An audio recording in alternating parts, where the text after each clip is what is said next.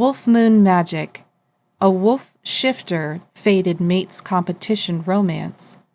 Full Moon Games Book 1. Written by Lindsey R. Loucks. Narrated by Courtney Connor.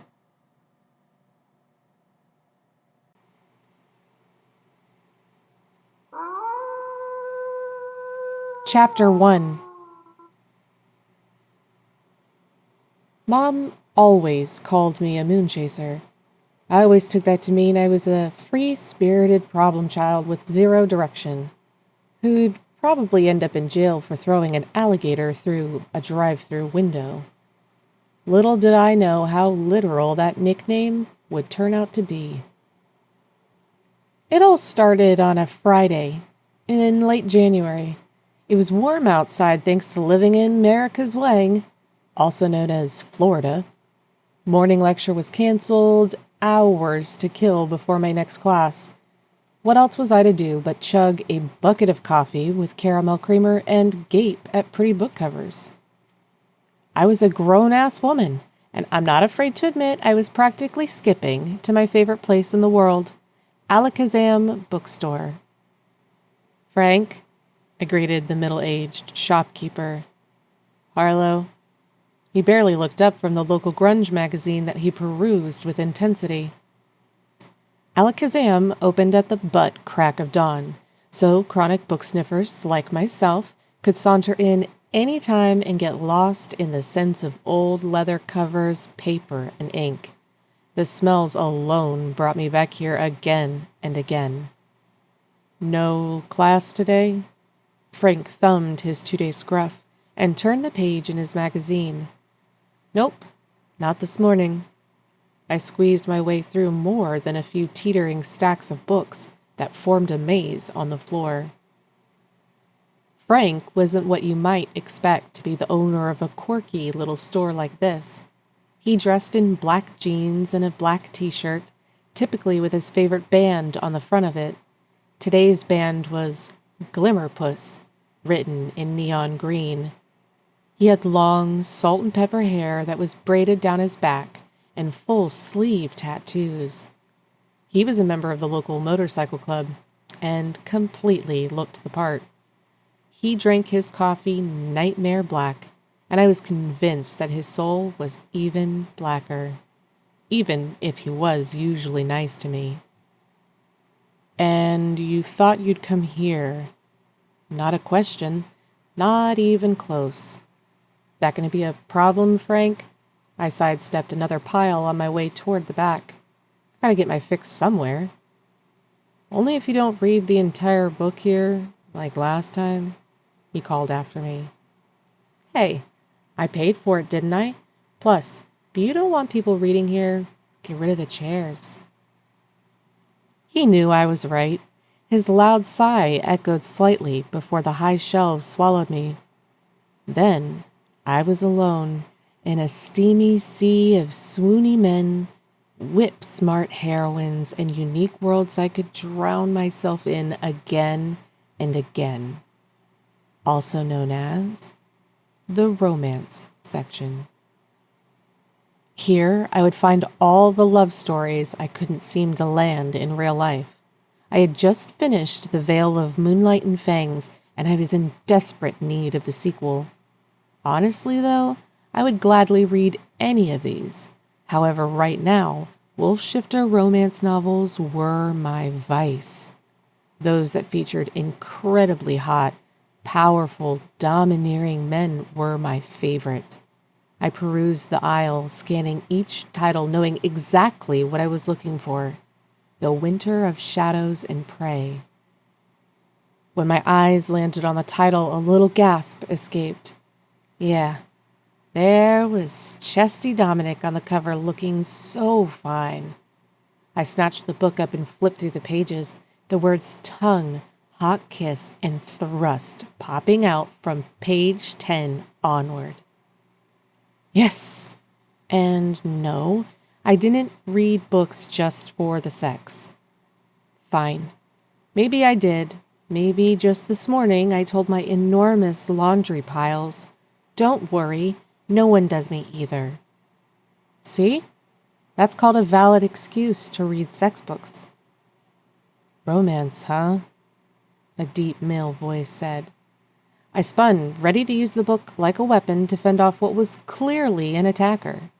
Instead, the book dropped from my hand and hit the floor when I came face to face with a tower of muscle.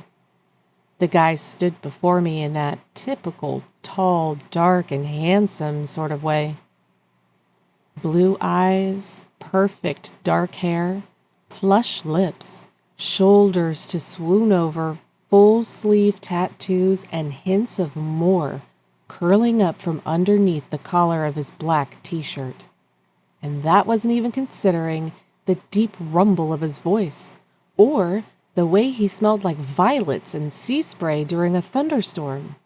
I might have been drooling. Fuck. What had I found? The god of the bookstore hiding in the back? Something tugged sharply in my chest, an explosion of sparking nerves. I like handsome books. The words were out before I could stop them.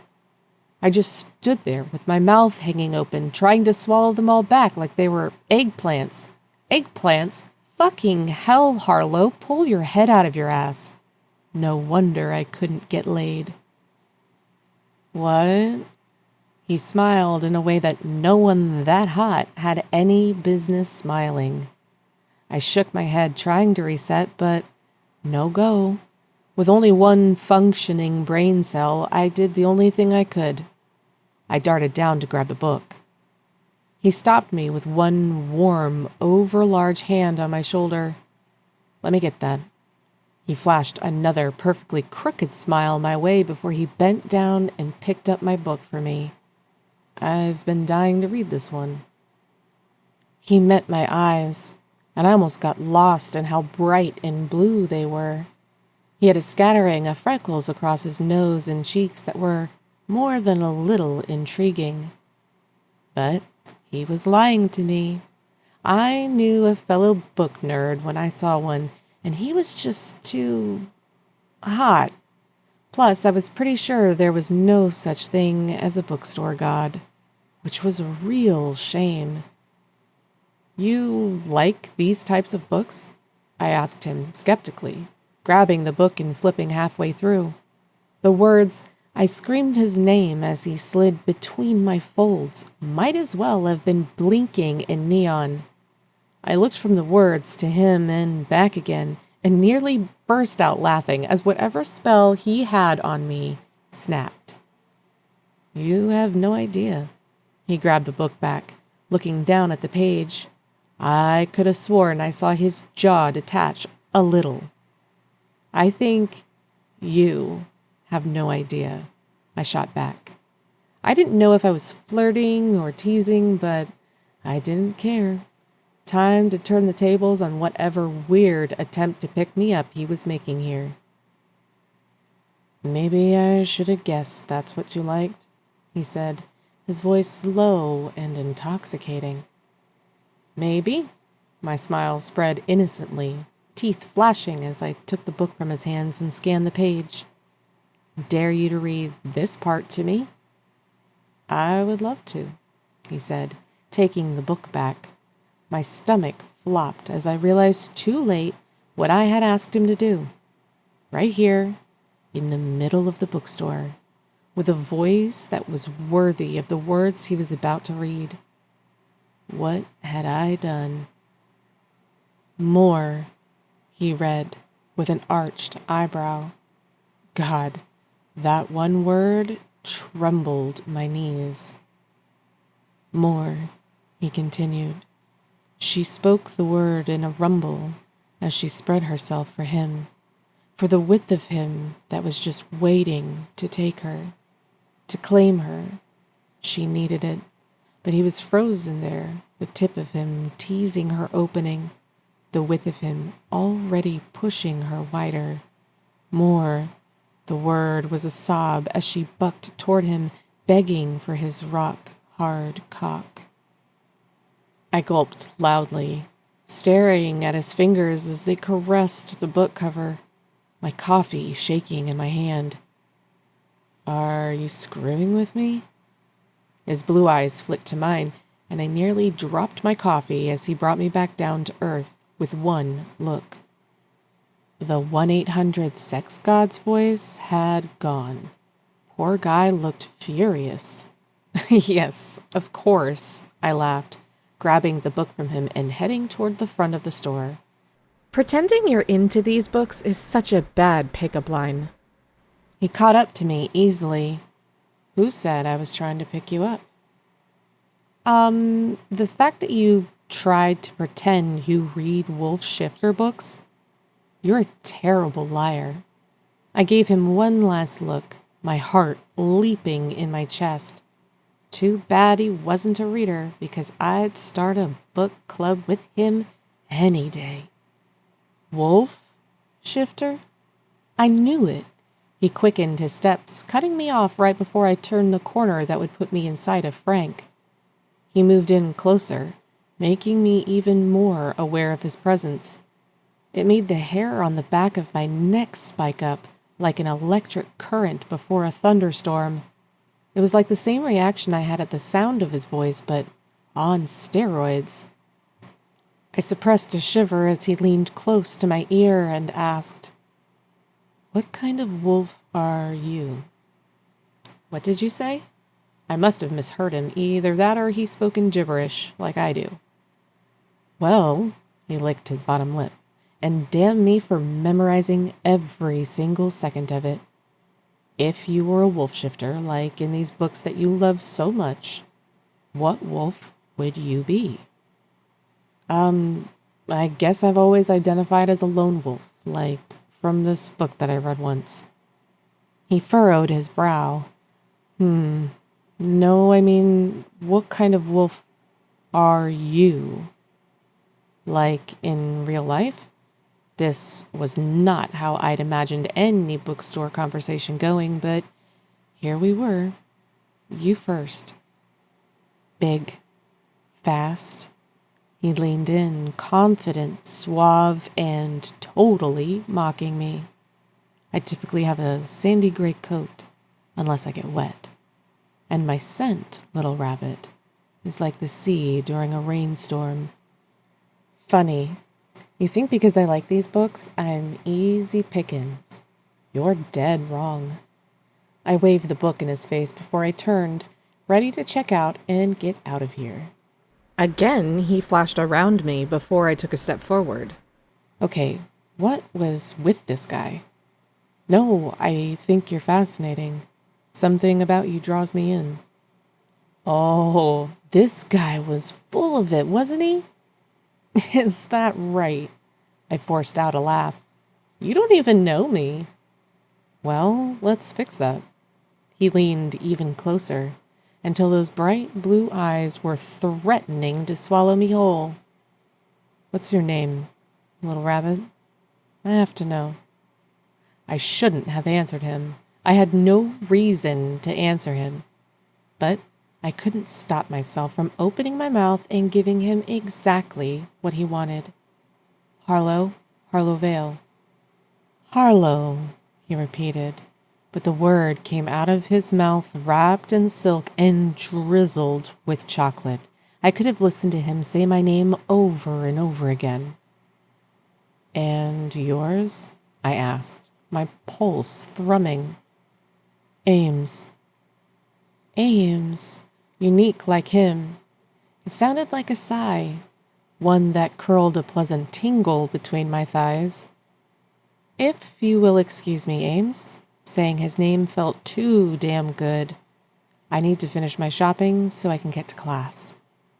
I mostly just needed to get away from him before I did something silly, like jump on him. This guy had no right sauntering in here, the holiest of places, and making me feel so good. I breezed past him with my book. Books. Oops, another jumped off a display at me and headed into another aisle. He didn't take the hint.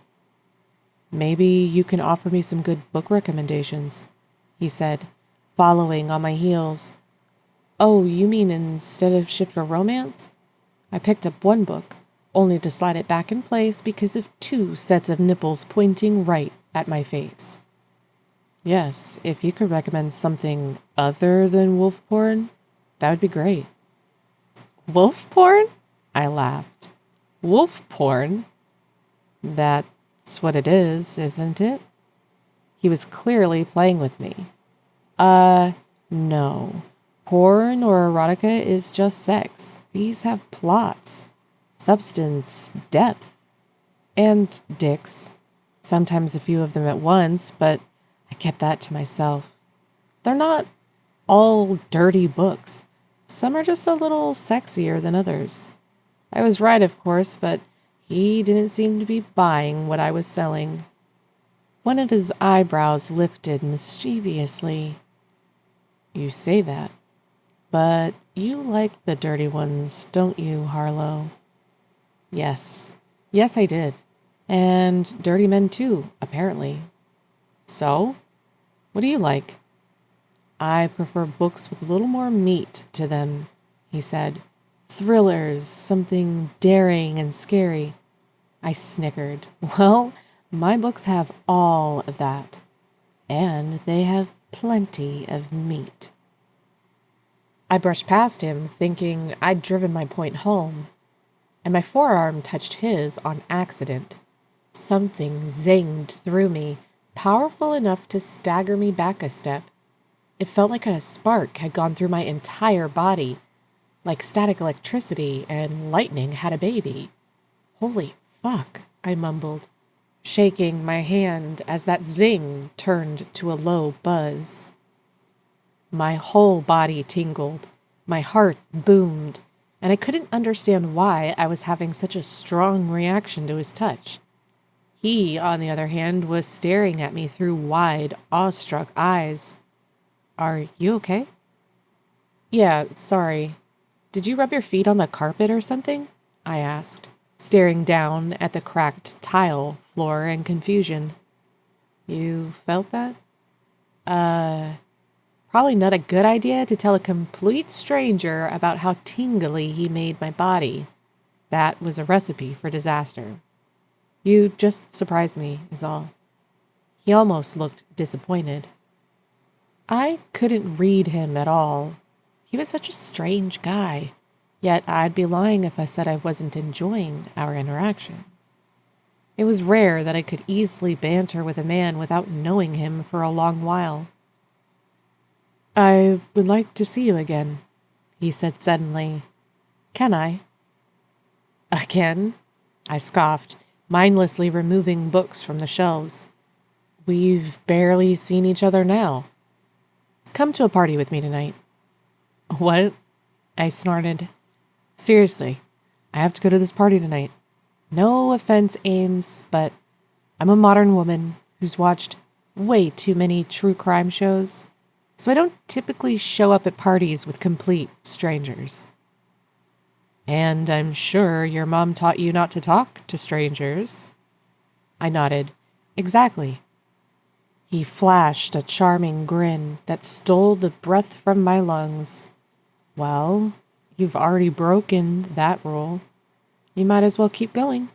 Live a little.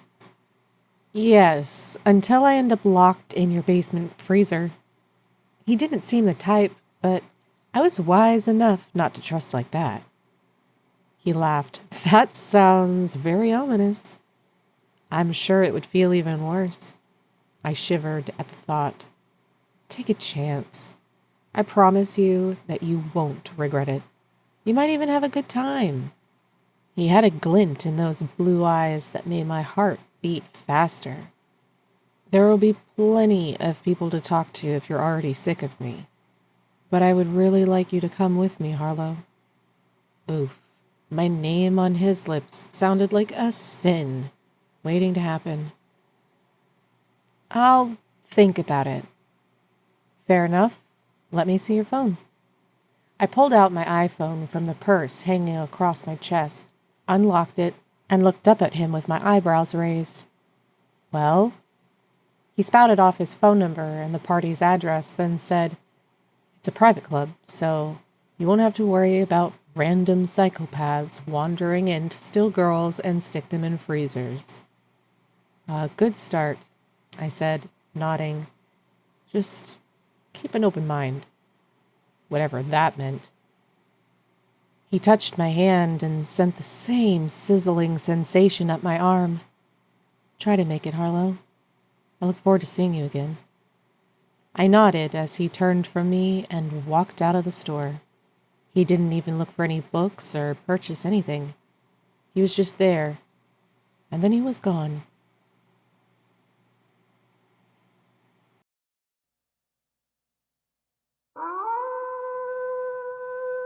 Chapter 2. I slammed my econ textbook closed and tossed it on my bed, then touched the screen of my phone to see what time it was. Almost dinner time, and Mom was making mac and cheese. Here's the deal. I'm a broke-ass college student who lives in my mom's basement. My major is undecided, and I'm considered a second-year sophomore, having already completed my sophomore classes last year. This year, I was just stalling. So that whole flinging an alligator through a drive-through window? Yeah, not so far-fetched now, huh? See, the idea of being on my own and doing the adulting thing 24/7 fucking terrified me. The longer I could put it off, the better. I had a part-time job slinging coffee with a great employee discount to help feed my coffee addiction, and pretty good pay to help feed my other addiction, books. I lovingly caressed Dominic's chest on the cover of The Winter of Shadows and Prey, careful of the bookmark placed already a quarter of the way through. My mind wandered to the god of the bookstore, Ames, and his intriguing offer to go to a private party. Did I even want to go? What would I wear? Most importantly, could I convince Mom to let me go? Her house, her rules, after all. It was a fair enough deal, though. She didn't charge me for rent or groceries, so normally I had no problem following the rules about 35% of the time. This party, though, it felt different somehow. I hopped off the bed and left my bedroom to go upstairs to the kitchen. Hey, Mom. She turned from the boiling water on the stovetop and smiled at me. She had the same long, silky hair I had, except mine was purple. But aside from that, we didn't really look much alike. Similar, but not alike. She was much prettier than I was. Hey, babe. How are classes? My mornings were canceled. The rest were unexciting. You don't have practice today? No.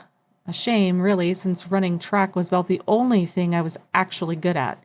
So good it helped fund college.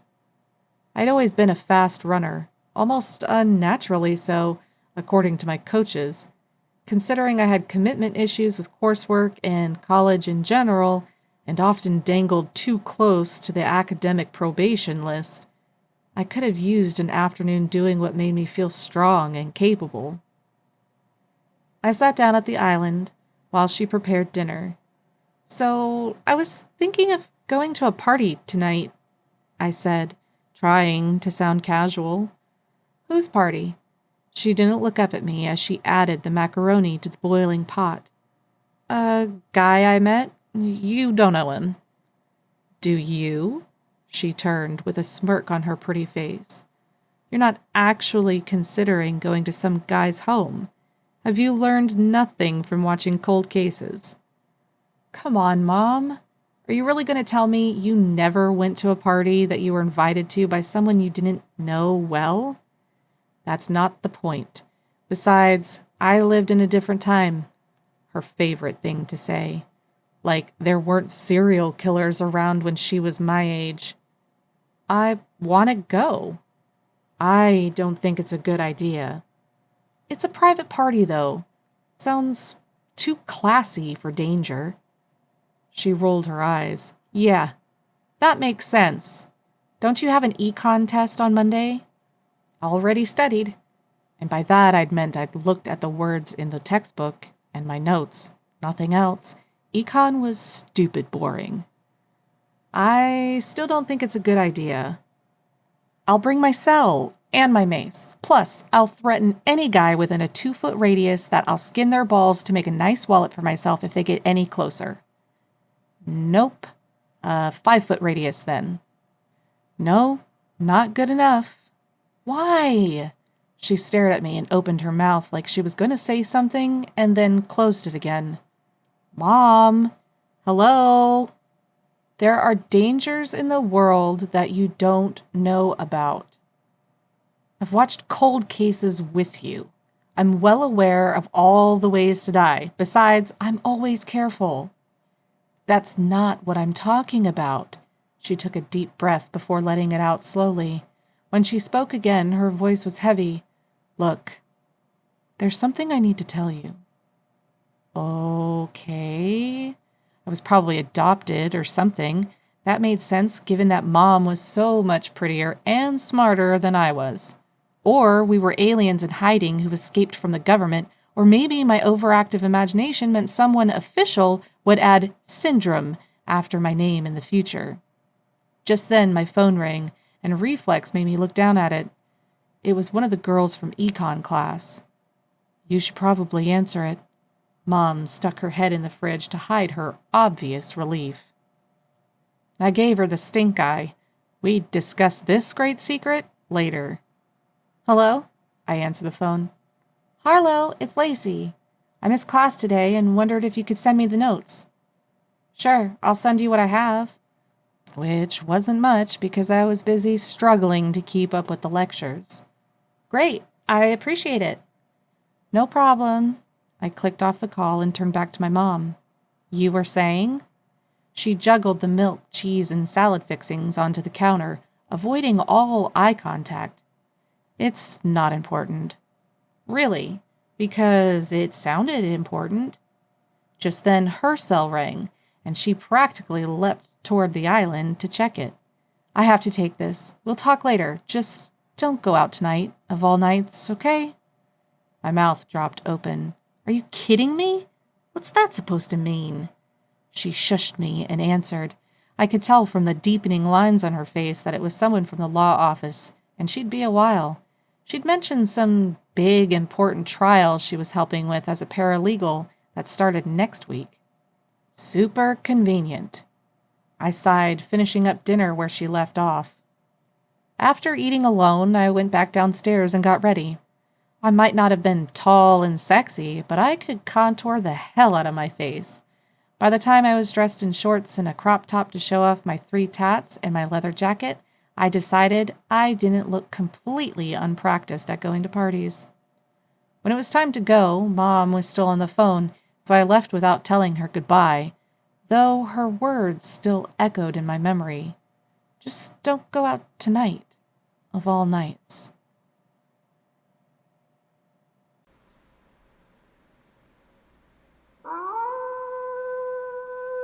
Chapter 3. My heart was somersaulting when I walked up the stairs to what was considered the private club. It certainly was private and swanky looking, and I suddenly felt very underdressed.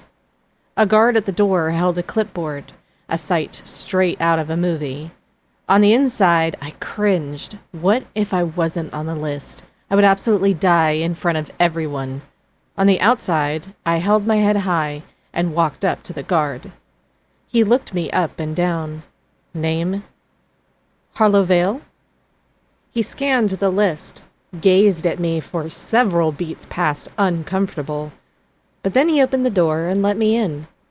I breathed a sigh of relief. So that was what it felt like to be a celebrity, to be considered exclusive enough to get into a club like this. I stood at the door and took it all in. It wasn't at all what I was expecting. It was decorated like the old speakeasies that were around in the 1920s.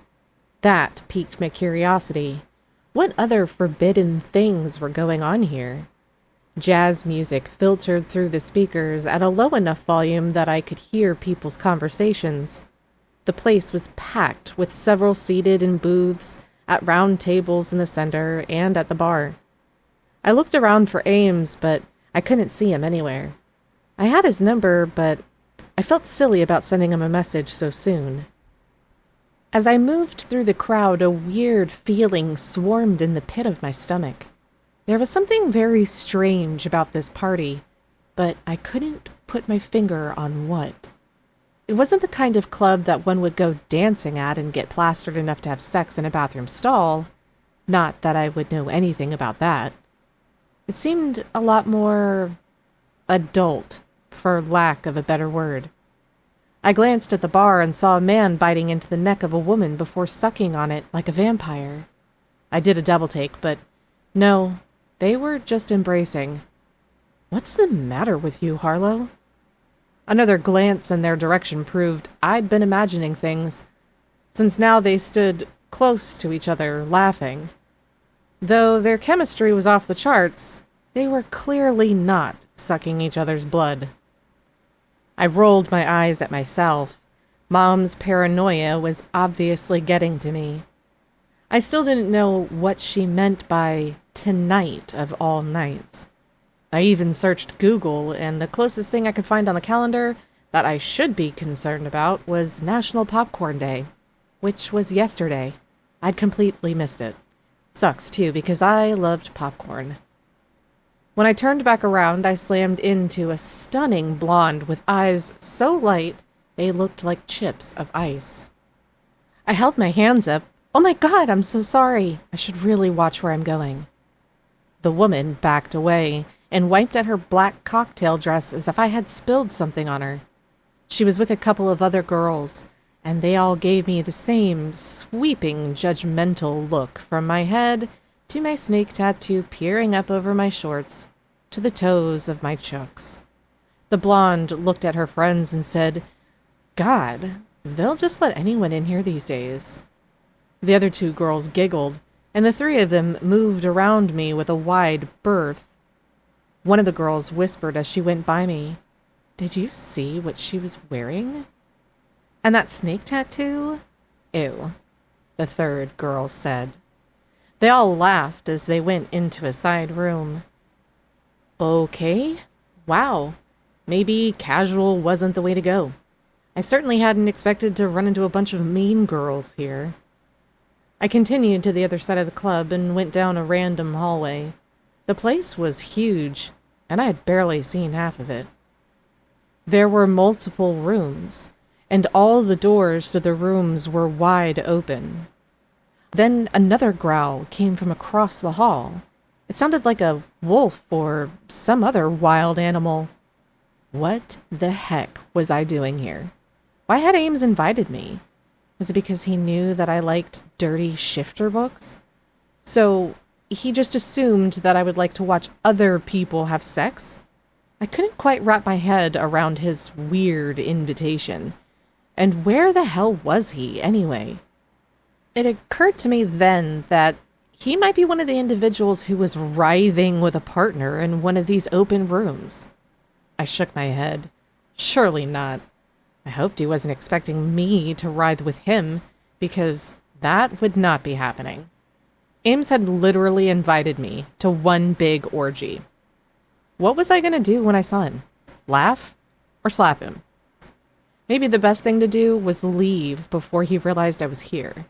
That way, I could avoid any awkwardness. I barely knew the guy, and I was already watching a live porn because of him. As much as I enjoyed a good sex scene in the books I read, sex parties weren't for me. I moved down the hallway and peeked into another room where a couple were going at it with her on top this time. What level of confidence did one have to be able to do it in a room full of people watching and act like you didn't even know they were there? I would be so self-conscious.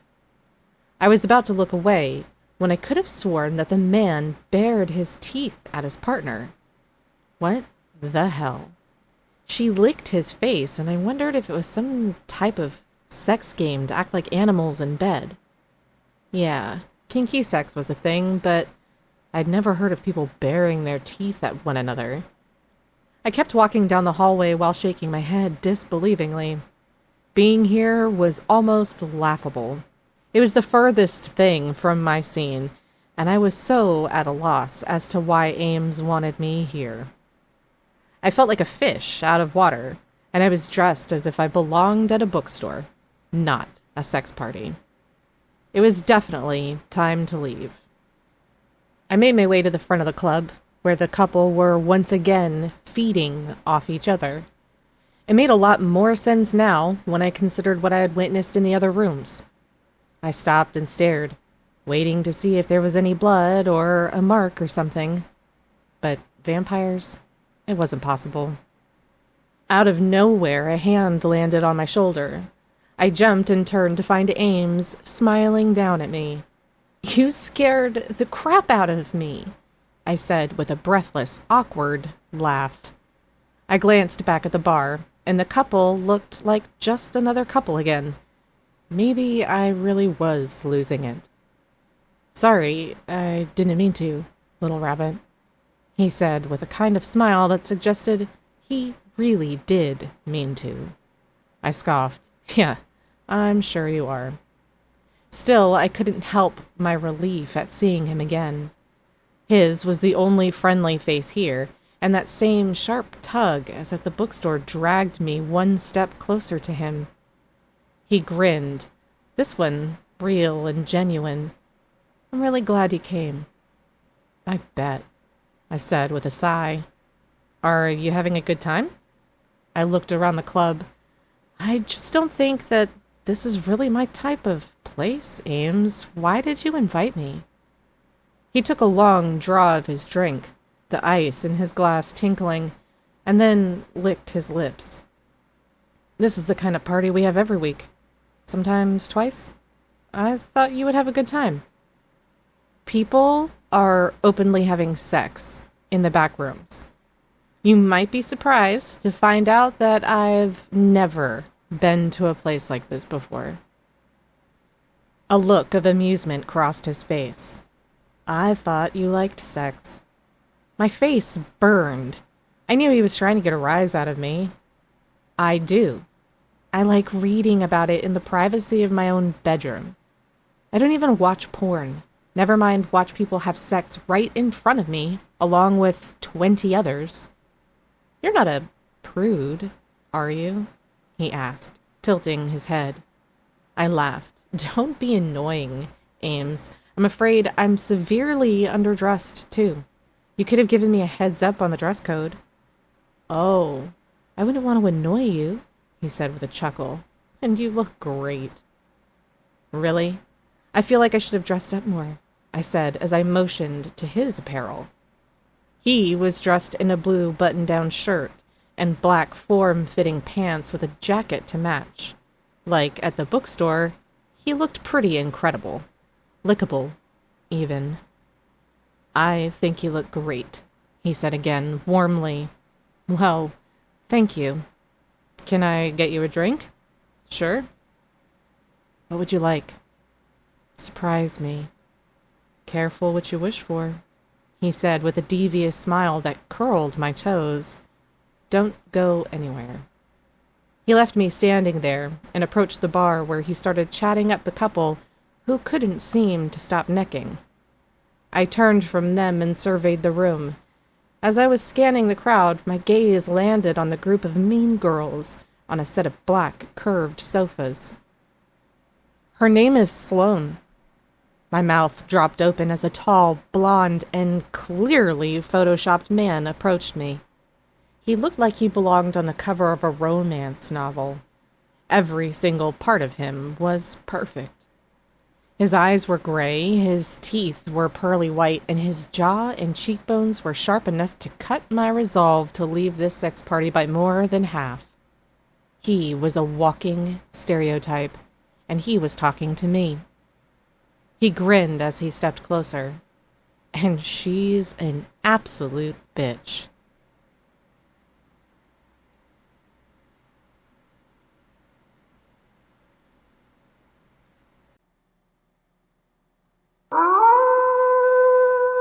Chapter 4. Hello, I managed, overwhelmed by yet another gorgeous man. Where were they all coming from, and why was this one talking to me? He jerked his chin toward the girls on the black sofas. I wouldn't go anywhere near Sloane if I were you. She's not the most welcoming person here. I laughed. Unfortunately, I learned that the hard way. His eyebrows rose. She already took a bite out of you, did she? Weird choice of words. I nodded. A mouthful. Sorry about that. I wish I would have seen you sooner. I would have shown you around. I tried to picture getting a personal escort through all the sex rooms, and my blush crawled to the tips of my ears. He tilted his head at me. I'm Stride, by the way. Oh, I'm Harlow. What an unusual name. I blinked at him. Your name is Stride. He laughed. Touché. It's nice to meet you, Harlow. Same here. His gray eyes searched my face and hair. You're beautiful, Harlow. Has anyone ever told you that before? I swallowed hard. And you're supremely confident, Stride. Has anyone ever told you that? Do you talk to all the ladies like this? He chuckled. Sometimes, but that doesn't mean it's any less true. I smiled. Well, thanks. My blush deepened, if that were possible. I felt like I was suddenly in a bubble, just Stride in me. It was a little dizzying. I'd never experienced anything like it before today. 2 hot guys chatting me up? I mean, then bam! Twice? First Ames and now Stride. Both treating me like I was the center of the universe. His gaze flicked around the room before returning to me. So, Harlow, what on earth are you doing in a place like this? I could ask you the same thing.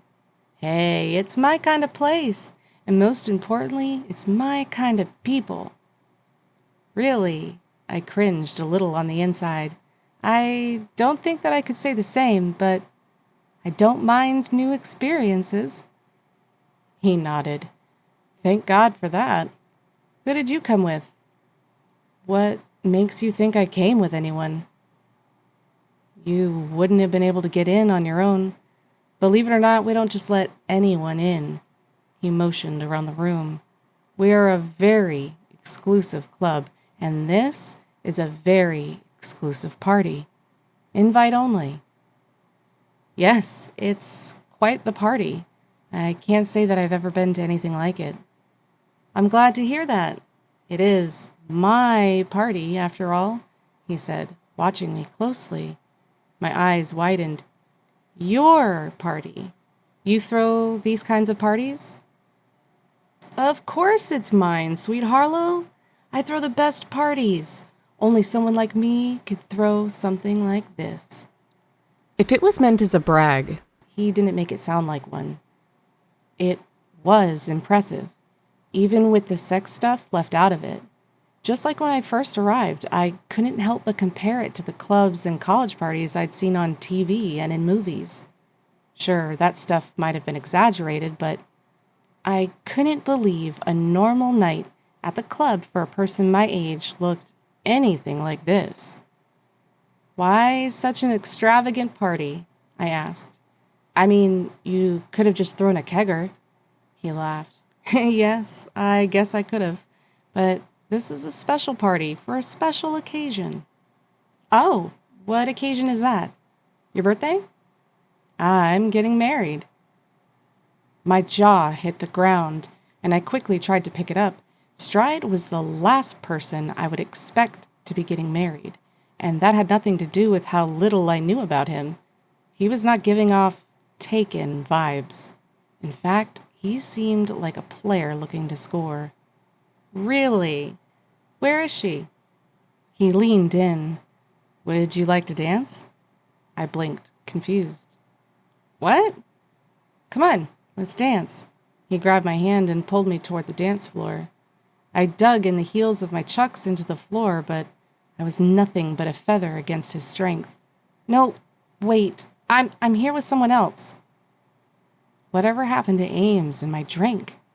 I probably should have stuck closer to him. I'm sure he won't mind. He hauled me closer, putting his hands on my waist.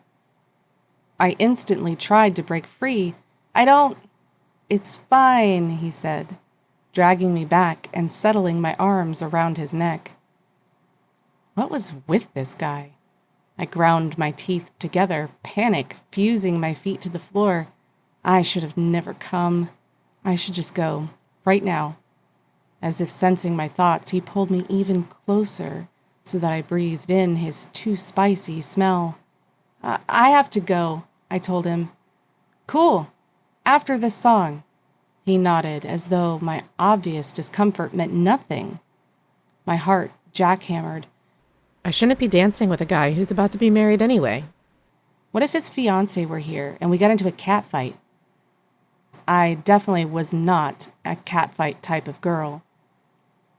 I wasn't a dance with me or else kind of girl either. Stride brought one of his hands to my face and leaned in closer, and I gasped as his lips touched mine.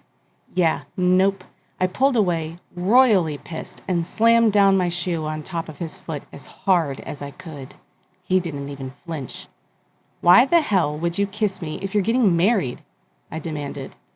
He shrugged, so casually like this was all a big joke to him. You're not supposed to be here, Harlow. But now that you are, I'm going to take advantage of the moment.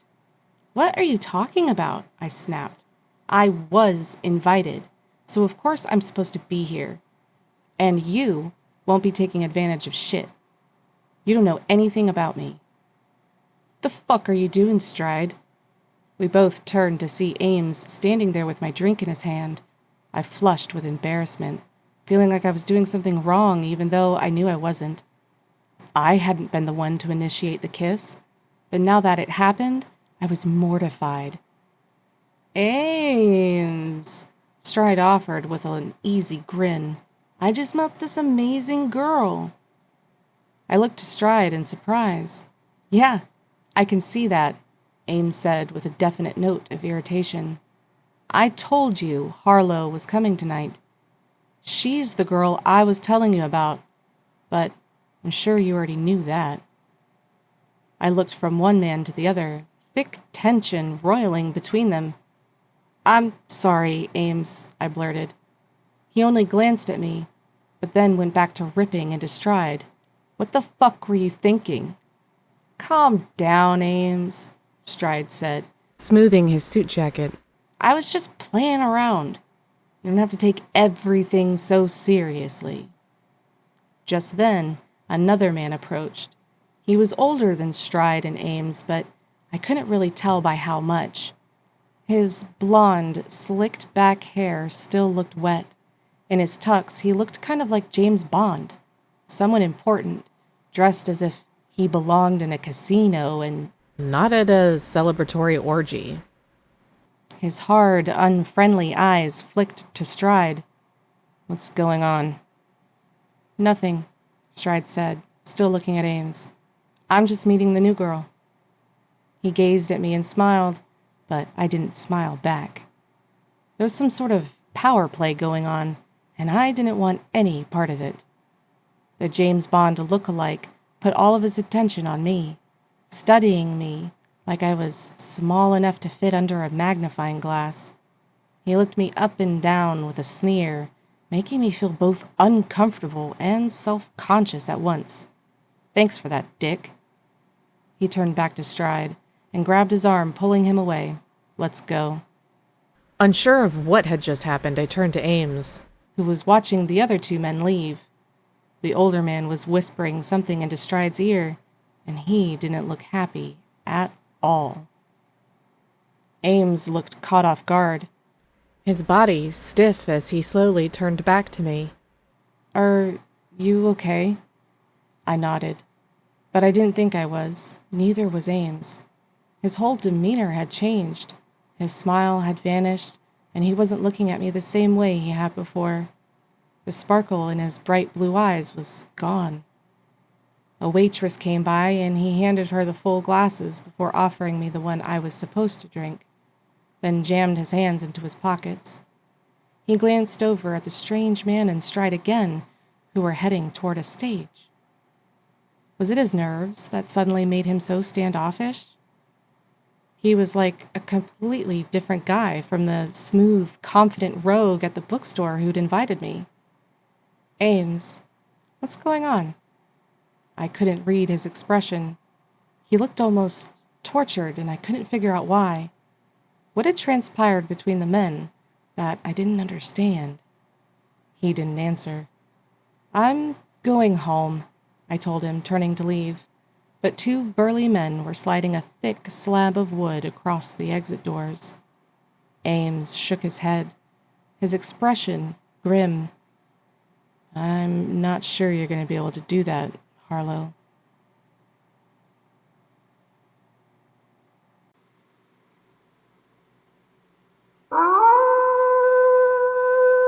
Chapter 5. My eyes widened at Ames. What do you mean? He stared at whatever was happening on stage behind me, his tormented expression draining all color from his face. In other words, he was scaring the shit out of me. Ames, what are you talking about? Why wouldn't I be able to leave? A bad feeling burrowed in the pit of my stomach as I flicked my gaze from him to the blocked doors. Why hadn't I listened to Mom? The party had taken a weird turn, and I was no longer sure that I could trust the man who'd invited me. Answer me, damn it! Suddenly, the music stopped, and the crowd went quiet. I turned toward the stage that was in the center of the main floor, where Stride and that James Bond guy were speaking quietly. Something was about to happen, and I considered bolting to try to find another exit before I learned what it was. Would anyone stop me if I tried to run? I backed away from Ames a little, planning to do just that. The stage was clearly used for karaoke, as there was a sound system and a monitor set up to display the lyrics. Stride approached a microphone and tapped on it a couple of times. There was an echo in the room as he said, "Hello?" into it. Maybe he was finally going to introduce his future wife to everyone. I took another step backward toward the side hall, where a swarm of fully clothed people was now drifting from. There had to be another exit down there, right? Stride smiled out at the gathering crowd. I just want to thank everyone for coming tonight. It means a lot to me. He gestured to James Bond next to him. And my dad, since it's his birthday. Everyone clapped and cheered, everyone but me and Ames, that is.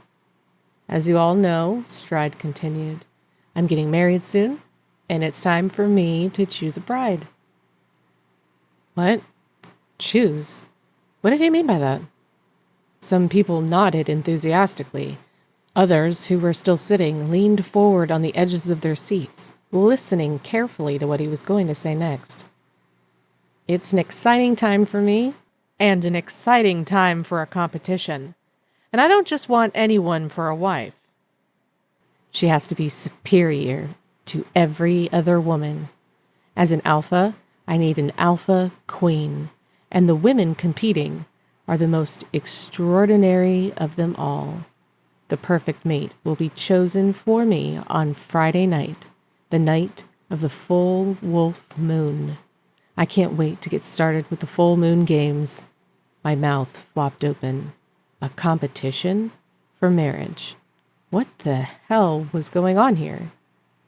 Things were starting to get more than a little public orgy weird. I looked around to see how far the hallway was. Too far. I could make it, though. These legs were made for running. But first, I turned back to Ames. Are you in some kind of weird sex cult with a side of marriage competitions? Because this is really messed up. Note to self, at the very least, do a Google check before going to a party with another man. Now, I've found myself at some ritual sex party where they're probably going to try to convince me to join their cult and then take all my money and my organs. Ames, I prompted when he didn't answer. Every moment he spent avoiding my whispered questions ratcheted up the pressure in my chest. Look, Harlow, he began, his voice raspy and thick. I invited you to this party because I really like you, and I wanted you to be my date. That's it. But things had changed, and Stride's booming voice over the microphone cut him off. I have finally made my decision as to who is going to compete to be my future wife. Once I have announced the lucky ladies, they will join me at my estate where the competition will take place. I blinked in surprise. I couldn't believe what I was hearing. There were women at the party who had actually involved themselves in this sort of madness. Stride took out a list and started reading from it. Jenny, Olivia, Kat, Maria, Emilia, Charlotte, Ella, Every, Sloane. He himself called her an absolute bitch. One at a time, the girls joined Stride on stage, standing beside each other.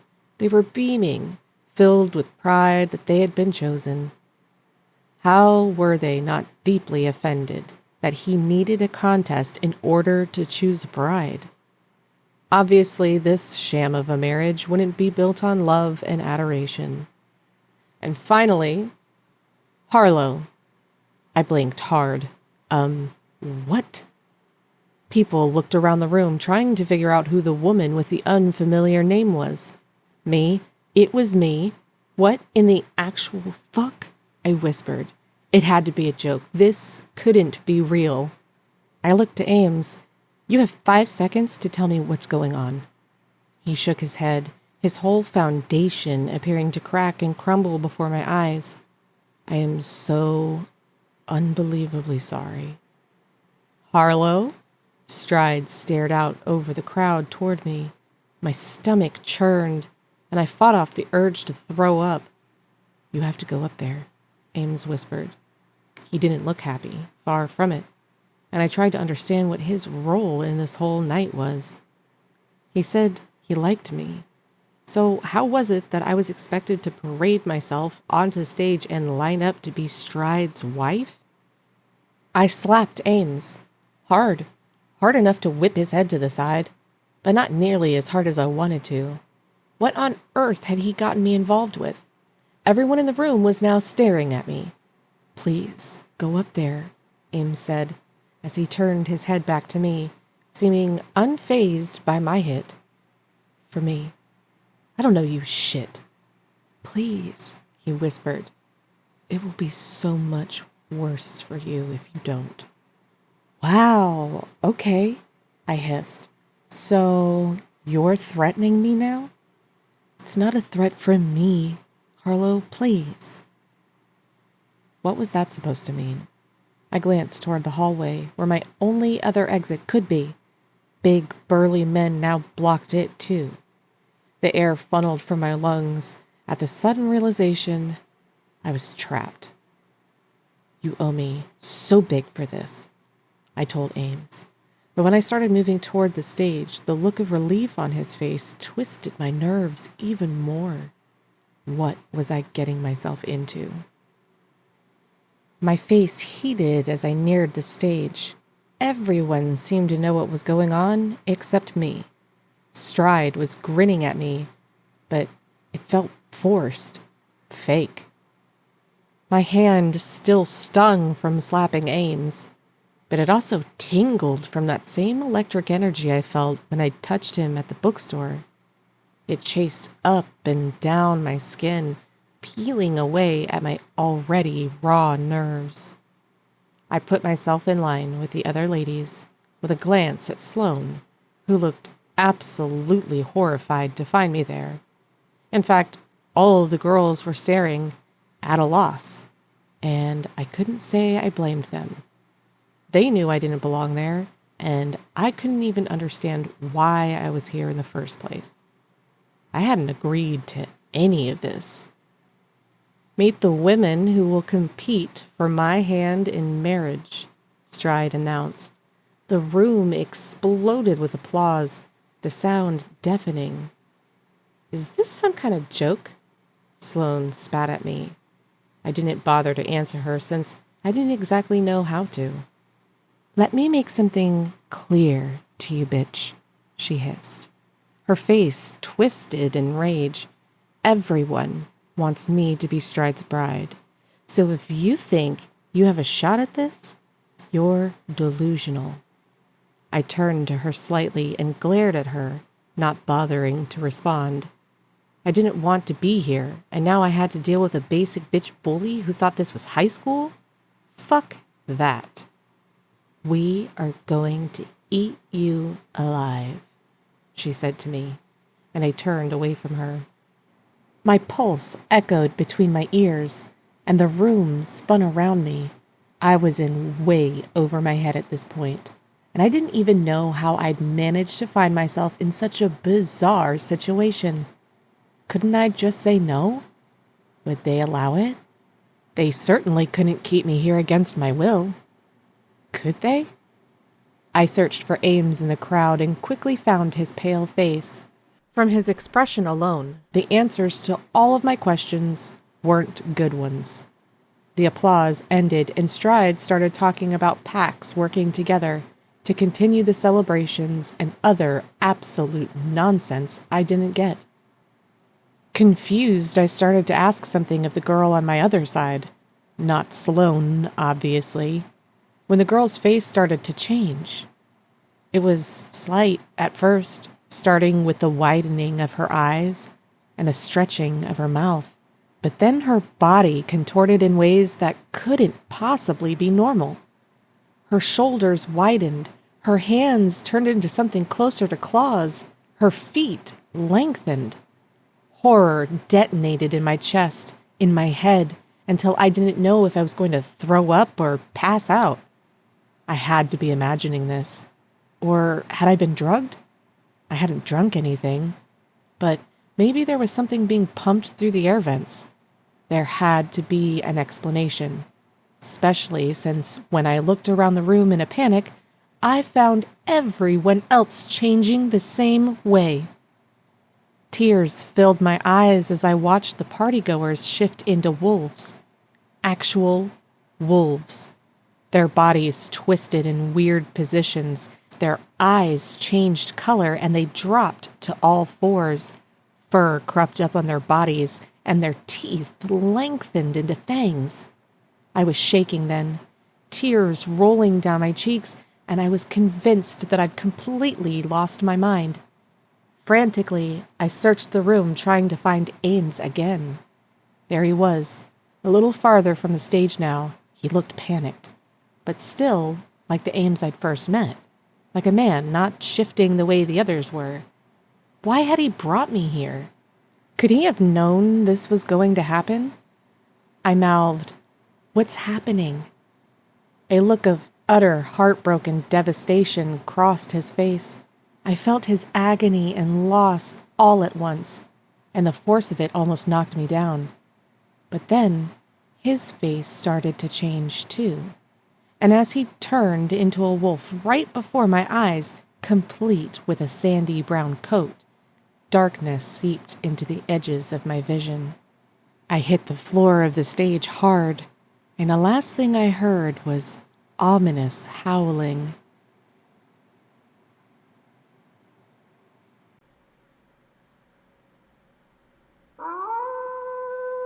Chapter 6. I tried to swallow, but my throat was bone dry. I groaned as I rolled over, realizing that I was in a bed. Putting my hand to my head, I opened my eyes slowly. Where the hell was I? I had the brief thought that I had been drugged, and now I was in a lot of trouble. Like, a lot. That thought completely vanished when I focused on a chandelier above me. I narrowed my eyes until my vision cleared. I slowly sat up in bed and took in my surroundings. The room was fancy, but in a stately way. It was luxurious, but also vintage, like it had been decorated 100 years ago. The bed I sat on had a plush silk quilt, big enough that I could get lost in it. The room was filled with a chase lounge, a vanity, an armoire, lots of other extravagant things I would probably never use, and bars on all the windows. My pulse thrummed a panicked beat throughout my head. The room was fit for a royal prison, but I definitely wasn't a royal, and I refused to be a prisoner. I had to find someone in charge and ask them to bring me home, because one thing was for sure, I was not staying here. I could not involve myself in some kind of disgusting competition. There was a soft click, and then a door opened to a room I assumed was the bathroom. A beautiful woman stepped out who looked almost exactly like Rihanna. She was tall and lean, her hair as black as night, and swept up into a low bun. Her eyes were her most striking feature, a deep green that popped right out of her skin. She looked like she could be a supermodel, and I wondered what the hell she was doing here. Hello? She turned to me, as if surprised to see me. Harlow, you're awake. I just finished filling up the bath for you to have a soak. I blinked at her. Excuse me? Who are you? I'm your personal maid, and I'll be taking care of you while you're here. And that would explain the maid outfit then, I supposed. I shook my head. I don't need a maid. I need my mom, an exorcist, literally anyone. Is there someone I could talk to? She gestured for me to follow her into the bathroom. There's no time. We have to start getting you ready for tonight's opening celebration. Tonight? Wait, what day is it? It's Sunday. Sunday afternoon. Which meant I'd been out for almost 2 whole days? I swallowed thickly. I need to call my mom. She must be worried sick. I have to tell her where I am and apologize to her for being an idiot. I should never have gone to that party. I should have listened to her. I got up from the bed and looked around the room for my purse or a landline. Do you know where my things are? The maid shook her head. So helpful, this one. How do you know my name? I asked her suddenly. She tilted her head at me. Do you know where you are, Harlow? Okay. Was she not hearing me? Was I speaking in tongues again? I blew out a slow breath, wishing for patience since the maid hadn't kidnapped me herself. No, I don't know where I am, but I could hazard a guess. Is it an insane asylum or something? I wouldn't be surprised if it was. I feel like I'm losing my mind, and maybe I am. The maid sighed and shook her head, smoothing her hands down her wrinkle-free maid's skirt that reached her knees. No, it's not an insane asylum. My name is Annecy, and I'll be here to help you as much as possible. Do you understand that you need to listen to me so I can help you? I don't understand anything, least of all why I would need a maid. Can you help me call my mom? I begged. Her mouth sagged into a frown. No, I can't. You're not going to be able to do that. What do you mean? Panic rose in my chest and threatened to choke me once it reached my throat. Dread pumped through my veins, hot and furious. She must be worried about me. She's going to call the police looking for me. Annecy slowly shook her head. I don't think they'll find you here. You're at Alpha King Stride's estate, and you're to compete to be his bride. King? My mouth fell open. I'd use a lot of words to describe him, but not that one. He's a king? She smiled. Yes, women all over have dreamed of becoming his bride. You're very lucky to have been chosen. Lucky? No. Can't I just go home?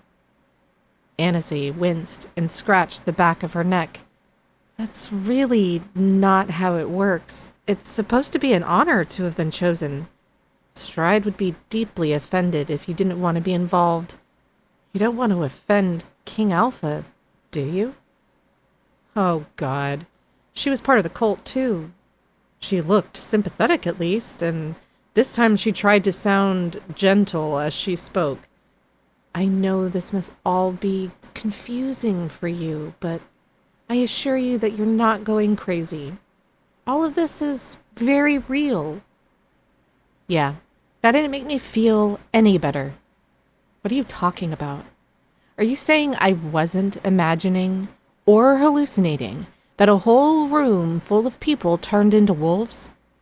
No, you weren't. Shifters are real, and you were chosen to see that. I laughed. It had to be a joke. It was a joke. But then, within seconds, my beautiful maid shape-shifted into a gray wolf with black paws. My laughter died completely. I fell onto the bed, stunned, feeling like I might cry all over again. I had never seen a shift happen that fast. Not that I was any expert on it or anything, but most of the shifters at the party seemed to take their time. I reached towards her, my hands shaking, but stopped before actually touching her. It wasn't real. It wasn't real. I swallowed down bile, fighting off the urge to vomit. She slowly approached me, and I set my hand on her head, feeling the course fur there. Her eyes softened under my touch, and I stroked her head once. This was unbelievable. And yet here I was, petting a wolf shifter. What was happening? Okay, I whispered. I believe you. She shifted back, just as quickly as she had before. How did you do that so fast? I asked. At the party, everybody took their time. I barely saw your body change before you were a wolf. She shrugged her thin shoulders. Everyone shifts differently. For some, it's hard, but I've been doing it for a long time. I barely have to focus on it now, and I shift with very little effort. It's as easy as breathing. She might have been trying to comfort or convince me, but all she'd done was confirm what I already knew. I did not belong here.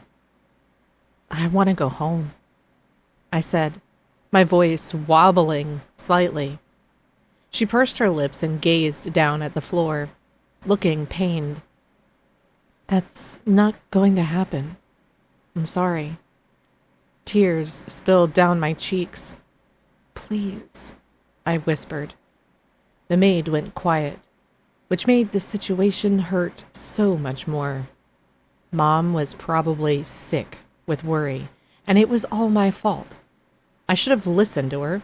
She was smarter than me. She knew what was right. I had gone against her wishes, and now I was uncertain if I would ever see her again. Annecy flicked her striking gaze up at me again. Are you human? I blinked, releasing more tears because they would not stop. Of course I am. Why? She shook her head hard. No reason. I don't understand any of this, I told her. I don't want to either. I just want to go home. She reached out and patted my arm, her touch warm and comforting. Please don't cry, Harlow. It's only going to make your eyes puffy, and we need to start getting ready. Ready? Ready for what? I wiped at my face, trying to slow my breathing. I just wanted to crawl under the quilt on the bed and close my eyes. I wasn't in the mood for anything else. We have to get you ready for the competition. I forced a humorless chuckle. This is ridiculous. Not to mention medieval. It's how things are done, she explained, speaking quickly as if to get this out of the way fast. We were supposed to be in a hurry, after all. Connolly Jackson, Stride's dad, was supposed to be the next alpha after his brother died, but he was denied. Instead, the honor was given to Stride. Stride is young, but his uncle, for whatever reason, didn't want to pass down the kingdom to Connolly. Now that Stride is in line to be alpha of the pack, he must take a wife. But why, though? I asked. Why does the alpha have to take a wife? Because a man is only as strong as the woman behind him. I nodded. Out of everything she'd told me so far, that was the only part I could easily agree with. It's pack tradition that the full moon games take place the week before a full moon in order to have the best wife at the alpha's side. As arrogant as Stride seems at times, none of this is his idea. In fact, he wanted to wait until his birthday next month, or even a couple months later. He would rather not get married at his age, but it's tradition. It's just the way it is. She gestured again for me to follow her into the bathroom. Anyways, we have to get you ready. We have a lot of work to do. I threw my hands up in the air. What's that supposed to mean? She grinned, her green eyes twinkling. It means you're getting a makeover. Big time. I have a whole team and everything. She gave me a long once-over. And we're going to need them. Okay, I'm going to try not to be offended by that. She shrugged, already turning toward the bathroom. We need to get started. You have to be presentable for the full moon games, and we don't have a lot of time. You must be perfect, so you're the chosen one. Maybe you can make it so I'm not. Aniseed turned to stare at me with wide, horrified eyes. But this is my job. Instantly, I felt terrible for even suggesting that not-so-crazy idea to her, since she was, in fact, just doing her job. A knock sounded at the door. There was no time to tell whoever it was to go away before a woman barged inside. She started chattering to Aniseed that we had no time to waste and other things I couldn't quite catch because she spoke so fast. She was a mousy woman with dull brown hair, shrewd brown eyes, and pallid skin. She wore horn-rimmed glasses and a dowdy dress that reached to the floor. This was my makeover lady?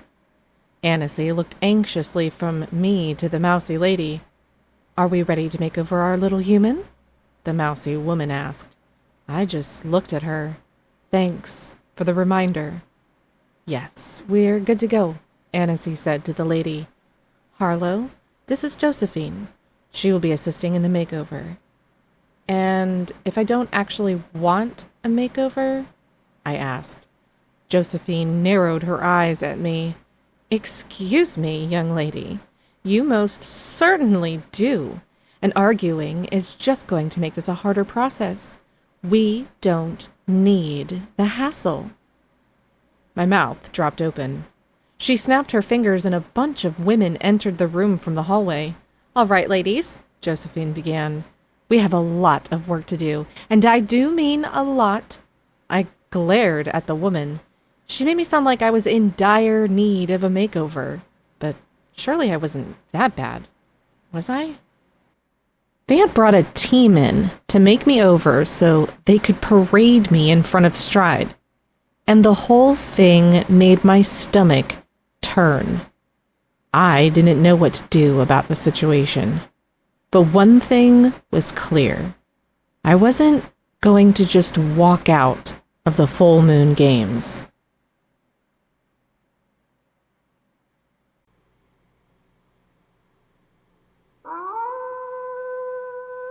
Chapter 7.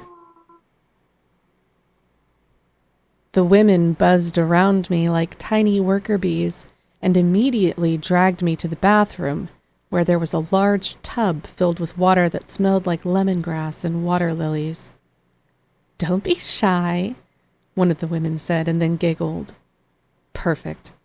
Thankfully, I was used to locker rooms, so I quickly undressed. I stepped into the water gingerly, and the heat hit me immediately. It was inferno hot. Were they trying to burn the skin right off me? I slowly settled into the bath and waited as my skin adapted to the heat. 2 maids started rinsing and shampooing my hair, and it took everything inside me not to start screaming. I was convinced I was dreaming, This was not real life. There was just no way. Once I was washed to their preference, I was lifted out of the tub. They couldn't even let me do that alone. Was Cinderella secretly not all that impressed by the constant doting and fawning either? Because I sure wasn't. Josephine walked into the bathroom with Annecy in tow, just as two women started to blow dry my hair. "No, that will not do. Pluck her." "Excuse me?" I asked, but everyone ignored me. Everyone but Annecy. She smiled warmly.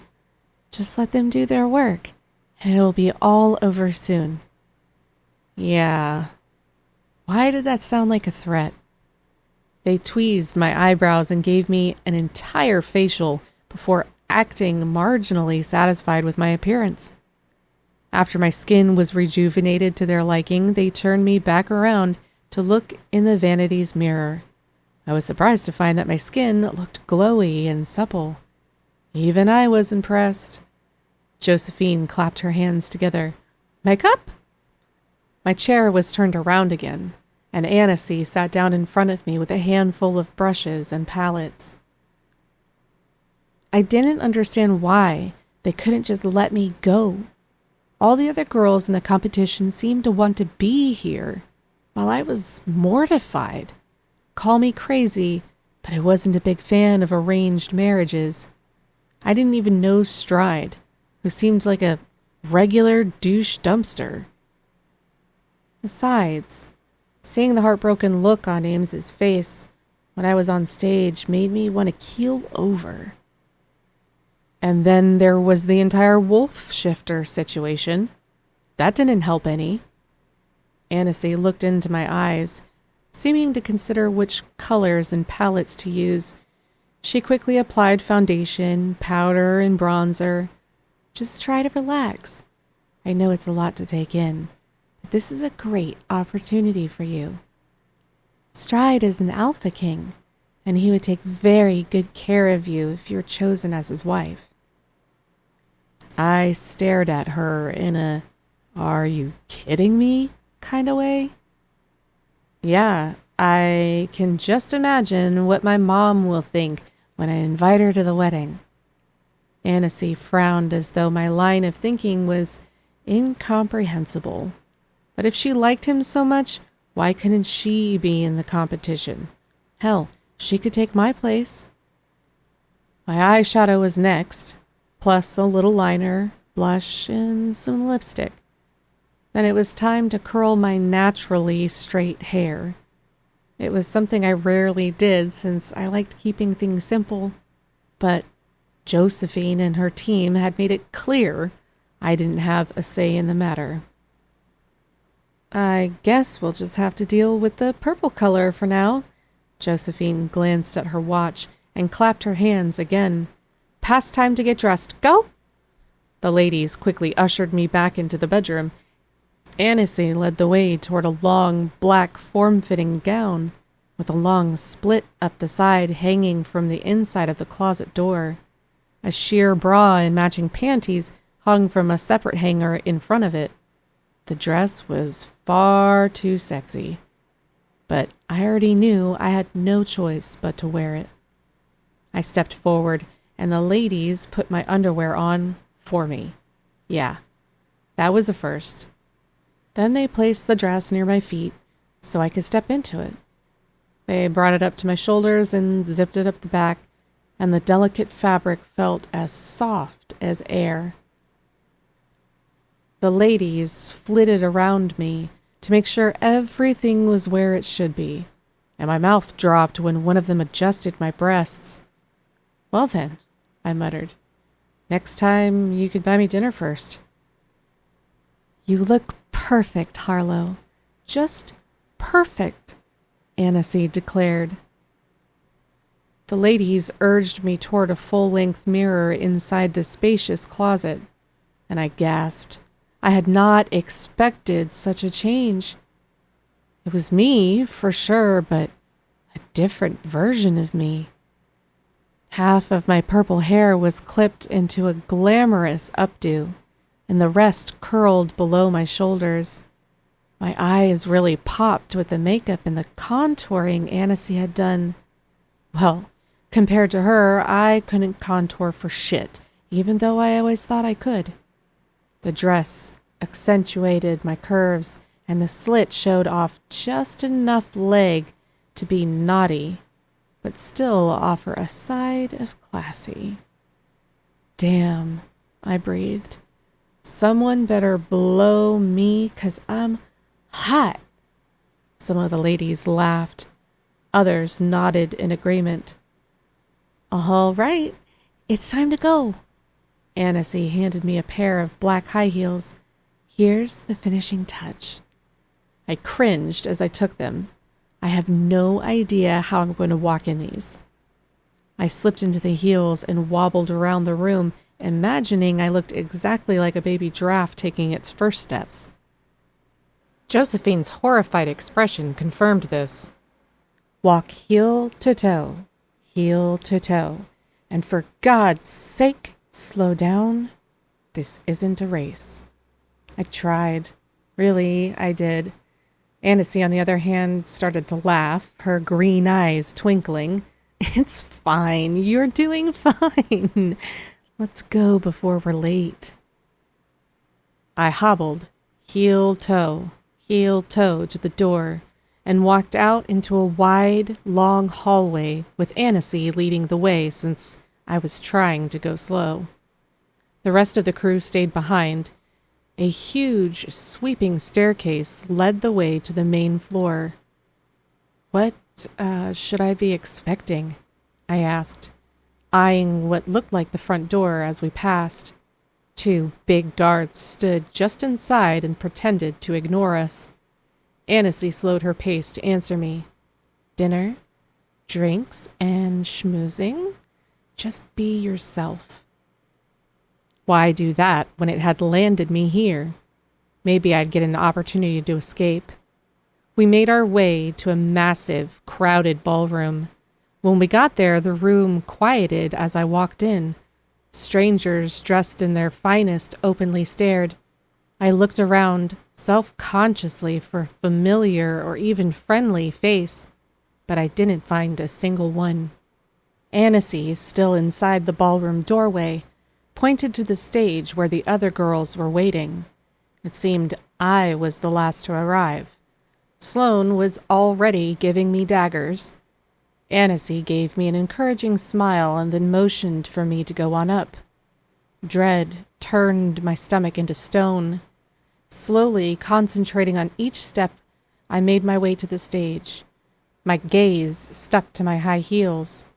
I went up the stairs on shaky feet, while all eyes bored holes into me and pebbled my arms with goosebumps. I went to stand alongside Sloane, since that was the only empty spot, because, of course, it was. The hate radiating off of her practically singed the air. Her nostrils flared. Was she smelling me? She turned to the girl next to her and whispered about my rank odor. I sighed loudly, already done with, well, everything. I know, another girl whispered. I don't know what it is, but her scent is kind of fascinating. What the fuck? Just kill me now and get it over with. Sloane turned to me again, her cool eyes locking onto mine. It's a joke that you're here, she hissed. You're not even a shifter. You're lowly. You're nothing but a human embarrassment, she snorted as she looked at me. You're not of good breeding, and you're clearly only here for a fuck. I looked her straight in the eyes. What bothers you more, Sloane? That a human is competing against you, or that you think you'll lose to one? She snapped her head back in obvious surprise. So, I could get to her after all. I turned away from her, then with a smile on my face. She stayed quiet after that. Good dog. Now that I had a chance to catch my breath, I was able to take a look around the room from where I stood on stage.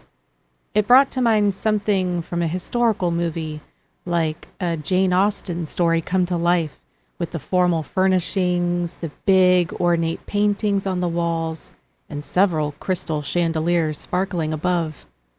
I wouldn't have been surprised if there was a horse-drawn carriage outside the tall, arched windows, all of them strategically barred. Not exactly my cup of tea, or coffee. The women wore fine, expensive-looking gowns similar to the one I wore, and the men wore tuxes like they were attending some fancy gala. Butlers strode around the room serving the guests, and everything was so proper that it felt stifling. It was like I was about to be presented to a queen, and I supposed I was in a way.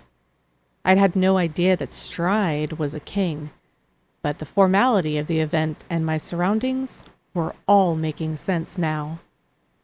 A gorgeous blonde, with what looked like a jagged scar in the shape of a wolf's fangs on her neck, stepped up onto the stage. And without so much as a glance at the line of women on stage with her, she stepped up to the podium with a microphone attached to it. "Welcome, everyone. Let the full moon games begin."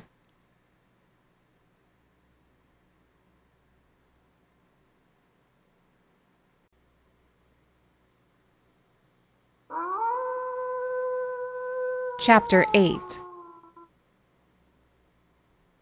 Wait, the competition was beginning tonight? Annecy had said this party was about schmoozing, drinking, and eating. Where was the giant Hunger Games cornucopia when I needed one, so I would at least know what I was supposed to do? The crowd hooted in excitement. I shifted uncomfortably. I hoped the room wasn't about to go into wolf mode, like at the club. I doubted my nerves could handle that. The gorgeous blonde hostess raised her voice until it rang out over the crowd.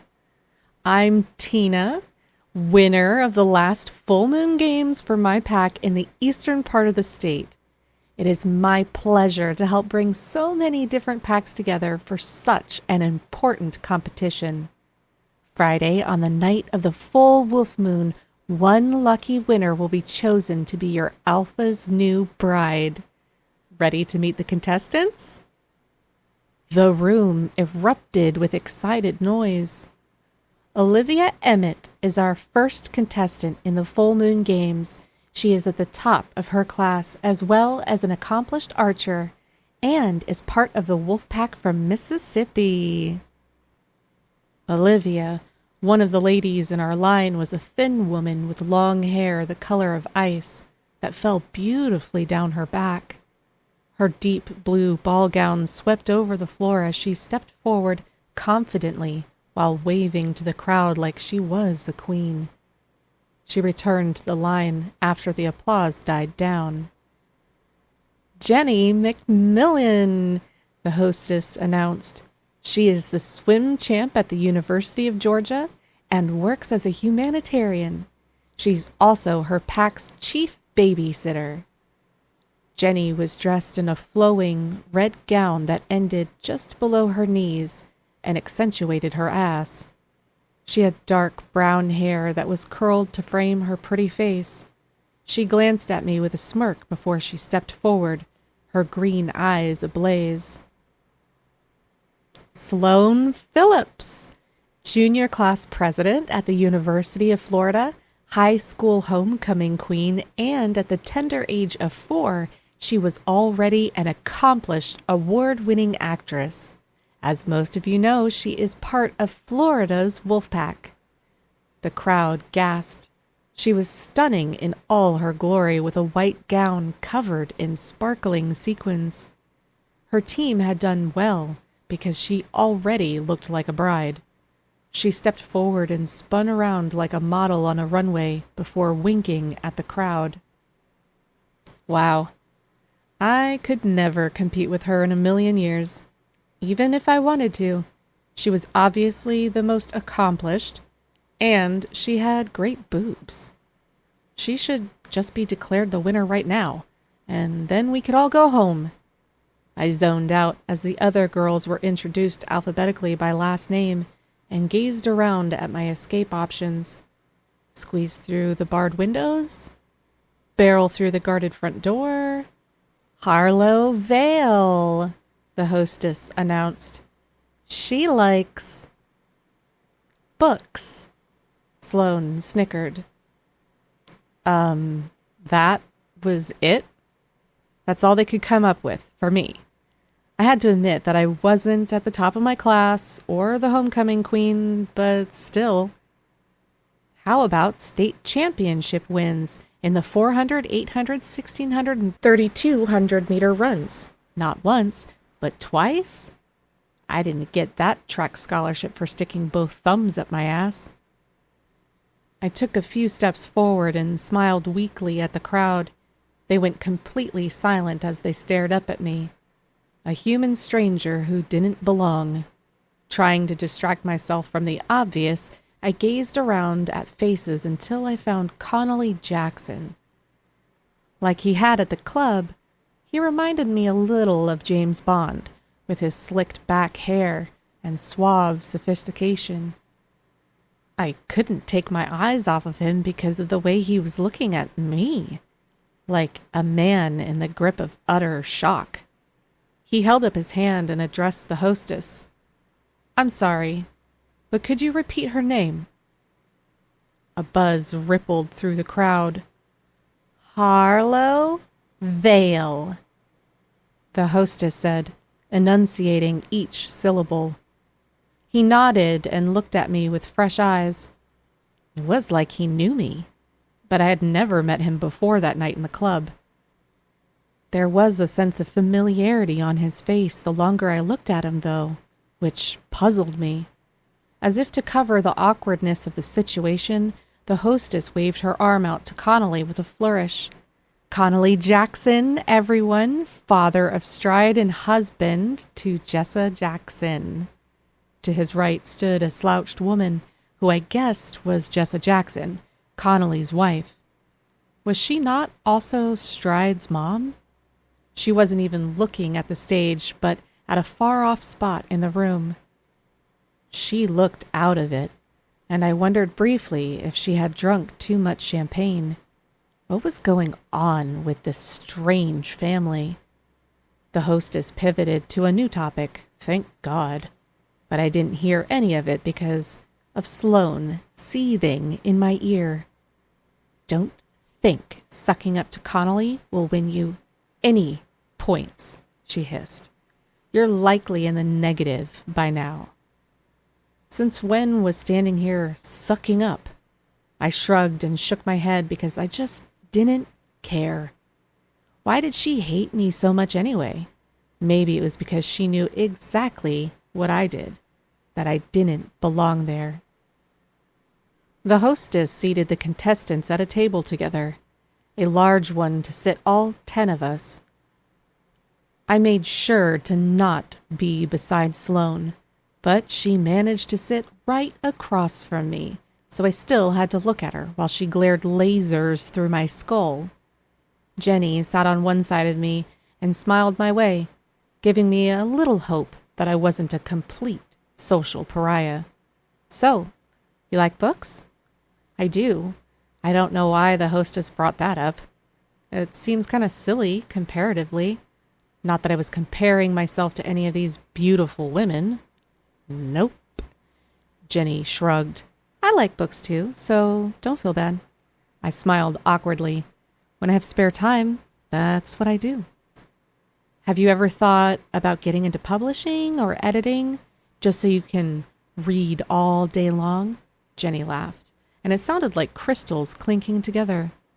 That would be the perfect job. No, I admitted, a little stunned at myself. Why hadn't I ever thought about that before? For my near meaningless, directionless life. Reading is so boring. Sloane piped in from across the table. Bleh. I sighed. She just wouldn't quit. Is it because you can't read? Gasps circled the table as if no one had ever dared to stand up to basic bitch Barbie before. If she thought she could push me around, though, she was dead wrong. She glared at me, but I only returned a smile. One of the other girls, whose name I couldn't remember, spoke up. Okay, ladies, we don't have to be at each other's throats the whole time. Only one of us is going to win, but attacking each other isn't going to up your odds. She shouldn't even be here. She's not one of us, Sloane reminded everyone. Yes, but she is because Stride chose her to be. So he obviously doesn't care if she's a wolf or not. The girl leaned toward Sloane. So let it go. It's getting old. Oh, this was getting good. Sloane laughed haughtily. Fuck you, Charlotte. Like your opinion matters. Charlotte narrowed her eyes, but sat back in her seat. Ridiculous. It was ridiculous even trying to exist in the same circle as Sloane. I just hoped she would tire of taunting me, or otherwise I might have to kick her ass. At least figuratively. Using my words. I had to remember she was a wolf who might literally tear my throat out. Most of the girls whispered together in small groups, and I wondered if they were trying to build their own alliances. Could I rely on them to help keep Sloane's fangs away from me? Yeah, probably not. Waiters came around with some food, and my stomach instantly rumbled. I hadn't had a bite to eat since before the club party 2 nights ago, and I was ravenous. Plates were put in front of each of us, and I stared down at my meal, trying to comprehend what I was seeing. There was a sirloin steak in front of me, which I normally would have found mouth-watering, except it was raw. The waiter then placed a bowl of soup alongside the plate, and I recoiled with revulsion. Animal eyeballs floated in the soup. I had to avert my gaze before I started dry heaving. Sloane smirked. Is something wrong, Harlow? Ugh, you guys eat this? She scoffed. We're wolves. Carnivores. Did you expect us to eat salads? I couldn't even believe what I was seeing. I totally expected them to eat meat, but I imagined they'd at least cook it first. I wasn't going to be able to eat any of it. Even though my stomach was rumbling a moment ago, I had completely lost my appetite. A waiter walked by, and I motioned for him to come over. When he did, I asked him as discreetly as possible for some bread and butter, hoping I could at least keep that down. We have a moon run coming up, Jenny said to me once the waiter dashed off. What's that? I asked, reaching for my glass of water. We run when it gets close to the full moon, because it makes us stronger. For those who haven't shifted at all, it's an opportunity for them to complete their shift. It's a primal thing, connecting with nature and being one as a pack. That's wild, I muttered. That's all you have to say about it? Sloane demanded, her voice icy. I sipped my water for a moment, regarding her over the rim of my glass, and then set it down. I really don't know what else to say. I'm just learning about all of this now. I had no idea that this was real. I only read about it in books. Oh, yes, you like books, she rolled her eyes. Please, tell us more about that. Maybe it was the confusion, the dread, the absolutely revolting sight of eyeballs floating in soup, which people all around the ballroom were slurping up like it was a delicacy. Whatever the reason, I couldn't hold back what bubbled up from the simmering heat inside me. Why are you such a bitch? I shouted. You don't even know me. Several contestants and those at surrounding tables gasped, their eyes wide. Others started whispering animatedly to each other like they were soaking up every ounce of drama. Sloane was seething. I do know. It's pretty obvious. You know nothing of our world. The reason for that, Harlow, is you aren't part of our world. How are you going to marry a shifter when you can't even eat dinner with them? You don't belong here. Like I needed her to tell me. Like it was some huge insult. Like I didn't know my nickname might as well be Hot Mess Barbie. Fuck this. I wasn't going to sit there and listen to Sloane's acidic opinions while eyeballs floated around my soup bowl. Come get me when it's time for fucking dessert, I said as I got up from the table. A long, long pause followed as I walked away. Then Sloane snorted. God, what a freak of nature. Does she mean just dessert or literally fucking dessert? One of the other contestants asked. I moved out of the dining room to breathe fresh air and let them wonder. I found myself back in the hallway. It was as grand as the ballroom and adorned with reds and golds. It offered no comfort, but was better than sitting at that table, watched by floating eyeballs. I leaned against the wall and closed my eyes. I tried to steady my nerves, though I knew I didn't want to go back there. No one had followed me out. Maybe no one would notice if I left. I opened my eyes to do just that. At the same time, Ames turned the corner. "Ames!" I called out. Hope sparked in my chest for the first time since I'd woken up, as well as the sharp tug that happened whenever he was around, and that hauled me toward him.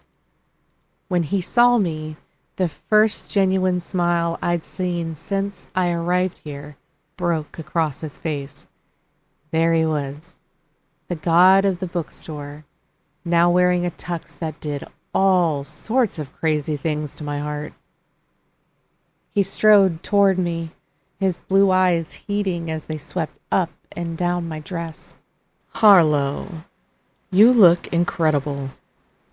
But god of the bookstore or not, he was the reason I was here. Ice flooded my veins as I curled my hands into fists. Was this all part of the plan to lure me in? Did you have to meet a quota of eligible girls to offer the great Wolfie Kingly alpha? Did you even like me when we met? Or was that an act? I never, ever wanted you here. You have to know that. He reached out and touched my arm, and that same current of power at the bookstore and the party coursed through my body. His touch made me feel alive, exhilarated, and throbbed a manic pulse between my thighs. I gasped and pulled away. Looking up into his eyes, I could tell he had the same reaction, a moment of pure intensity crossing his face. "Then help me get out of here," I demanded.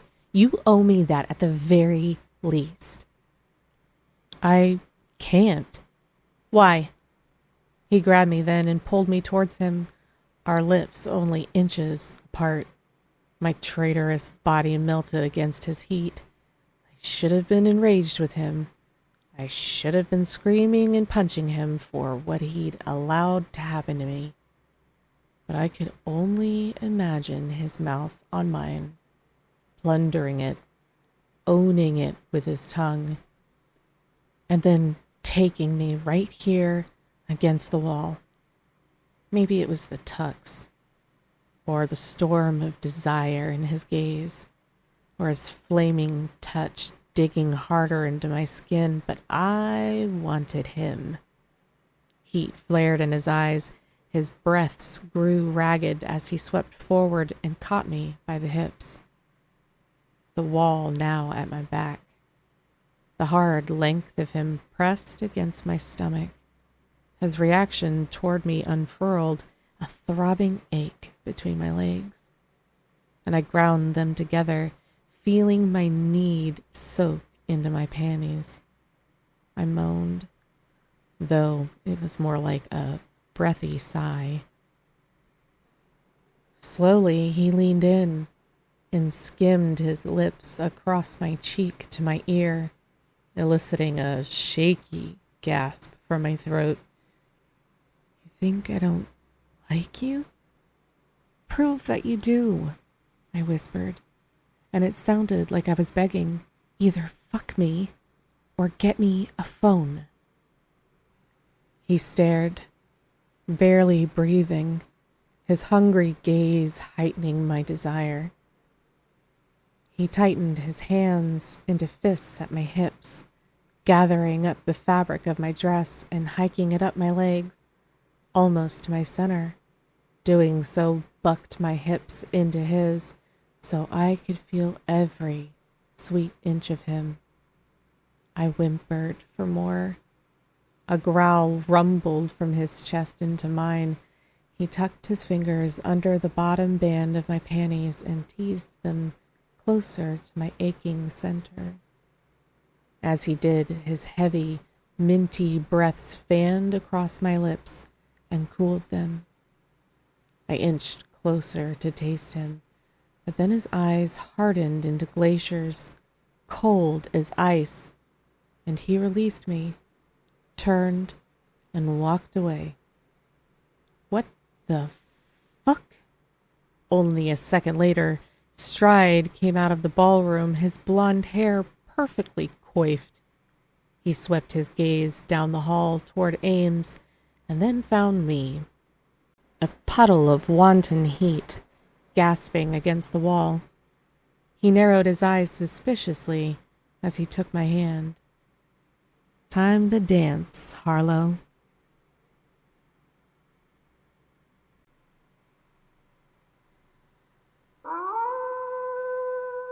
Chapter 9. I pulled my arm out of Stride's grasp, trying to shake off all thoughts of Ames, which was impossible. I'd never had a man rile me up so badly. Ever. And then for him to just leave like that. Well, he must have sniffed out that Stride was coming and would see us. "What were you and Ames talking about?" Stride asked, ushering me back into the ballroom. "Nothing," I said calmly, even though my insides twirled at just the sound of his name. He barely said 2 words to me. Stride said as he led me to the center of the ballroom. I didn't care if he believed me or not. It appeared as if our dinner was over. The waiters cleared away the dishes. Thank God for small miracles. In the corner, a live band began to play classical, grown-up kind of music. Several people were already dancing when we joined them in the center. They moved with a grace I would never expect from, well, animals who ate raw steak and eyeballs.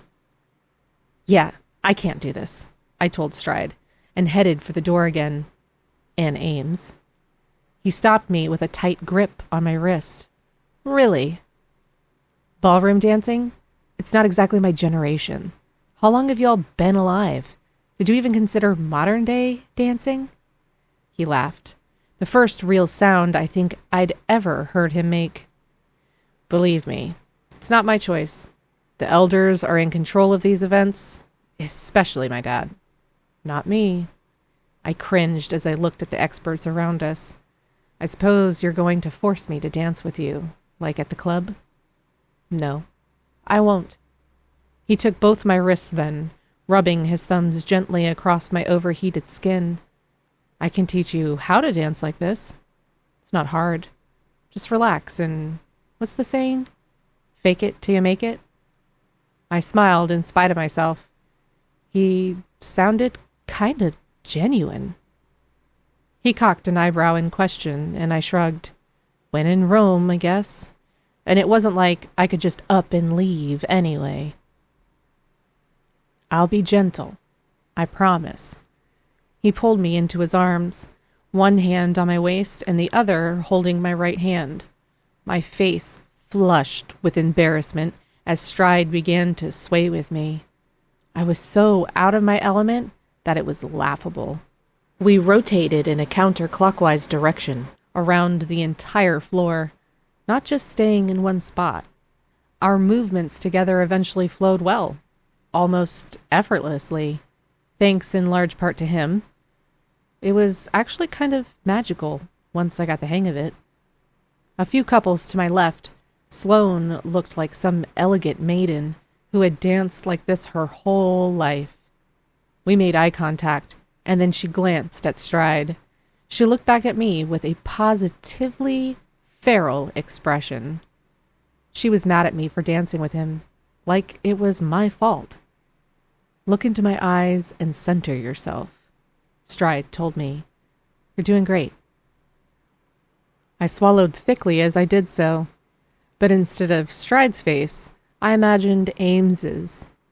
With him, we wouldn't be ballroom dancing. We'd be grinding on the dance floor, oblivious of other people's stares while his fingers worked their way slowly toward my... Ouch! Oh, sorry, I said, removing my foot from the top of his. I tried to warn you, remember? Stride smoothed his hands down my arms to help keep me steady in my heels. Yes, well, what you lack in dancing skills, you make up for in beauty. In a world of cookie-cutter people, you are refreshing. I quirked my eyebrow at him. Real smooth. He held out his hands, his photoshopped face brightening with what looked like a real smile. Just being honest, should we try again? Yeah, and maybe I could keep my mind off of Ames this time. We transitioned from one place on the dance floor to the next in a fixed pattern, and with a little more concentration, it was like I had always been a ballroom dancer. When one song faded into the next, Stride whispered into my ear, Harlow, I want you to meet me in my room. I instantly tensed. Why? His fingers tightened where he held on to the center of my back. His lips skimmed the shell of my ear, and I shivered. So we can get to know each other better. I can't get to know you here? Obviously, I knew what he meant, and obviously I wasn't interested. Not after forcing me to take part in a competition for marriage. Not after Ames had burned away thoughts of any other men with a single touch. His gray eyes twinkled. Are you playing hard to get? Oh, I'm not playing, I assured him. He looked somewhat taken aback by that, like he wasn't used to such honesty. Good.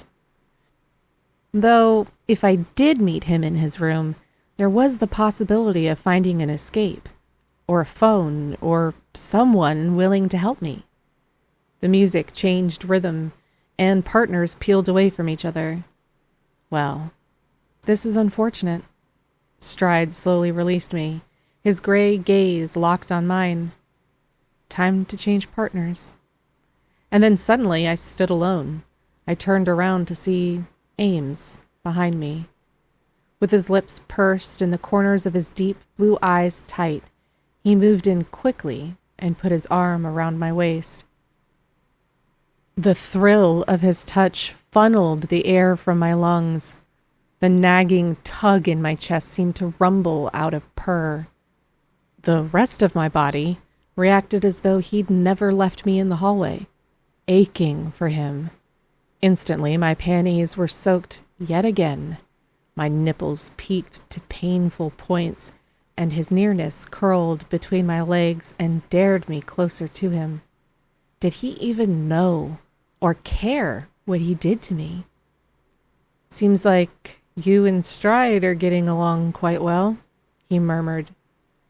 What choice do I have? I snapped. He looked away, the muscles in his jaw flexing. We continued to turn around the room, and I kept waiting for the music to signal a partner change again. I couldn't be held responsible for my actions while dancing with Ames. What were you and Stride talking about? He asked me. Funny. He asked the same thing about you and me. Ames flicked his gaze back to mine, his entire body pulling taut. What did you tell him? Nothing, I told him. You and I weren't saying a lot with words. His lips twitched at that, and raw, almost desperate hunger flamed brightly in his eyes. Don't look at me like that, I said with a hint of a whimper. We circled the dance floor, and damn me to hell, it started to feel like we were the only two people in the room.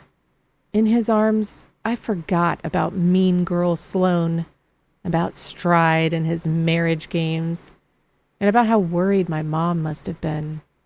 I forgot it all as I looked up into Ames's eyes. He pulled me closer to him, his face near mine, his gaze a soft caress on my face. I couldn't even be sure we were dancing anymore. It was almost as if we were standing still while the dancing went on around us. While you're here, he murmured, I have to act like I hate you.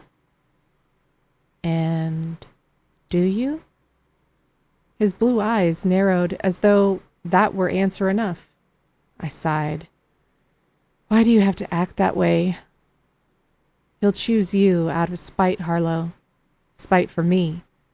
He shook his head. He can't know about us. Awfully bold of you to assume there is an us after kidnapping me. We have parties like that every week. I had no idea Stride was going to start the full moon games then, because he said he'd wait. He hissed a breath out through clenched teeth. But you would be dead right now if Stride hadn't called your name at the club. What the fuck? I pushed him away from me as cold dread washed through my veins. The drop-dead serious look in his eyes told me there were no lies detected in what he'd just told me. If I weren't here, trapped in a wolf-shifter marriage competition, then I'd be dead? Ames pulled me into the dance again, and I realized we were drawing stares as the others switched partners. I hadn't even heard the shift in the music. I tried to breathe, pretend everything was normal. Inside, alarms blared. I had to get out of here. After the bomb he'd dropped, Ames whisked us to the edge of the dance floor, out of earshot from the others. What do you mean? I whispered harshly. Is that why you invited? Of course not. His words held a real primal growl. His eyes, chips of ice weaved with hints of green and brown, captured mine as a scowl twisted his lips. If I would have known, I never would have invited you. Never, Harlow. Everyone, including me, thought the full moon games wouldn't be for another couple months. You have to believe that. I nodded. I did believe him. It aligned with what Annecy had told me about Stride wanting to wait until after his birthday to start looking for a wife. It's tradition to shift after the announcement of the full moon games. All the packs do it, but humans aren't supposed to know about us. All the stray humans there were killed. He swallowed hard, slaughtered, after we all shifted. After I'd fainted. Thank goodness for small miracles that I hadn't had to witness that. But oh my God, what a barbaric tradition. Why invite me? I said, my voice too breathless to make it sound like a question. Why did he have to invite me into a literal wolf's den? I'm human, Ames, I reminded him. And now I know. How am I not dead? Because Stride selected you. And if I don't win, then what happens? He made an anguished sound in the back of his throat, one that carved sharply into my heart. That was answer enough. I would die if I didn't win these stupid full moon games. It's because of my stepdad, Connolly. He glanced over my head, presumably to look at the man. He made the decision to start the games early. Your stepdad? I hissed. That would mean he and Stride were stepbrothers then. Nodding, he turned to me so I could see Connolly too. Across the room, Connolly stood with his wife off to the side of the dance floor. She was pulling away from him, tears tracking down her cheeks. It looked like they were arguing. And that poor woman who's running away from... That's my mother, Ames said, his voice strangled. My mouth popped open. After my dad's death, Connolly took my mom as his bride. A loveless marriage. That was plain as day, just looking at them. So, your dad was the alpha. Ames jerked his head in a stiff nod. Connolly marrying my mom was a way to be a protector over a broken family. His throat bobbed on a hard swallow, and I suddenly had the urge to hug this man. He'd lost his dad, and in some ways had lost his mom too, to an unhappy marriage. Then why aren't you the alpha? Because if the roles were reversed and I was suddenly competing to be Ames's wife, well, I might just try a little harder. A little. Only because this whole thing was really, really fucked up. I'm not related to my parents by blood. I'm adopted. His eyes narrowed over my head, two lethal, sexy points that could kill and devastate hearts with one sweep. And I'm not as easily manipulated as Stride is. And then it all made sense, in a way. Ames's dad, the alpha, was dead, and a new alpha needed to be chosen. Someone blood-related. For some reason, Connolly wasn't chosen, but he still wanted the alpha role. How better to have that role than rule through Stride? Just then, the dance ended, and Ames's hands dropped away from me like I'd burned him. Go to your room, he told me, and then he turned and walked away. Stunned, I stared after him. Was that an order, or a warning, or a promise? Either way, he was the only person I trusted here. I made my way across the dance floor, dodging couple after couple, and hoping no one would try to stop me. Thankfully, no one did. On the way there, I tried door after door to see if they had any unbarred windows I could escape through. All of them were locked.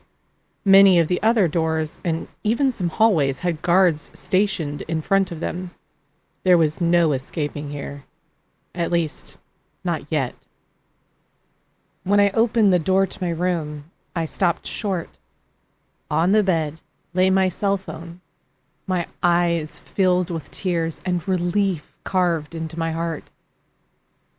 Had Ames given it back to me? Was that why he wanted me to go back to my room? I lunged for it, and with shaking hands, I tried calling home. Mom, same thing, really. There was no answer, even though Mom was a night owl like me. It was past midnight on a Sunday, but that shouldn't have mattered. Finally, her voicemail picked up.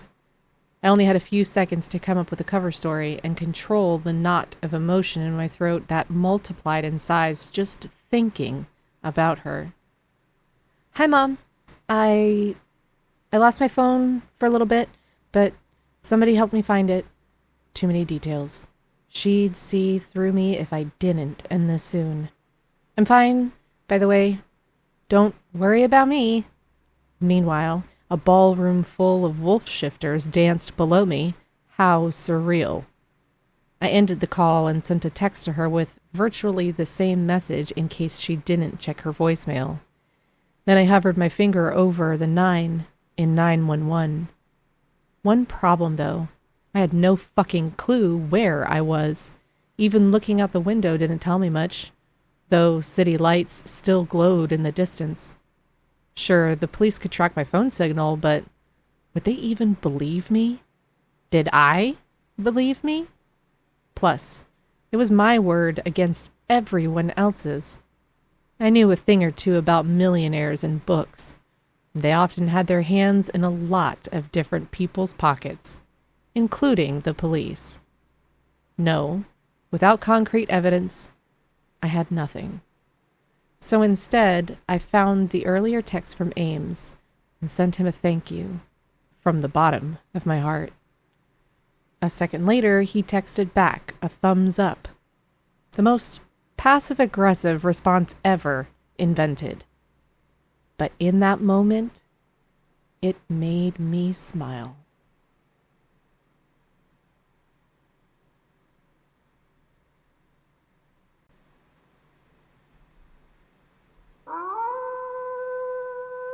Chapter 10. I walked through the woods, the freezing air biting into my skin. I shivered as I looked down. Confused, I wondered why I was only wearing a t-shirt and nothing else when it was so cold outside. I could already hear Mom asking me where my jacket was. "What are you thinking going out like that?" she would holler at me. She was right, of course. Mom was always right. I moved through the woods, and the howling of a wolf sliced through the air, stopping me in my tracks. I looked around, but I didn't see anything. Thoughts of being ripped apart and left for dead flashed inside my head. Did wolves leave people for dead? Or did they just eat them? I kept moving forward, trying to find my way out of the forest. What was I doing here anyway? There were no paths or lights to show me the way out. I seemed to get only deeper, further inside, and my skin prickled with unease. The howling continued, closer this time. I looked behind me, but there was nothing there but trees and more trees. I couldn't pinpoint where the sound was coming from. Just then I stumbled through a break in the trees into a clearing. Fog clung with wispy fingers to the ground, so I couldn't see clearly, even with a full moon above my head. I picked my way across slowly, taking my time and keeping my senses sharp.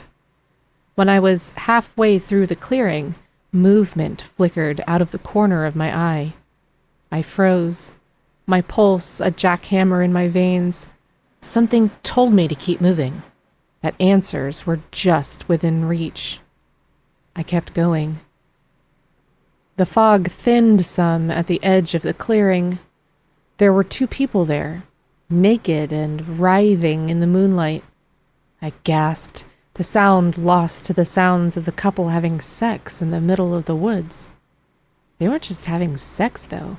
They were devouring each other in every sense of the word. I told myself, "Don't be a creeper, Harlow." But the woman looked familiar. She looked like me. I whispered shakily, open, and I jumped a mile off my bed. The light switch flipped on, and Annecy rushed toward the bed, her pretty face drawn with concern. "Harlow, are you okay? I heard screaming." I covered myself in all evidence of what I'd been doing to myself while dreaming as much as I could with the covers. Just a dream, is all. She sat on the edge of my bed and let out a relieved breath. "What kind of dream?" "A dream about Stride," I admitted. but I wanted it to be about Ames. I'd come thinking it was Ames. We were having sex in the woods at night, on the ground. Sounds kinky, Annecy said with a laugh. Do you need anything? Water? A vibrator? Anything? No. Although I did think twice about the vibrator offer. I just want to get some sleep without any weird dreams. Annecy nodded and stood like she was about to go. On the back of her blue, plushy robe was a mandala symbol, or maybe it was a full moon. At the door she turned. You know, dreams can sometimes be a view into the future. I snorted. I don't doubt that. He already propositioned me at the ball, but I turned him down. Why? She was looking at me carefully, as if trying to see if I was going to lie. Not that it was any of her business. I just don't drop my pants for anyone, or fling up my ball gown, as the case may be. Although I'd sure come close for Ames, hadn't I? It's okay to be pulled in by him, you know. He has that effect on women. He gets inside your dreams. He takes what he wants. She licked her lips as she stared off into the distance, a lustful glint in her eyes. That's just what he does. What all alphas do. They basically do what they want. This sure sounded like she was speaking from experience. If she wanted him so badly, why wasn't she in this competition? What are you saying? I asked. Is he not faithful? Not that I cared. Not while I was pining over someone else, someone I wasn't competing to marry. Annecy shrugged. Every alpha is different. There are no set rules. They just do what they want. Strida's never had a committed partner, so it's hard to tell whether he would be faithful. But until he actually makes a commitment, he's definitely going to do what he wants. What about Ames? I asked, trying to sound super casual and not at all interested. Does he sleep around with a lot of girls? Annecy shot me a weird look. Why do you care about Ames? Why not? Well, he's not the alpha you might marry. Confused, I shook my head. He's got alpha written all over him. Didn't I hear someone say he should have been alpha? Me. It was me who said that. Just now. Annecy lunged toward the dresser to straighten the little mirrors and perfume bottles that didn't need straightening. That's not how it works, Harlow. Blood runs thick through the pack. He's not of alpha blood, so I would keep your eyes off him if I were you. But he's why I ended up at that party to begin with. She shook her head hard. It doesn't matter. Did she not want to tell me about Ames because she wanted to protect me? I narrowed my eyes at the full moon mandala on the back of her robe. Can you tell me what happened to Ames and his dad? She huffed out a loud breath and turned to face me, her cheeks rosier than they had ever been. Let's have a glass of wine while I tell the story. It will help you sleep. I'll never say no to wine, I admitted. With a chuckle, she went to a little fridge built into the wall and pulled out a bottle of wine and 2 glasses. I had no idea that was even there, but I hadn't spent much time in the room since I'd been here. She poured us both a glass and then brought the bottle and the glasses back to the bed. She plunked down onto it, and I had the nostalgic feeling of hearing gossip while at a friend's sleepover. I crossed my legs under the covers and got comfortable. Strida's next in line to take over the pack, as you know, Annecy began in a whisper. But it wasn't a path that he wanted. He fought it for a long time. That was before the wolf killing started, though. They caused him to step up and be the alpha. I paused, my glass halfway to my lips. Wolf killings? She nodded. Ames's father, who was our previous alpha, died violently. That was Stride's uncle.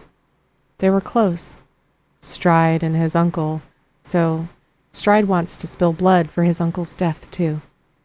Stride's uncle, as in Connolly's brother? Another nod. So the previous alpha, Connolly's brother, was killed. Awfully convenient for Connolly then to swoop in, marry the alpha's grieving widow, and put his son in place to rule. Ames's dad was murdered? I asked. That's what many people believe. And you? I sipped my wine. Is that what you believe? She shrugged. Maybe. It's hard to imagine who would do that, though. I've been a part of this pack all my life. I grew up with Ames and Stride. They used to be really close, more brothers than cousins, but I lifted my eyebrows. Now they seem like they're at each other's throats. There was some debate as to who should be the next alpha, Annecy said, smoothing the wrinkles from the covers with her palm. Despite what it seems like, Ames is quite loyal to Stride, as well as the pack, and always manages to have his back when he needs it, probably more than Stride deserves. Ames wants him to be a successful alpha, so he sticks close to Stride. So does Connolly. It sure sounded like Ames was the good to balance Connolly's bad. So, who do you think is killing the wolves? Annecy took a long drink from her glass before answering. No one knows. Not yet, anyway, but Stride is determined to find out. I nodded. Such drama, such angst. I had no idea wolves were like this. It was so different back when I read my books and assumed what I read was nothing but fiction. Now, I'd seen things with my own eyes, and it was fucking terrifying. Anyway, I should let you get some sleep. Annecy rose and shook the wine bottle. Want me to leave this with you? Yum, I said absently, and took it from her. Thanks. Chuckling, she strode toward the door. Good night, Harlow. Once the door was closed behind her, I retrieved my phone from inside the bedside table and opened my texts. The message I'd sent Mom simply said, "Read," but there was no response. Impossible. There was no way on the entire planet Mom would have read my message and not responded to it or called me back. The wine I'd drunk sloshed in my stomach. Now I wasn't so sure if I should be more worried about her or me.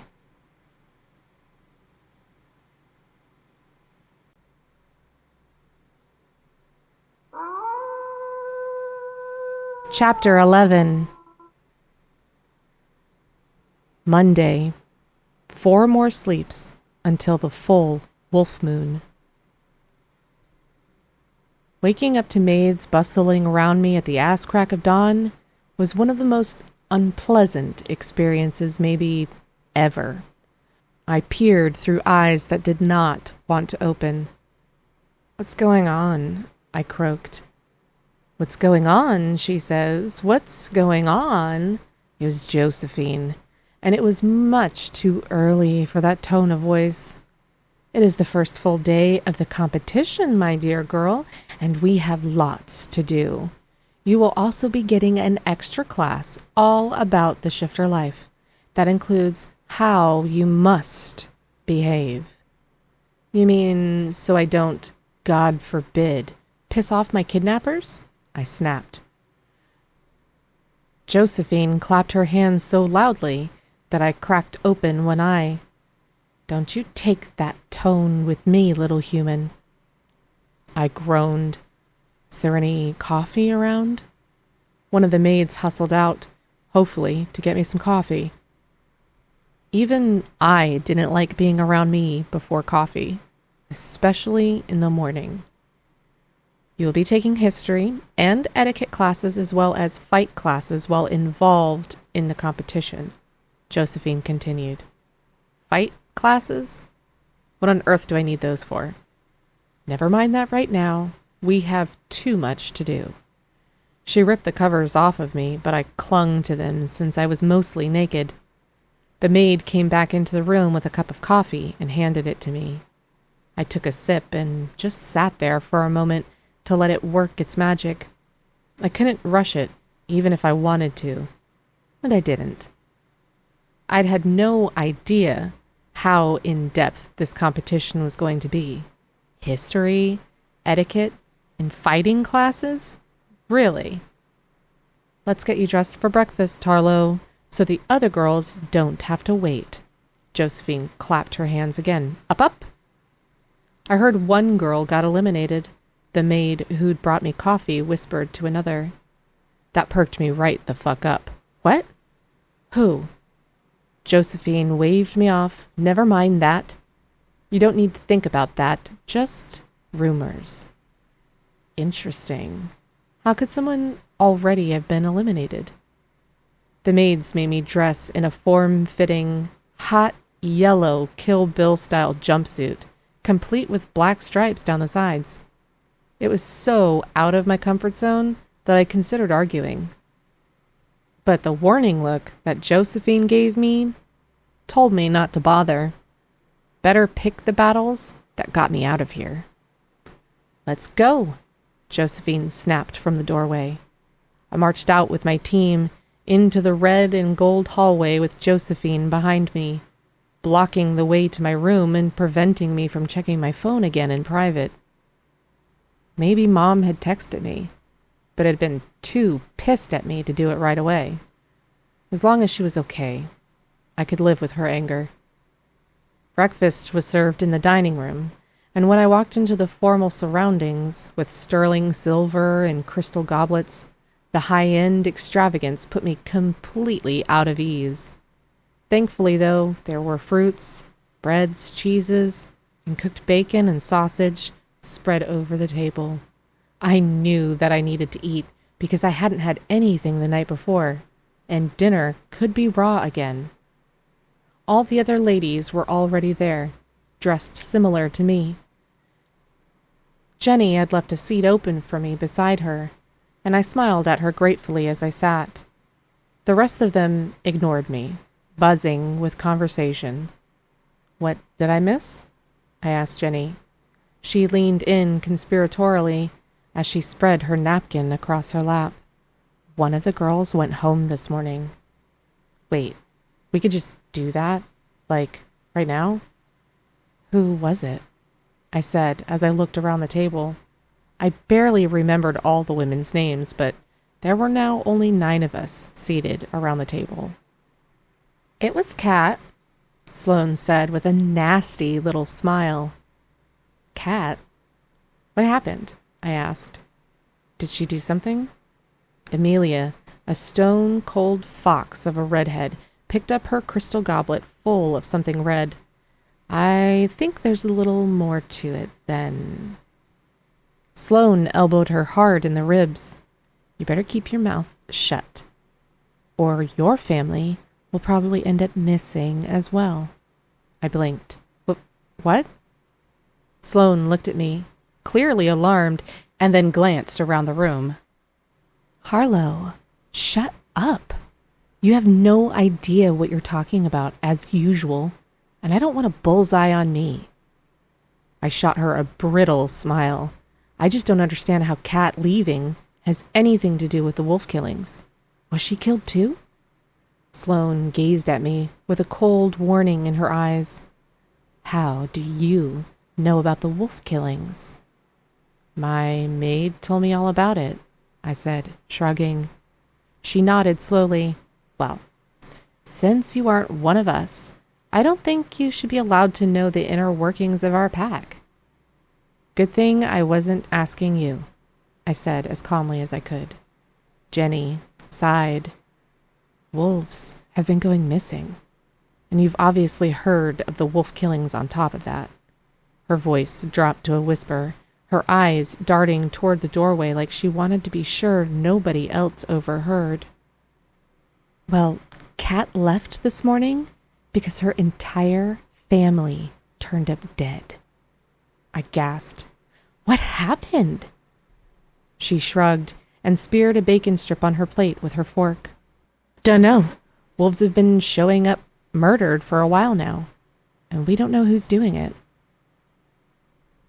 "Wasn't Kat with Stride last night?" Olivia asked, smoothing her ice-colored hair away from her face. "The one with the sparkly blue dress and scarf?" Another girl, Maria, nodded. "I saw them leave the ball together." "What do you mean Kat was with Stride last night?" Sloane hissed across the table. Olivia, whose jumpsuit practically swallowed her tiny frame, pushed her plate away. "I overheard them talking. After the things Stride said to her, I assume they spent the night together." "Liar," hissed Sloane. Olivia rolled her eyes. "I'm not, but whatever." "How dare you insinuate that Stride slept with Kat?" Sloane said, a flush creeping up her neck. "He would never do that." "And he'd propositioned me, too. Had even appeared in my dreams. But I wasn't about to admit the latter. Maybe you don't know Stride as well as you think you do, Sloane." "Fuck off, you nobody," Sloane said to me, and then jabbed her fork in Olivia's direction. "You're just spreading rumors." "I hate to break it to you, honey, but this isn't high school," Olivia fired back. I threw her a grateful look. She's right, on all counts. The reason I think she went to his room is because he asked me first, and I turned him down. So I'm just assuming she said yes, and that's what happened. Sloane burst out laughing. "Stride invited you to his room? You actually expect us to believe that you, of all people, were invited to his room?" "You've got a little jealousy hanging from your lip there, girl," I told her. Her glossy pink mouth flopped open. "I have zero reason to be jealous of you." Jenny held up her hands. "Hey, stop. It's no reason to attack each other. Let's focus on what's important instead of attacking each other." Sloane kept glaring at me while the other ladies buzzed with conversation. I robotically went through the motions of eating some food while thinking about Kat and her family. I couldn't wrap my head around any of it. It was exactly how Annecy had explained it. Someone was killing wolves. Who, though? And what did it all mean? The way Sloane was acting, it was like anyone who even talked about it could be next. Was my life in danger? And not just because I was human, who knew the great big secret about wolf shifters? What about Mom, though? The only thing keeping me calm was knowing she wasn't a wolf. She had nothing to do with any of this, so there would be no reason for anybody to mess with her. So why hadn't she answered my text? Guess who the only student in shifter history class was? Little ol' me. Apparently, I was the only one who needed it, which, as the only human, made sense. Luckily, history class was the one academic thing I was good at. My professors were typically males, old enough to exhale dust, and for whatever reason, they sure liked to focus on all the great and powerful men in history. So, I think I was good at history, mostly out of spite. Josephine was my teacher, the wolf expert known for barking at me, dressing me, and now teaching me. After breakfast, she joined us in the dining room. The other ladies filed out to their next training lesson, most of them snickering at me. Their loss. This was where the food was, and when Josephine glanced down at her notes, I filled my pockets for later.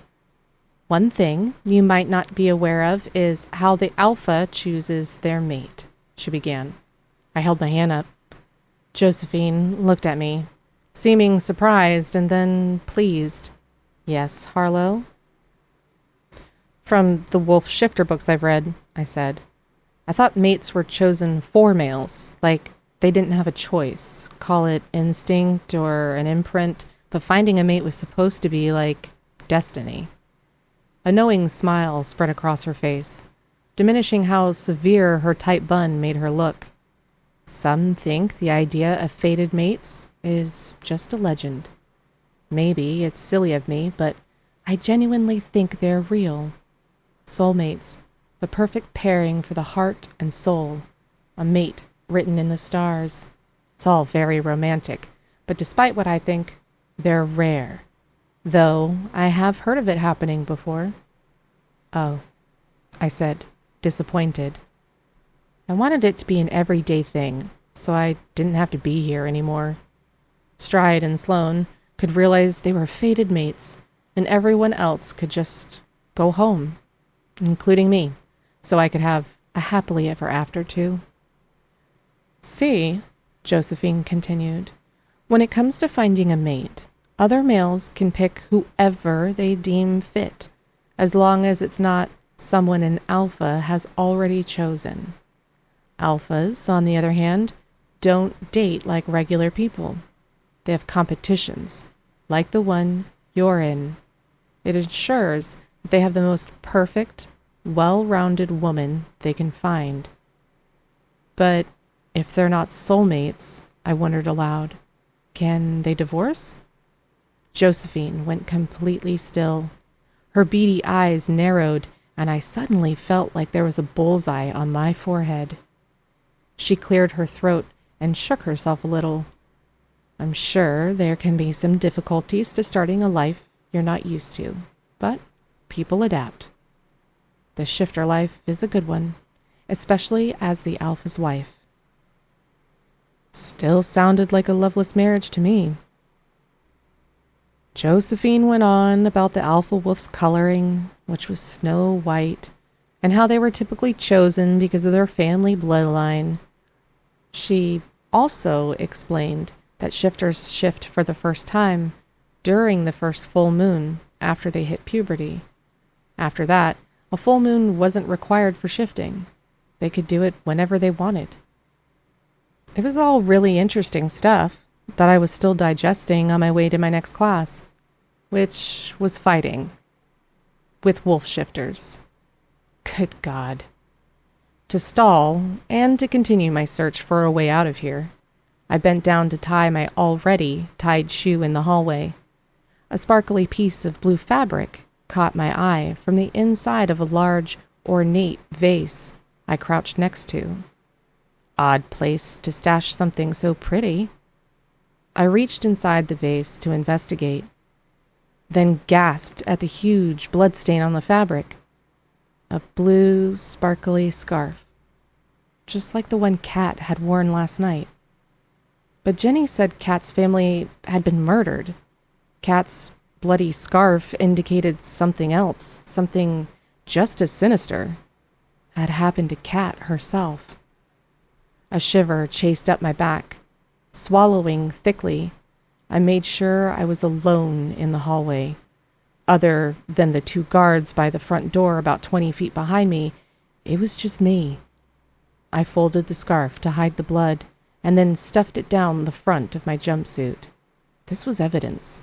The police needed to see this.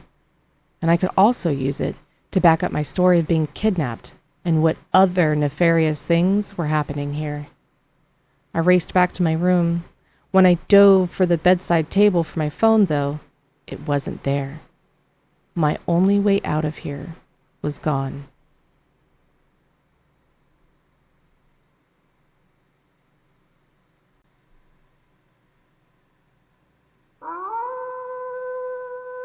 Chapter 12.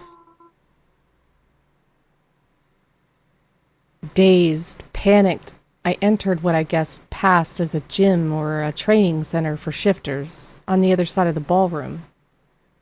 I'd hidden the bloody scarf in the only place I could think of, inside an old plastic bag in my bathroom's toilet tank. No one would go looking there.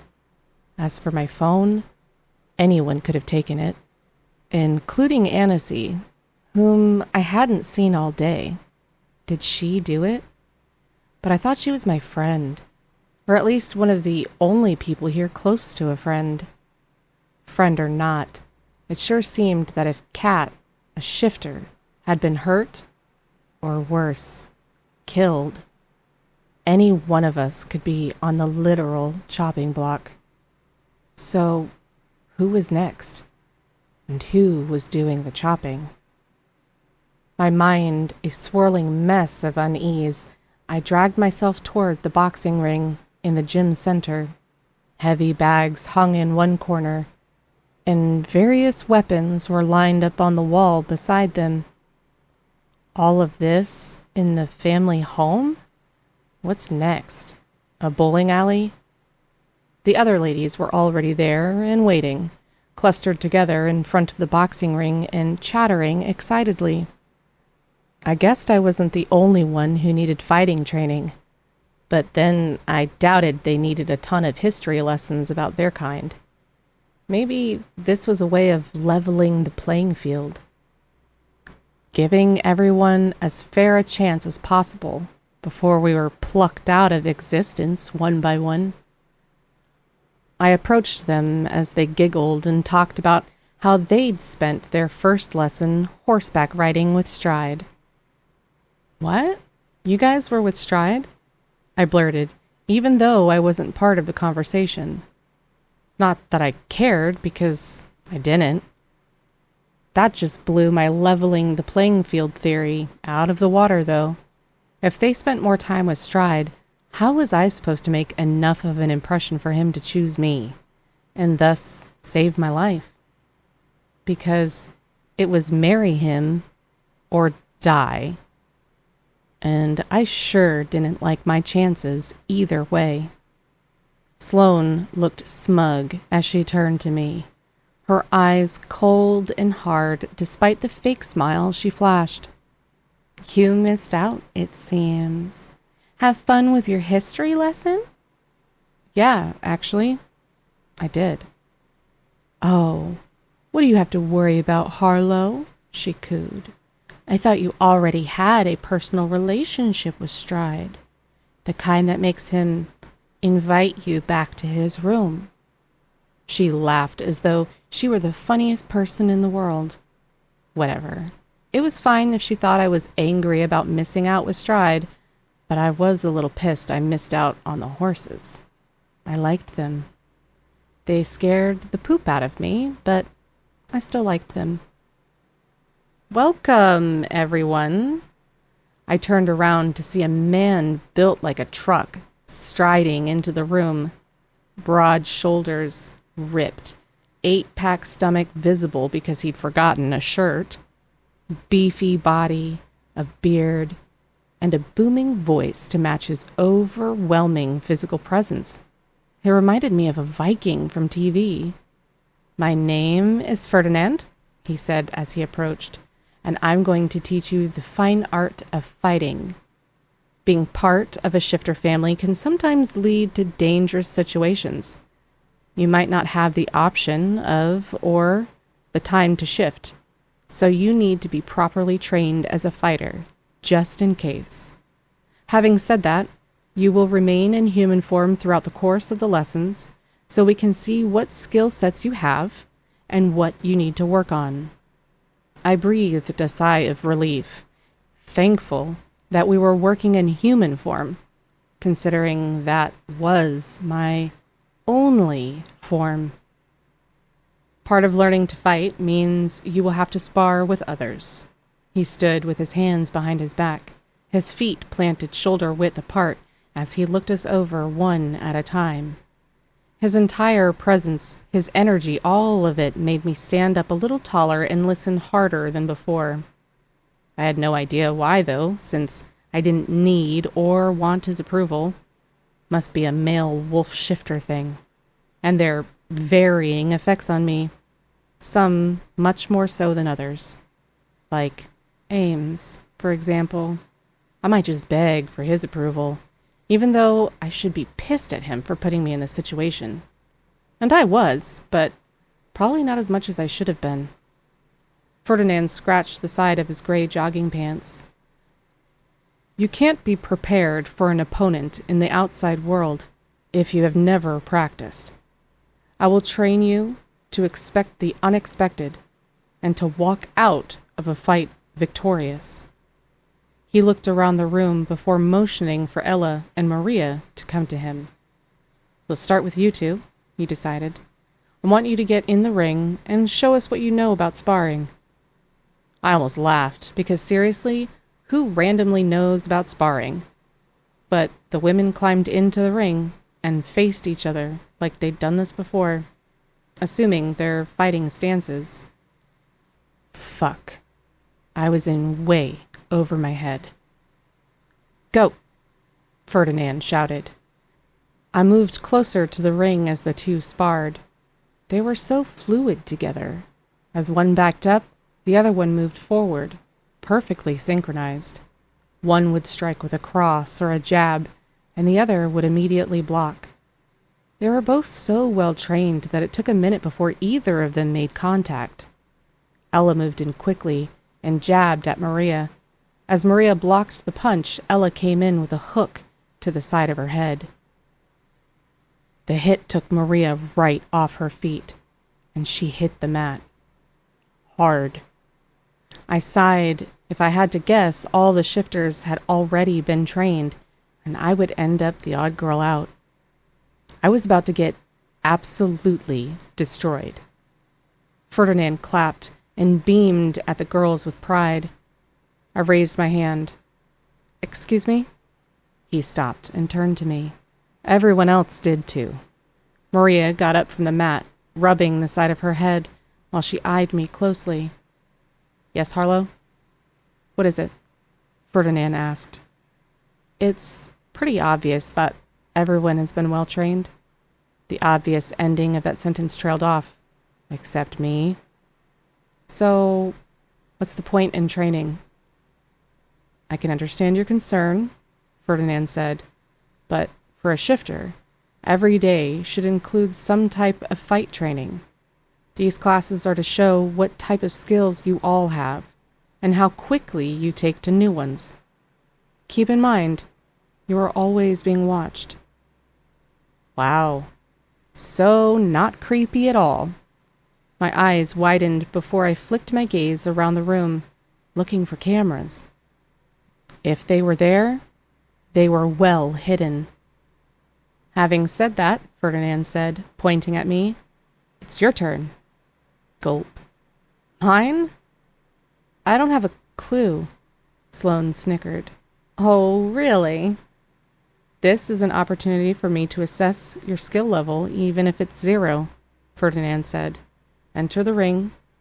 Sloane, go with her. Oh, Jesus. A triumphant smile spread over Sloane's face, and I knew I was in for a beating. I'd never been in a fight. Confrontation wasn't really my thing, and it was hard to piss people off with my nose buried in a book or my legs running laps around a track. Resigned, I hoisted myself up and into the ring.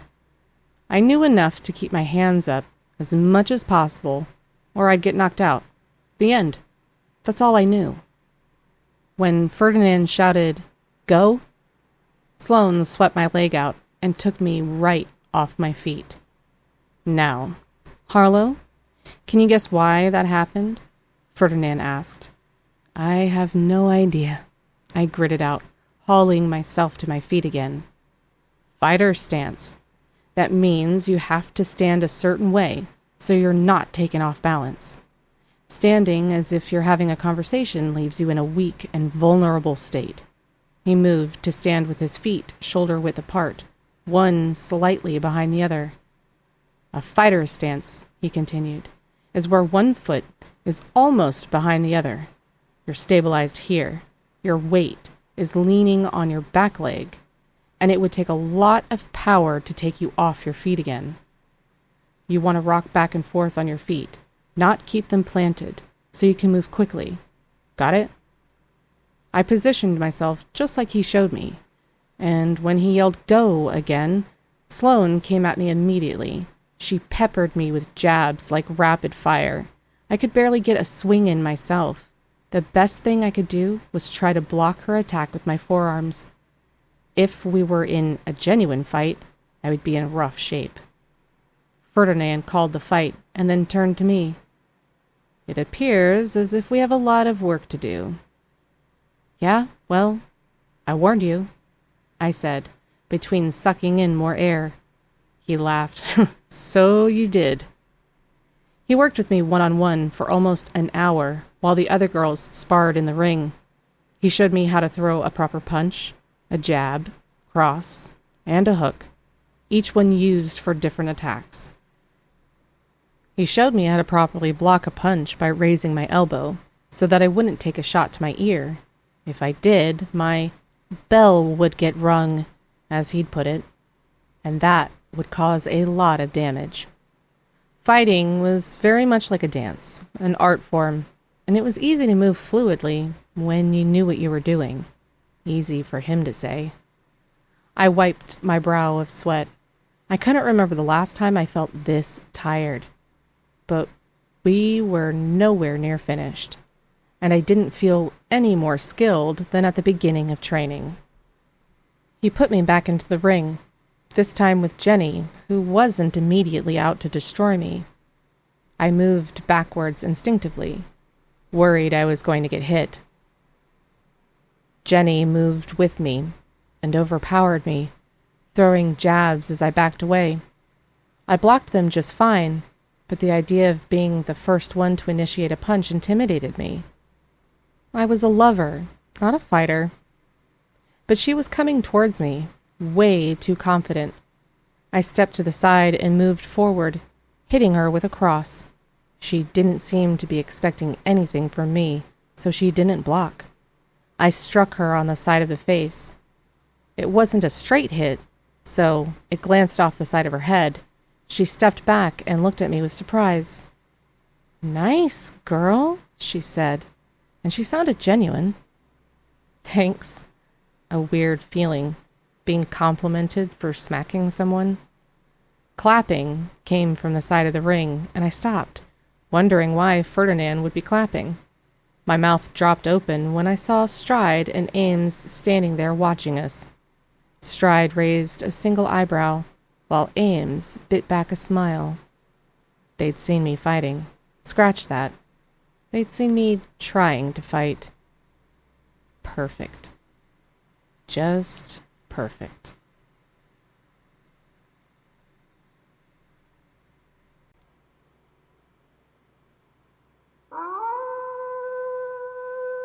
Chapter 13. Stride meandered nearer, grinning like the cat that ate the cream. It made me want to try my newfound skills out on him. On both of them. Even though Ames hung back and watched us closely. Under the weight of Ames's gaze, I remembered last night's dream. The good parts, when I thought it was him, and I felt my cheeks flame. "I'm a little bit impressed, Harlow," Stride said. "I didn't know you had it in you." I tore my gaze away from Ames and licked my lips. "Gee, thanks. No one expects you to be perfect at this. Mind if I give you some advice?" I shrugged, thinking I probably didn't have much of a choice. "Shoot. Crouch more, and hold your fists up higher.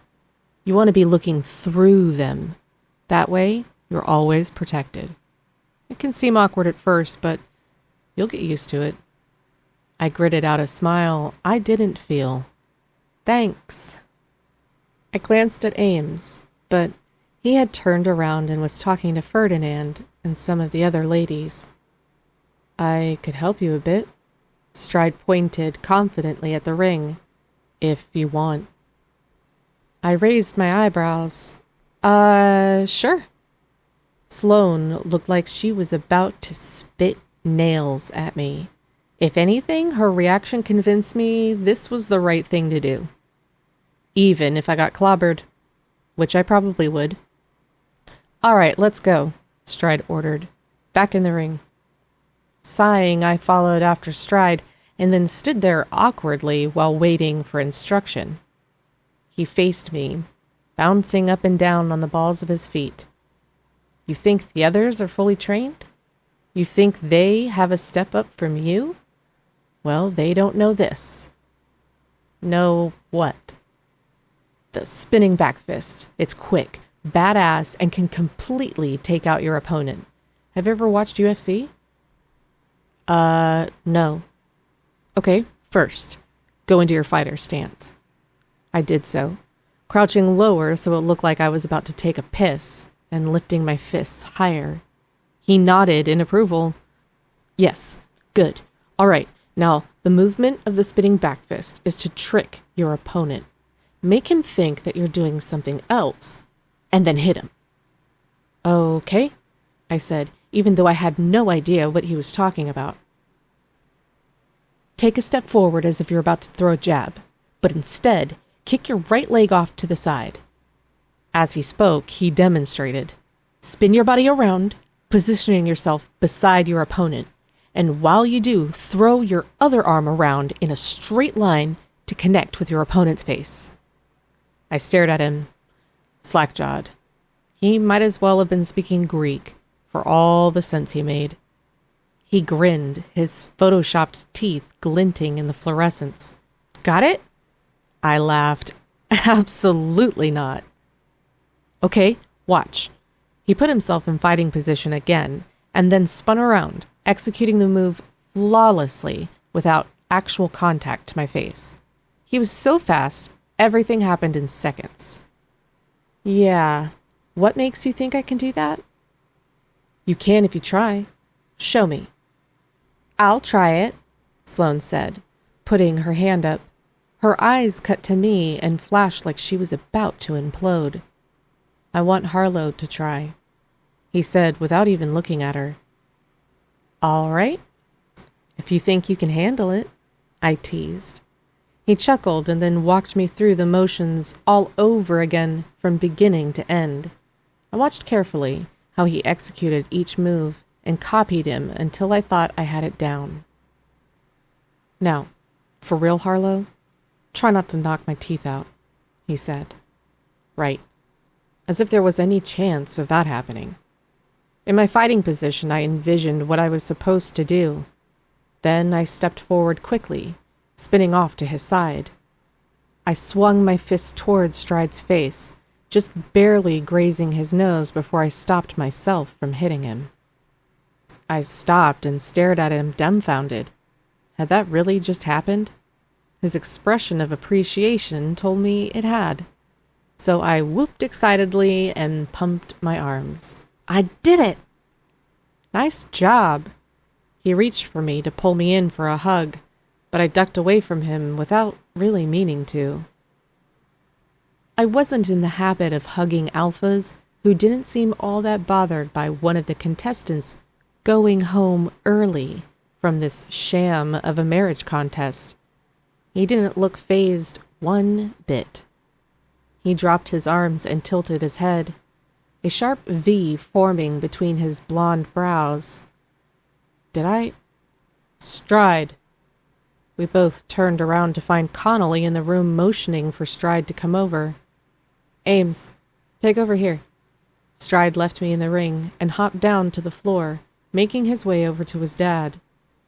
My body felt Ames drawing closer before my eyes did, and it was suddenly a lot harder for me to breathe normally.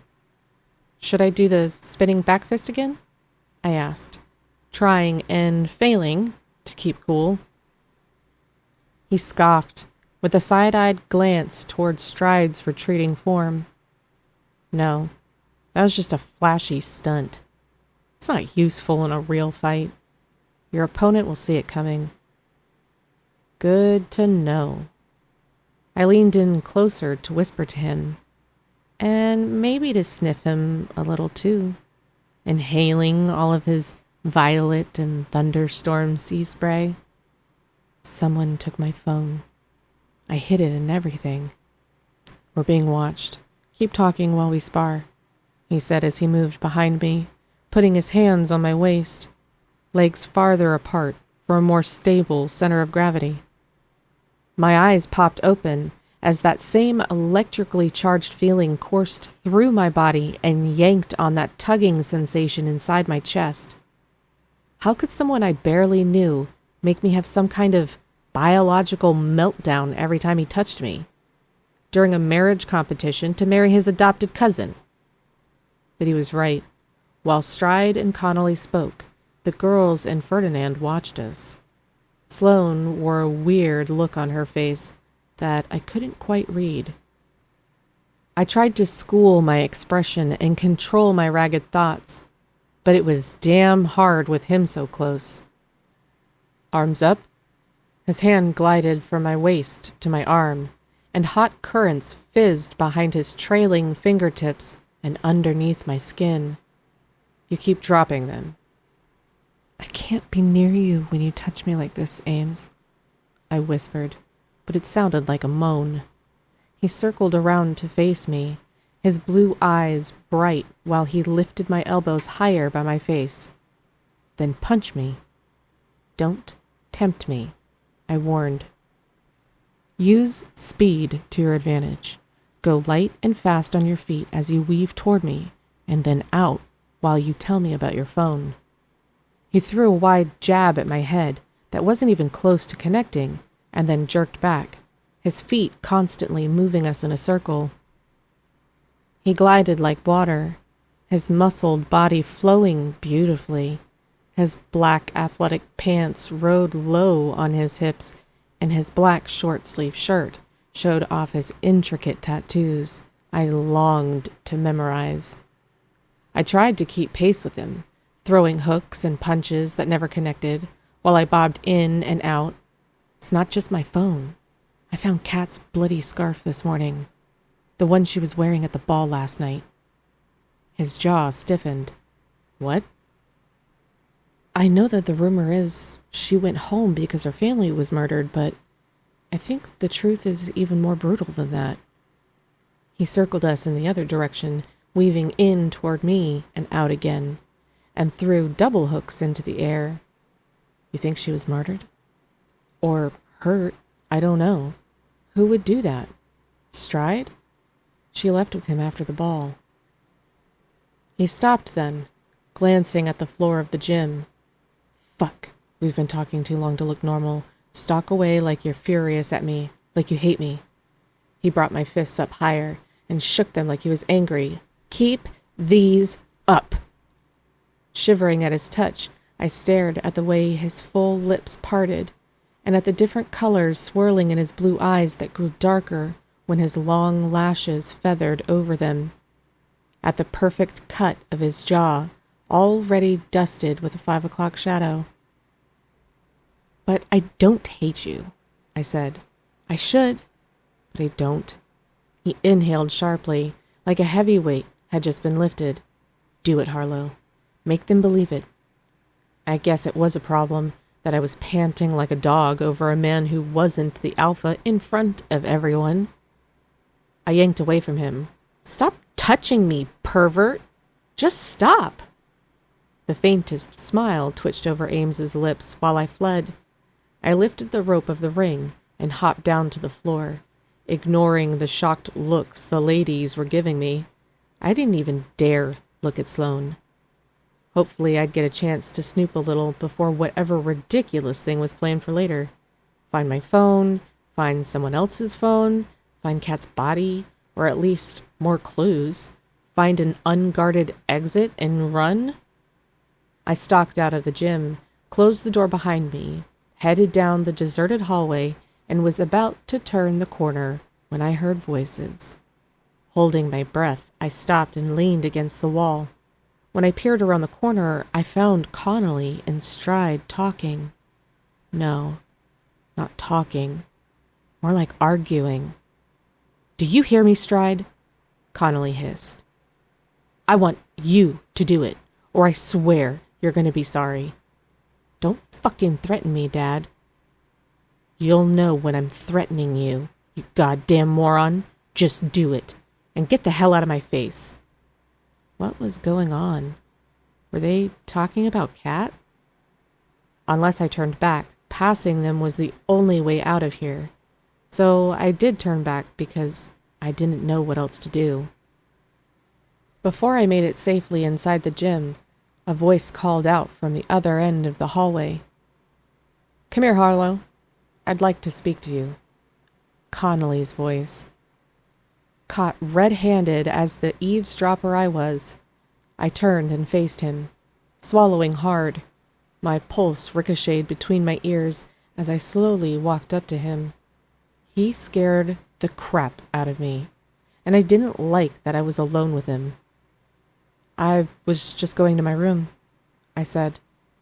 Holding me in his sights, around a cloud of cigar smoke, he murmured, "You heard us, did you?" "No, I didn't. I just needed a break from everything," I blurted lamely. He looked me over as I neared him, his stare hard and probing as though looking for information. I wasn't about to tell him shit. "How are you enjoying your time here, Harlow?" "Well, it's completely different from what I expected, but I'm learning a lot." "It wasn't exactly a lie, was it?" "That's good. You want to stay here, don't you?" I stared up at him and wondered if that was a threat, because it somehow sounded like a threat. "Yes." I put too much bite behind that one word, and if I were him, I wouldn't believe me either. He nodded. "You remind me of someone I used to know." I blinked, surprised. "Who?" "A woman I knew a long time ago," he murmured around his cigar as he looked at me over again. "The resemblance is uncanny." "Who?" I asked again, my voice firm and unyielding. He puffed on his cigar and exhaled right into my face. Fucking fucker. I didn't give him the satisfaction of reacting in any way. His stony, unfriendly expression, paired with his probing stare, made me wish very much that I'd been quicker to hide myself. I didn't like the idea of being under this guy's watchful eye, especially if he took special interest in me. "Harlow!" Connolly flicked his cold gray stare over my shoulder. I followed his gaze and found Ames at the end of the hallway by the gym, unease flickering bright in his eyes as he stormed closer.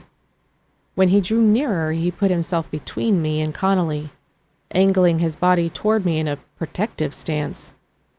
"Is there a problem here?" "Only you would think there's a problem here," Connolly spat. The air between them vibrated with tension and distrust. "Ferdinand wants you now," Ames told me. "Let's go." Thank God. It's good to feel wanted.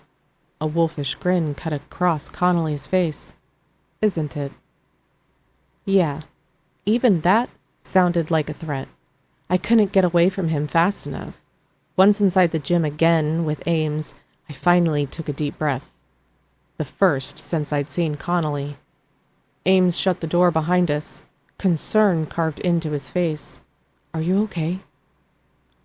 I put my hand to my chest to keep my heart from ringing so loudly between my ears.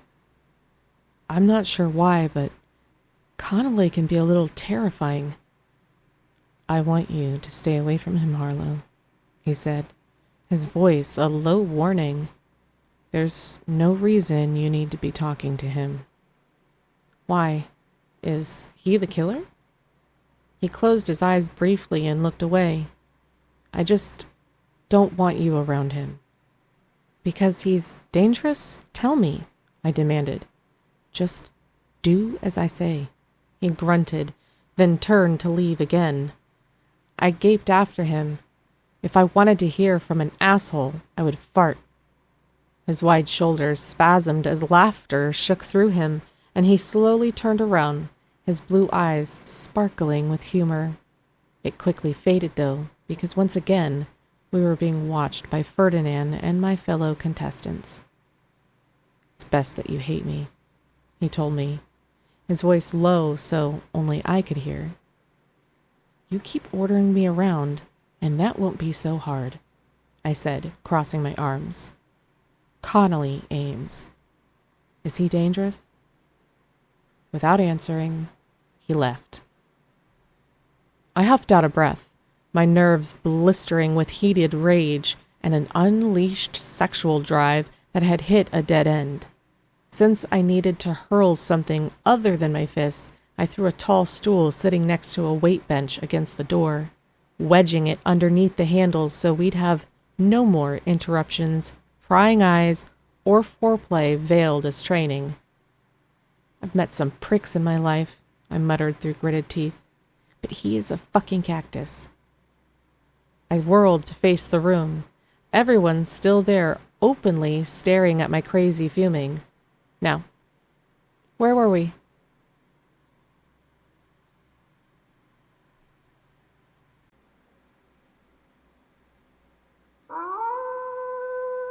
Chapter 14. Tuesday, 3 more sleeps until the full wolf moon. "No!" I screamed as I tore out of one of the worst dreams I'd ever experienced. I sat up, breathing heavily, as if I had run an entire track meet in one go. My t-shirt was drenched in sweat. I slowly lay back down on the pillow and closed my eyes. The dream was so vivid and so violent. I rarely had nightmares, but when I did, they never felt that real. I rubbed my stomach, feeling slightly ill at the memory of it. I could have sworn it had all been happening for real. Sex and murder. How could the two link together to create a dream I would likely never forget?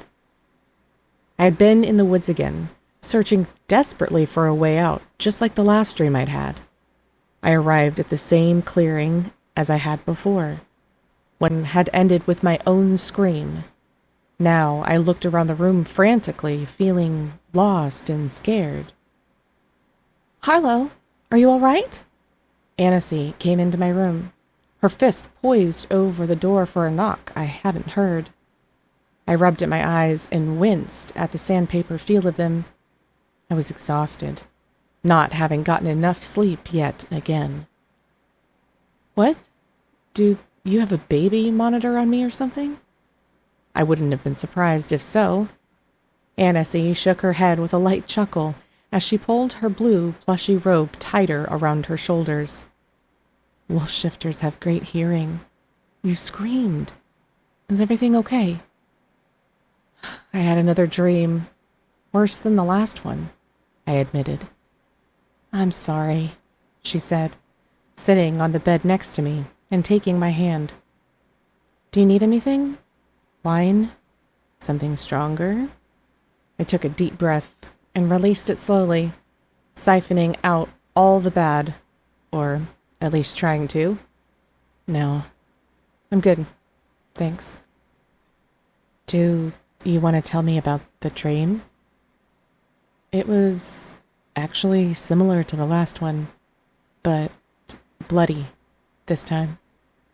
Annecy's perfectly sculpted brows rose. "Bloody?" "Yeah. Same dream, except it ended with Stride killing me. Pretty messed up, right?" "Yeah," Annecy said, frowning. "You still believe that my dreams are prophecies?" Annecy met my gaze and smiled, though it didn't touch her green eyes. "I do." "So, you think Strider's gonna kill someone? Or that he already did?" I didn't add. "No, I didn't say that. Sometimes dreams send a message. but they aren't literal. It could simply mean someone will die, but not necessarily by Stride's hand. Like Kat, or her family, if she really wasn't dead. Or, I gasped, a sudden heaviness dropping into my stomach. Maybe it's about my mom. Why do you say that? She asked. I've tried to contact her a few times, and she didn't respond, which is not like her at all. She would never ignore me, especially since she hasn't seen me in days. I'm wondering if something happened to her. I turned to her and tightened my hold on her hand. But my phone, Annecy, it's gone. Wait, she said, shaking her head. What are you talking about? What phone? No contestant is allowed to have one. Who gave you a phone? No one. Harlow. She glared down her delicate nose at me and gave me a look like she wasn't buying the bullshit I was selling. Okay, so I'm lying. I don't want to get this person in trouble, but the point is, my mom never answered me, and now my phone is gone. Well, maybe the person who gave it to you stole it back so you wouldn't get in trouble. Harlow, there are rules in this competition, rules that have been in place for the Full Moon Games for hundreds of years, if not longer, that all packs must follow. She blew out a heavy breath when she must have seen from my face that I had a strict policy to never follow rules. With that said, though, maybe I could have someone look in on your mom for you. I gasped. You do that? For me? Just the idea of her helping me figure out my mom's situation stung my eyes. I know what it's like to worry about family. My sister is, well, she's something else. She glanced at the clock on the bedside table and pursed her lips. It's almost time for you to wake up. How about you get in the shower, and I'll have an extra large cup of coffee waiting for you when you get out. I see what you're doing, Annecy, I said, already feeling the tension draining from my shoulders. You're making me want to marry you instead. She laughed as she got up and strode toward the door. So you've caught on to my plan, have you? Is it working? Definitely. At breakfast in the dining room, I sat beside Jenny. Not everyone was there yet, but the ones who were questioned what the day's events would be. Sloane thought it was going to be a physical challenge, something that would test the training we'd had yesterday. Jenny believed it was going to be some kind of puzzle we'd have to solve. I didn't have the energy for anything physical, so I was hoping fighting would be off the table for the day. Maybe they would allow us to have a book challenge. Was that too much to ask? Ella stumbled into the dining room then, but didn't immediately sit. She looked around her, stricken and wide-eyed. You all right? I asked her. It's Every. She's missing. They don't know where she is, she said in a rush. What? I whispered. The other girls gasped. Every was a quiet woman with jet black hair, tawny, glowy skin, and brilliant green eyes. I hadn't talked to her much, though I really didn't talk to many of the girls. Ella, what are you talking about? Jenny asked. How do you know this? I just spoke to Josephine. Every's room is in tatters. Her things have been thrown all around, but there's no sign of her. She just up and disappeared. No one has seen her since dinner last night. I looked at Jenny, who met my gaze. I knew what she was thinking. Were we all at risk of going missing?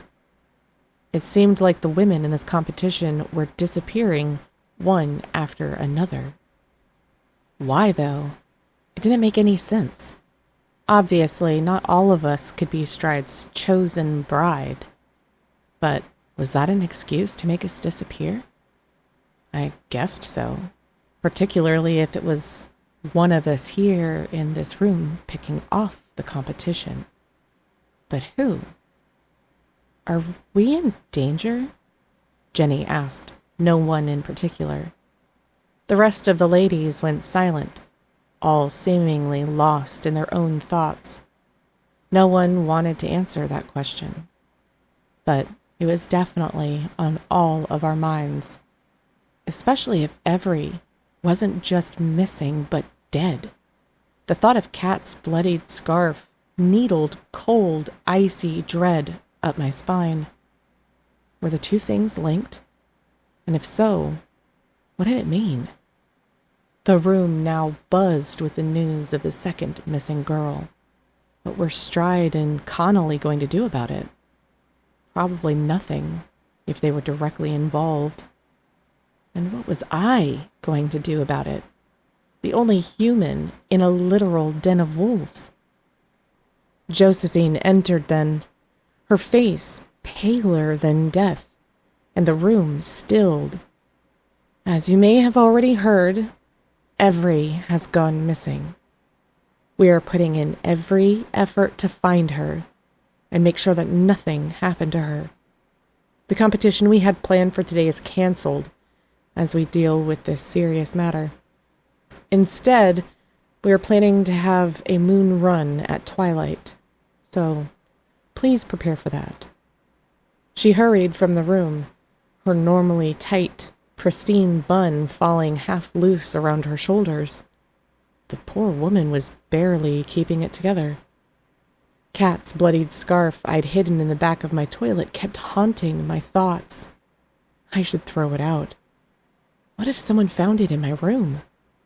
Would they blame me for the disappearance of her and Every? The optics wouldn't look great, that was for sure. I swallowed hard. Yet, other than my word, that was the only evidence I had about what was really happening here. Still, I could find someplace else for it at the very least. Slowly, the conversation around the table turned to the pack run. Was I supposed to join in the run too? Probably so. Finally, something I was good at, except I only had 2 legs instead of 4. Everyone, including me, picked at the large spread of breakfast foods. Jenny sipped the ice water in her crystal goblet and then leaned closer. What do you think happened to her? I don't know. But I feel like there's an enemy in our midst. I picked up my fork and nervously twirled it between my fingers while I peered around the table at the other ladies. And maybe the enemy is closer than we think.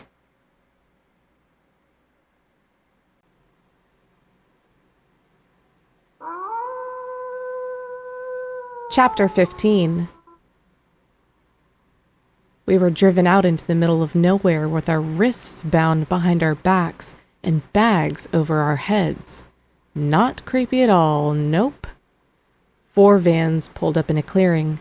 We all got out of the vehicles dressed in clothing well insulated against the pouring rain.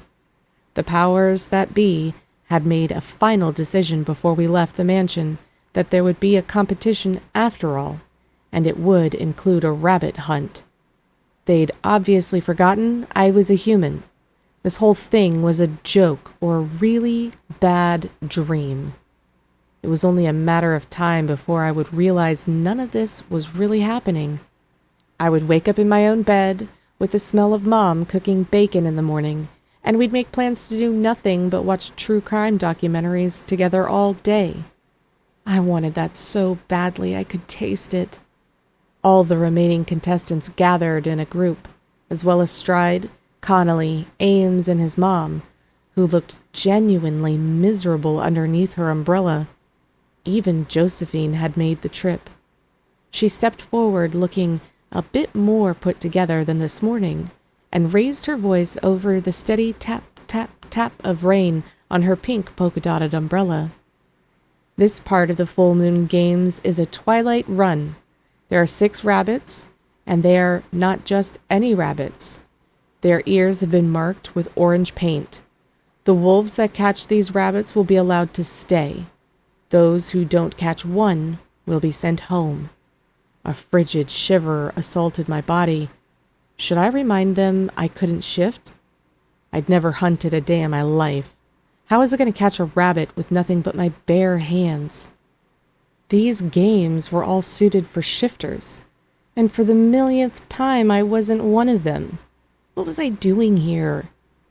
Better to resign myself to being on the literal chopping block, because the only thing I would be catching is rabies if I tried to hunt a rabbit. Fuck my life right now. Fuck my life with a rain-soaked stick. Everyone will need to shift into their wolf form for this competition, Josephine continued. Finally, Sloane looked over at me and smirked. I was so obviously out of place, and she loved every moment of it. It was amazing to me that no one in the group was bringing up the obvious fact that I couldn't shift, and how it left me at a disadvantage. Even Ames kept quiet about it. You might think this is out of your element, Josephine continued, but everyone must at least try, even if you have never caught a rabbit before. I rolled my eyes. I was doomed. There was no way I had a shot at this. Let the shift begin, Josephine shouted. My eyes widened as everyone around me started to transform. A loud hum reverberated in my body while they began shifting into their wolf forms. Clothing peeled off, hands and feet changed into paws, noses elongated into snouts, and fur cropped up all over their bodies. The transformation between human and wolf was no less shocking than the first time. Except this time, my body buzzed with electricity during their shift, much in the same way it did every time Ames touched me. My fingertips tingled. The almost full moon, perched on a ribbon of stormy clouds above, cast down on me like a silvery spotlight. I wasn't sure I wanted to know the reasons I felt this way. It seemed like every answer to a question only brought up 3 more questions. A large pack of wolves surrounded me, staring at me, seemed to be waiting to see what I would do. Good question. What could I do? A large white wolf stood out from the rest. He was bigger in every sense, and the other wolves sort of fell a step behind him. It had to be Stride, the alpha. Otherwise, I couldn't tell any of them from the others. Ames, Sloane, Connolly, all of them looked the same. I felt more alone than ever amongst the pack. Josephine was the only one who hadn't shifted, and she stared at me for a moment before turning to the rest of them. She pulled out a gun. I froze, unsure of what was happening. My muscles coiled to run something which I was actually good at and could get me far away from this nightmare. She pointed it into the air and fired. The wolves sprinted off together into the woods, all to hunt down the 6 rabbits. I stood there stunned, unsure of my place in the entire world. Harlow! I turned to Josephine, who was looking at me like I had grown a second head. Go! She shouted. Dazed, I turned from her and ran into the woods, in the direction that the wolves had gone, the whole time thinking, this is stupid, this is stupid, this is humiliating, what am I even doing? Howling sounded in the distance, but it seemed so far away. What if I got lost in the woods? What if I became the one they hunted? Already under the canopy of thick trees, everything was pitch black. There was nothing but bad news all around me. Why would they send me out here alone without a flashlight or anything for my puny human eyes? The entire full moon games made no sense. The odds were stacked against me, and everyone knew it. I started running through the woods in hopes that I could catch up to some of the wolves, but it was pointless. I wasn't going anywhere. Everyone else was likely way ahead of me and probably already had caught all the rabbits. A rustling came from off to the side, and I froze. Couldn't be a rabbit. I never had luck like that. To my surprise, a wolf prowled out of the trees. I couldn't tell who, but it wasn't the alpha, since this one was a sandy gray color, which grew darker in color under the pelting rain. Harlow, it's me, Ames. I jolted backward. The voice had come from inside my head. Can you hear me? Yes, I whispered breathlessly. My heart beat itself into a frenzy. How was this possible? Ames was talking to me telepathically? But how? It must have been a wolf thing. A really cool wolf thing. I was actually talking to a wolf. With my mind. Fucking brilliant. It is. Ames agreed, with a hint of a smile in his tone. I gasped. You heard me? His wolf nodded. I hear all of your thoughts. Oh, God. But just when you're a wolf, right? Please say yes. I couldn't bear it if he heard everything like he was doing now. Shit. He chuckled inside my head. Such a warm, intoxicating sound. Shit, shit, shit. His wolf grinned. Yes. I just hear you when I'm a wolf. You can relax. Thank fuck. How am I able to hear you? All shifters are psychic in their wolf forms. Humans are too when a wolf lets them into their mind, just like I did to you. Thanks? This was new, and a whole lot to process. He'd let me into his mind. Why did I get a little thrill at that? We don't have a lot of time. Because of the rabbit hunt. I ground my teeth together. You guessed it. Ames's wolf turned slightly, presenting his flank to me. Okay, get on my back. What? Are you crazy? His wolf stared down his nose at me and growled. Come on, Harlow. You're wasting time. Just get on. But I shook my head. It's not like riding a horse. And it's you. A wolf. Yeah, even I didn't know what I was saying. He stared up at the moonlit sky for a moment and blew out a sharp breath through his snout. I'm trying to help you. It's not as hard as you think. Just get on my back and hang on tight to the tuft on the back of my neck. You won't fall off, I promise. I would never do anything to put you in harm's way.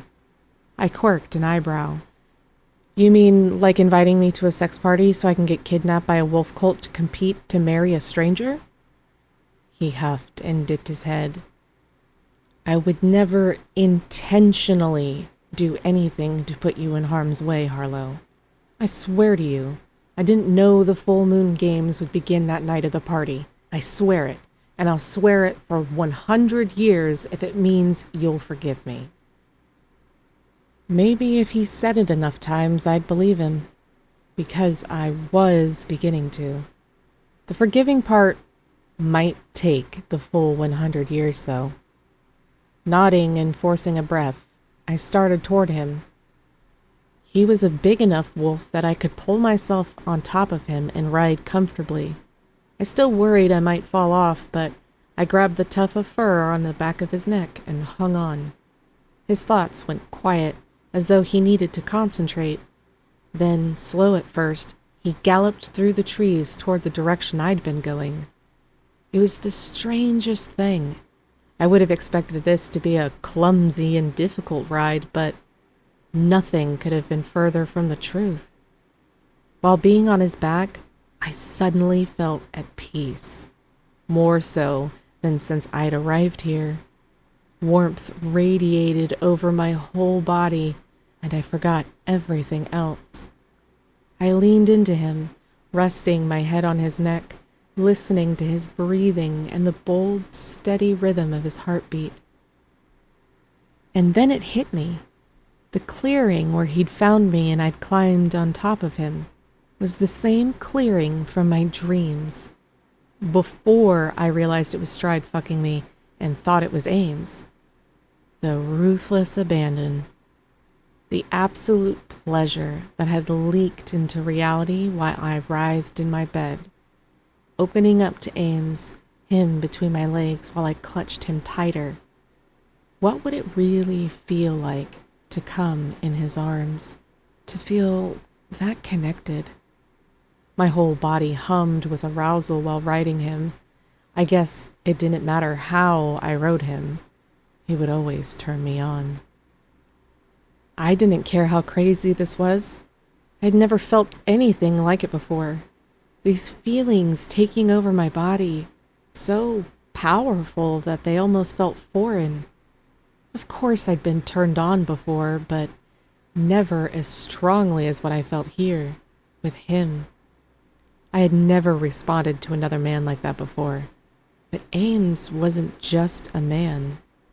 Ames sped his pace to a full-on sprint, dodging trees and soggy fallen logs with the skill of a natural hunter.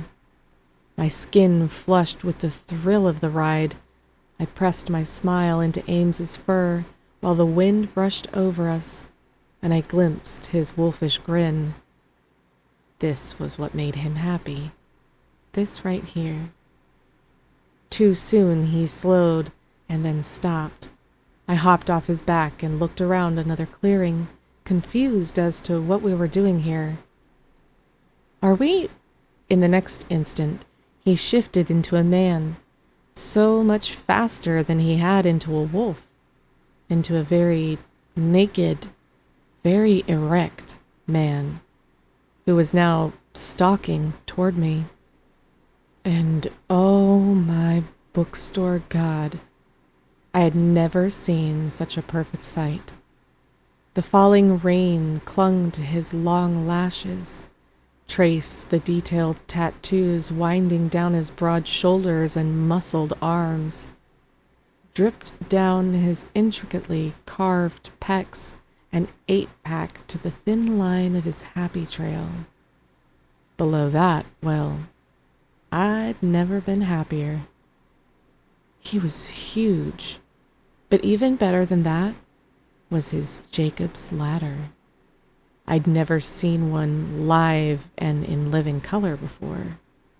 A metal ring poked from the tip of his hard, glistening cock, and studs were pierced down his length. Harlow. The rough edges of his voice rubbed all over me and soaked my panties as he came closer. You're terrible at keeping your thoughts to yourself. My entire body erupted into flames. Fuck. Yes, I heard that part clearly. He crashed his mouth over mine and plowed me backward into a tree.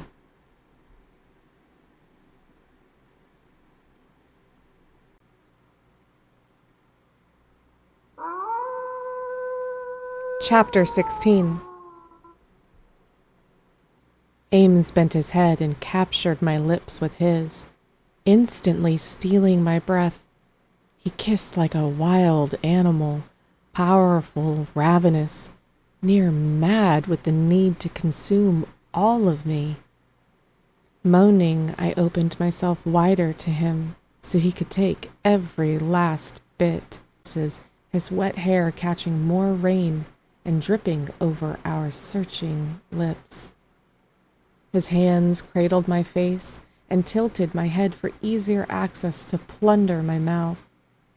God, this man could kiss. Ames, I whispered after coming up for air, where did you get that tongue of yours? He chuckled low, and its rich, silky notes burrowed deeply inside me. Before I was adopted by Jessa and Darian, and before the orphanage, I grew up in the streets of Nevada, where prostitution is legal. I sucked in a breath, my heart constricting painfully. What? Were you? No, not me. I was never a prostitute, but when you live on the streets, you pick up a lot of things from the prostitutes themselves. What they like, what they don't like. He traced my bottom lip with his thumb. All sorts of info about women's wants and needs. Oh, I couldn't even imagine what that must have been like for him, having no home, having no one but himself to rely on? Unless... Wait, did you?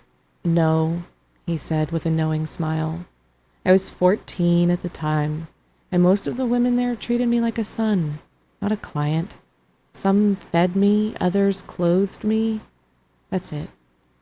Oh, I said softly, and then I held him to me tighter because that was just too much for anyone so young to handle, let alone survive and turn out so shockingly well adjusted, at least from my point of view. My heart positively ached for him.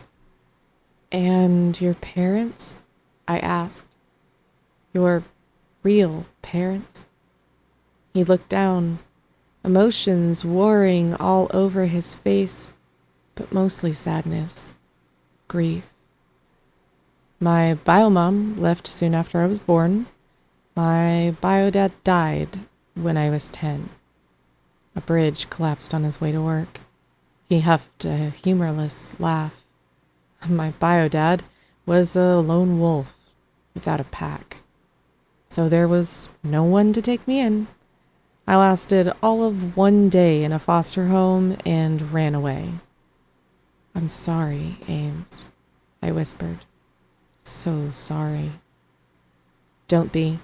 Those 3.5 years of my life on the street shaped me, made me more aware of the world we live in and the way it really works. I pressed my lips to his just to feel his warmth and unwavering strength. Those are hard lessons for someone so young. Not all of them. He smiled and kissed me again and again, soft and deep, exploratory and intoxicating. We clung to each other for several long moments, and I could feel him hardening once again against my thigh. What would it be like to have him inside me, with each of those piercings rubbing deliciously against all of my sensitive nerves? Just the thought heated my flesh all over again. He sighed then, his warm breath caressing my cheek. Harlow, I think we might be... He stiffened and pulled back. Someone's coming. You mean other than me and your sparkle cock? I asked. Chuckling, he briefly leaned his forehead against mine. Cover yourself, little rabbit. Then, parts of him already shifting back, he turned from me and ran into the woods, his perfect ass disappearing into the darkness. Hungrily, I stared after him, buttoning and smoothing everything back into place, when all I wanted him to do was come back, rip my clothes off, and feast on me again.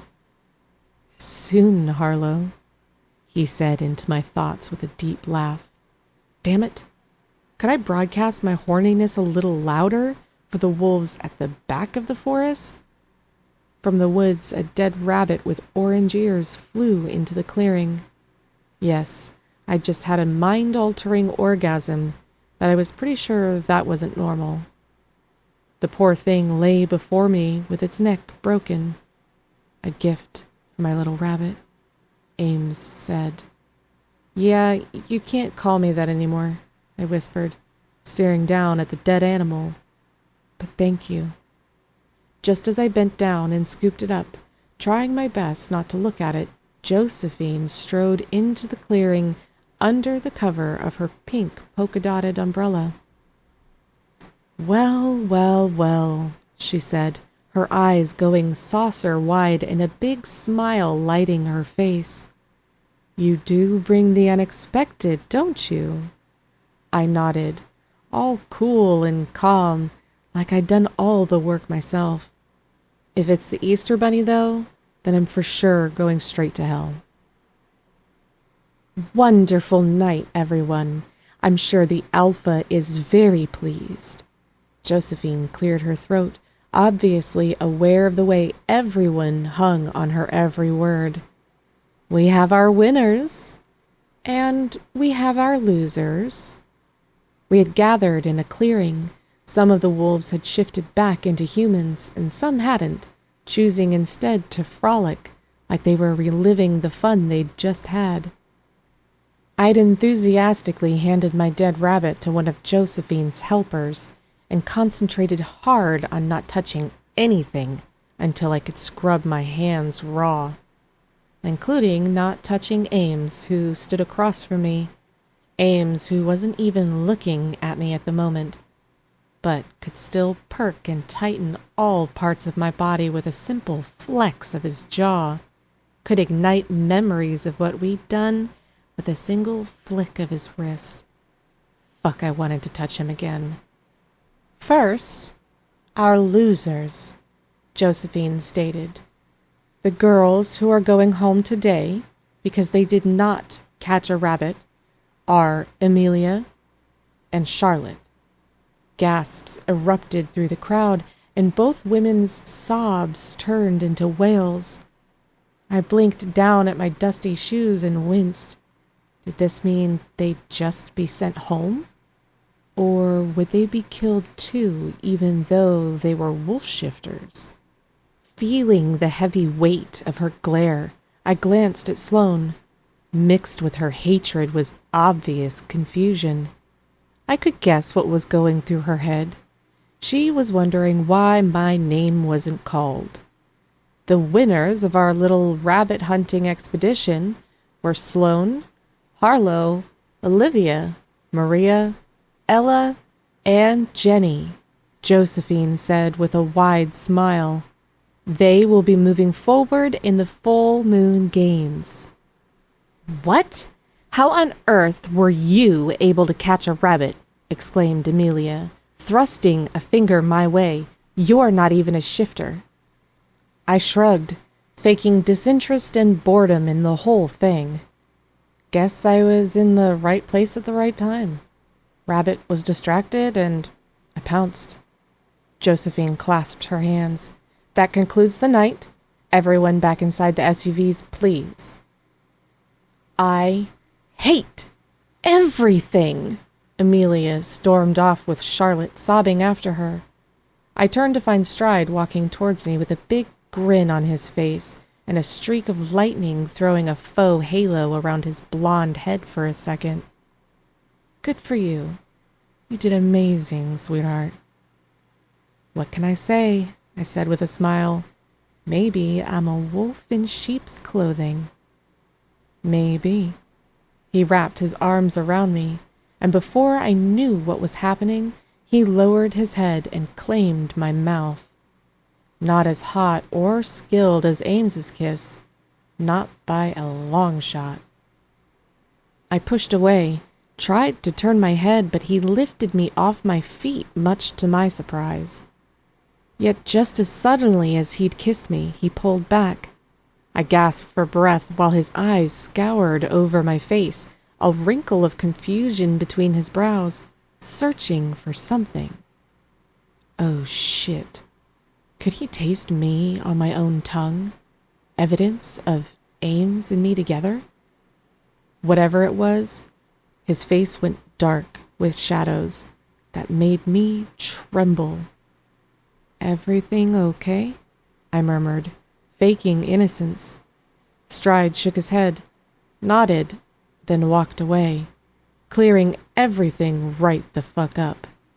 I turned to see Ames a few feet away watching us. Had he seen us kiss too? Surely he knew it meant nothing to me, but as always, when it wasn't just the two of us, I couldn't read his expression. Stride! Sloane approached him before he disappeared inside an SUV, tossing her blonde, moonlit hair over her shoulder. I demand a kiss as well? I'm in the winner's circle too, right? Of course, Stride said absently. Anything for you. He pulled her in for a kiss, which she greedily accepted. If she was trying to make me jealous, it wasn't working. My body belonged to another wolf, and my heart? Well, I'd be a fool to fall in love right now, but tell that to my heart.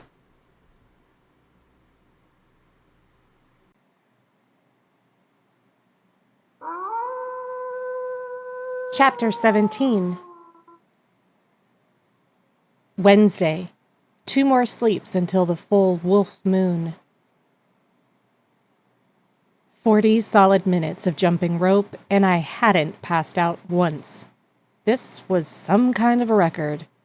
It was the next morning after the rabbit hunt and 15 minutes before fighting class. Josephine had dismissed me early from wolf history because I'd already read the textbook from cover to cover.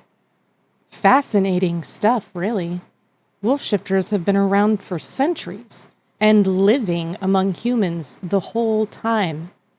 It made me wonder what else could be hiding in plain sight. Vampires? Witches? Fae? I asked Josephine, and when she brushed me off the first time, I asked if there was a library somewhere in this huge mansion, because there had to be. That's when she dismissed me early, shifting uncomfortably in her seat and rubbing the back of her neck. Apparently, as just a plain old human, I wasn't supposed to know that much, but I did, which would make my exit from this place, preferably with my heart still beating, all the more complicated, wouldn't it? Hence the reason I was in the gym early. I wanted to learn more skills for survival. The 5 other girls entered then, and their shocked expressions told me they hadn't expected me to already be hard at work. With a delightful burn in my lungs that made me smile, I stopped the jump rope and waved to Jenny. She didn't wave back. She was too busy pretending not to see me. Sloane, as usual, looked frigid. "Is everything okay?" I asked, fearing the worst for the girls who got sent home last night. Had something happened to them too? Yeah, no. Sloane stopped in front of me and folded her arms, her icy gaze once more giving me that petty, mean girl once-over I fucking hated. We're all just a little sick of watching a human compete against us. The audacity of you to take the spot in this competition from a real wolf shifter is unbelievable. Well, it wasn't like I had a choice or anything. The other girls stopped behind her, 4 against 1. Jenny refused to make eye contact with me. So I was officially alone in the full moon games. Fucking great. "Is this about the rabbit thing last night?" I asked. "Because You obviously had help."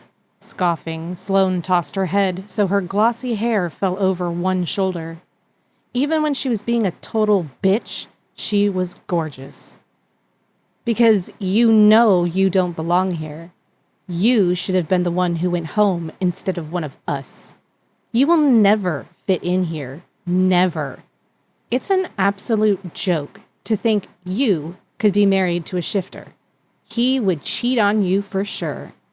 He would have every right to treat you like the gutter whore you are, because you are, and always will be, nothing." Wow. Just wow. Until now, I'd tried to let her ugly words bounce off me, because all she wanted was to get a rise out of me. But somehow they slithered underneath my skin and festered and burned, so now I shook with them. All of them, every horrible word she'd ever said to me. I stepped up to her stupid face. "Is your ass jealous of all that shit that just came out of your mouth?" Her eyes narrowed to angry points. "I could end you. Right here, bitch. We all could." The other girls pressed in closer, sneers on their plastic faces. "Then get on with it," I said without missing a beat. "I don't have all day." Ferdinand Stride and Ames walked into the gym then, and Sloane and the rest of the ladies jerked back with innocent smiles on their faces. "Contestants, let's get started." Ferdinand clapped his hands and waved his Viking-like arms to gather us around him. "I want you back in the ring, Harlow, this time with Olivia." "What? Me again?" Olivia shot me ice daggers with her glare. Fuck my life. I moved slowly towards the ring, climbed through the ropes, and positioned myself into the fighter's stance. Olivia did the same and stood across from me, her fists flexed so tightly that white capped her knuckles. Ferdinand nodded. "All right, ladies, go." Olivia came in with full force. It was like she wasn't even sparring anymore.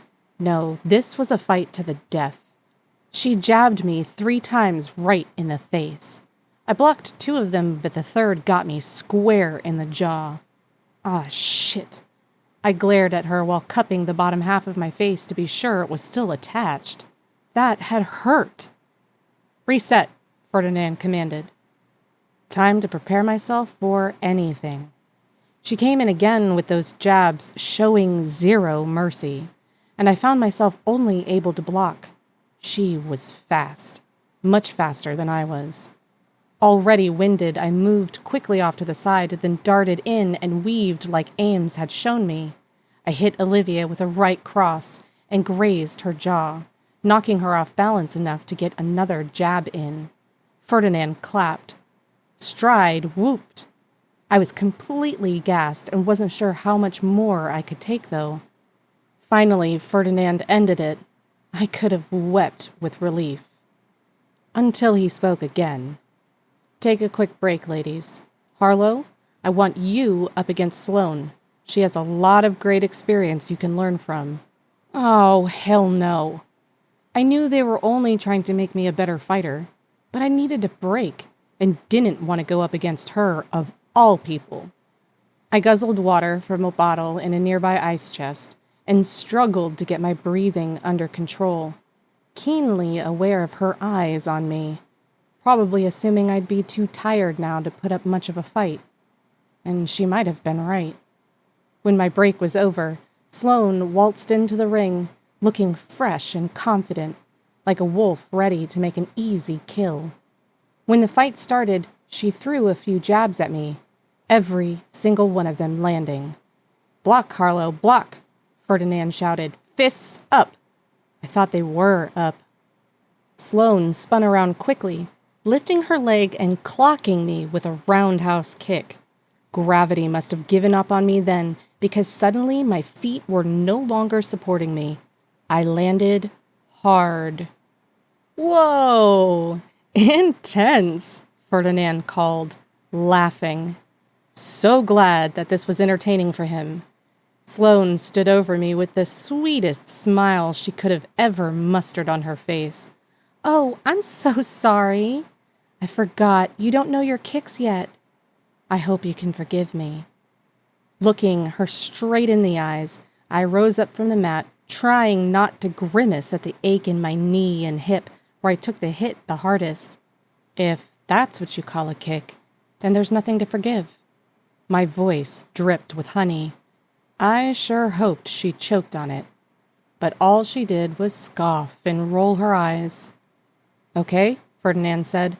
"I want Ella in the ring with Jenny. Let's give Harlow a break." I moved slowly out of the ring, knowing full well that I was going to be very sore the next day.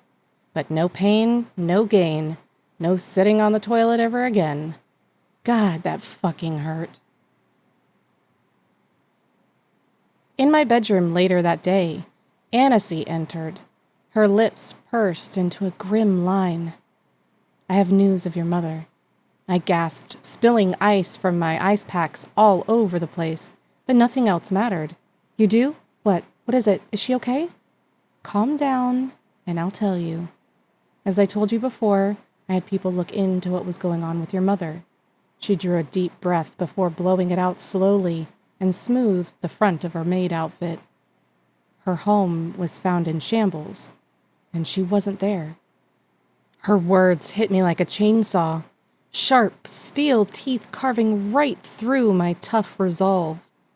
"Oh my God, I have to go," I said on a sob. "Screw the full moon games. I need to find my mom. She's in trouble. Did you call the police?" I was rambling now, but all I wanted was to get out of this place and go and save her. I limped to the door to do just that, my limbs shaking, my heart splintering, because then I realized I wouldn't be able to. "You can't leave," Annecy said gently. "You know this." I whirled, not bothering with the tears streaking down my face, What the hell, Annecy? My mom is in danger. My friends are looking into where she is. She strode toward me and put her hands on my shoulders, her green eyes pleading. What would you be able to do to help her if we haven't found her yet, even with our capabilities? I wriggled free of her and limped around my room, nervous energy eating me up from the inside out. Do you think my mother's disappearance is connected to what's going on here? She peered at me closely. What do you mean by that? You know damn well what I'm talking about. My voice no longer sounded like mine. It belonged to someone else, someone who was near hysterical. Fuck, what was I supposed to do? Harlow, you need to calm down, Annecy said, making a grab for my hand, but I wrenched it away from her kindness. Every went missing, I reminded her. Kat's family was murdered, and there have been wolf killings. Tell me if that's all related to my mom or not. Annecy lifted her hands defensively and shrugged. I don't know if your mother is connected, because I'm not sure how she would be. It's Connolly, isn't it? Her face went slack with shock. What? Connolly? Is Connolly connected to the killings? Is this his way of tying up loose ends? I don't know what's going on here, but I know there is something off about him. I heard him threaten Stride. She inhaled sharply. When did this happen? Yesterday. Please, Annecy, do you know anything or suspect anything? She swallowed with difficulty and then sank down onto the bed. Is he behind the killings? I demanded. She gazed at me with tears in her eyes, which stopped me short. Why do you think Connolly's behind the killings? Well, if I'm not allowed to leave, and Ames seems to think my life is in danger, then maybe Mom's disappearance is a way of tying up loose ends, to make sure no one comes looking for me. After all, shifters wouldn't want word to get out of my disappearance, since I'm human and can start blabbing the second I get out of here. She nodded slowly, like this was all news to her. Yes, I think you might be right. Holy shit. My pulse rocketed through my body and fried every nerve not already destroyed. Why is he doing this? Her expression grave. She rose from my bed, took my hands, and held them tight enough to hurt a little. I need you to understand something, she breathed. You cannot let anyone know that you have these suspicions. Trust no one. You have to carry on in this competition as if nothing has happened. Is that clear? She didn't even have to say the hidden warning buried deeply in her words. I heard it loud and clear anyway. Carry on as normal, or Connolly would target me next.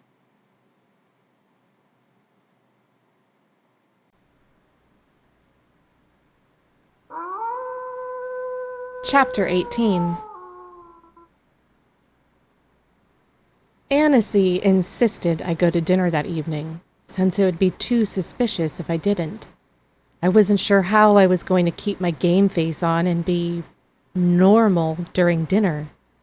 When was I ever normal? I dragged myself not toward the dining room, but to the ballroom, where they had the main dance floor set up for after-dinner dancing. Terrific. Yes, let's have more of that. I strode over to the contestants' table, though I would have preferred to sit literally anywhere else. I sat down and, as expected, all the girls pretended like I didn't exist. So I poured myself a giant glass of wine, and when dinner was served raw with eyeballs again, I immediately asked for bread and butter. I ignored the smirks while I smothered a generous amount of butter on a slice of Italian bread. While I stuffed my face, I spotted Connolly at the other end of the ballroom, seated at a table with his wife, Ames's adoptive mom, Jessa. She was once again looking off into the distance like she was stoned out of her mind. Was Connolly capable of having me killed? Stride and Ames spoke to Josephine by the stage. and I wondered what part they played in everything. Did they know exactly what was going on outside of these walls? Ames shouldn't have thrown that stupid rabbit at me. I would have gladly gone home to find out what happened to my mom, if I'd been allowed to. I couldn't even think of her anymore without tears welling up in my eyes. An arctic tremble coursed through me every time I thought about my home being in shambles. No dead body was found, thank God, but I couldn't say for sure whether that was any worse than my mother being missing. Josephine approached the stage and stepped up to the mic. "Attention, everyone." I tried to focus on what she was saying, but I was so over this whole shit show. Something about the next competition that would be held tomorrow. Whatever it was, I didn't stand a chance, and I couldn't expect Ames to bail me out again. While everyone's attention was on Josephine, I quickly slipped a steak knife, eyeball knife, under my tight purple sequin dress and into the elastic of my panties. Awkward? Yes. Visible through my dress? Also yes, but I didn't fucking care. Dancing commenced as dinner came to a close, and people started getting up from their tables. I rose too, sick of sitting with the vapid girls, and swallowed back a hiss of pain. The swelling had gone down in my leg after Sloane's roundhouse kick, but I had bruises upon bruises, and it still hurt like a bitch. Stride was walking away from Ames, leaving him alone. As I approached Ames, that powerful jolt electrified the air, connecting us, transforming us into the only ones here. I couldn't think about what being with him had done to me, what it was still doing to me, like a pleasure-filled echo that thrummed through my body. He saw me coming, his face remaining expressionless the whole time. He was a good actor, too good, and I had to wonder if I didn't affect him the same way he did me, or if this was all a part of his act. Was last night just a cheap release for him? "We need to talk," I murmured, trying to be casual and not attract attention. "Better not be about last night," he said, sounding bored. Oh my God, fuck him. I was so not in the mood for him to push my buttons for public spectacle just to give the illusion that I hated him. If he kept that shit up, I would hate him. "You mean you putting your tongue inside me when I might be chosen to be our alpha's wife?" I gave him my full wrath with my glare. Is that what we're not talking about? Something flashed behind his eyes, anger and something else too. Something intensely primal. Jesus fucking Christ. Why don't you say it a little louder, Harlow? He said through clenched teeth. This is neither the time nor the place for this talk. Then let's go somewhere else and have the talk. His steely eyes burrowed under my skin, making me shiver. I think we both know what will happen if I'm alone with a potential alpha bride. What does that mean? I snapped. That he couldn't be alone with any bridal candidate because he'd eat them out too? I heaved a short breath, wanting so badly to tell him straight the fuck off, while also trying not to dissolve into tears. We weren't going to talk about last night because he thought I was a mistake? He was such an asshole. But there were more important things to tell him just now. My mom is missing and my house is in shambles. The crack in my voice betrayed my roiling emotions. I just need to know one thing. Does that have anything to do with me being here? His cold expression dissolved some as he flicked his wide gaze over my face. What do you mean? Did you find your phone? How do you know this? It doesn't matter. He reached out for my arm, but then must have thought better of it Grimacing, he said, "It matters." "No, I don't have my phone. I found out from a friend. Stop avoiding the question." It was like a mask fell over his face, turning it to expressionless stone once again. "I don't know." "Then fucking find out. Kat's family was murdered before she disappeared. I have a right to know what happened to my mom and if someone's hunting me. And before you come at me with reminders that I'm human and that I can't even kill a fucking rabbit, you can save it." With tears scorching my throat, I stalked away from him before he could do it first. So much for not attracting attention.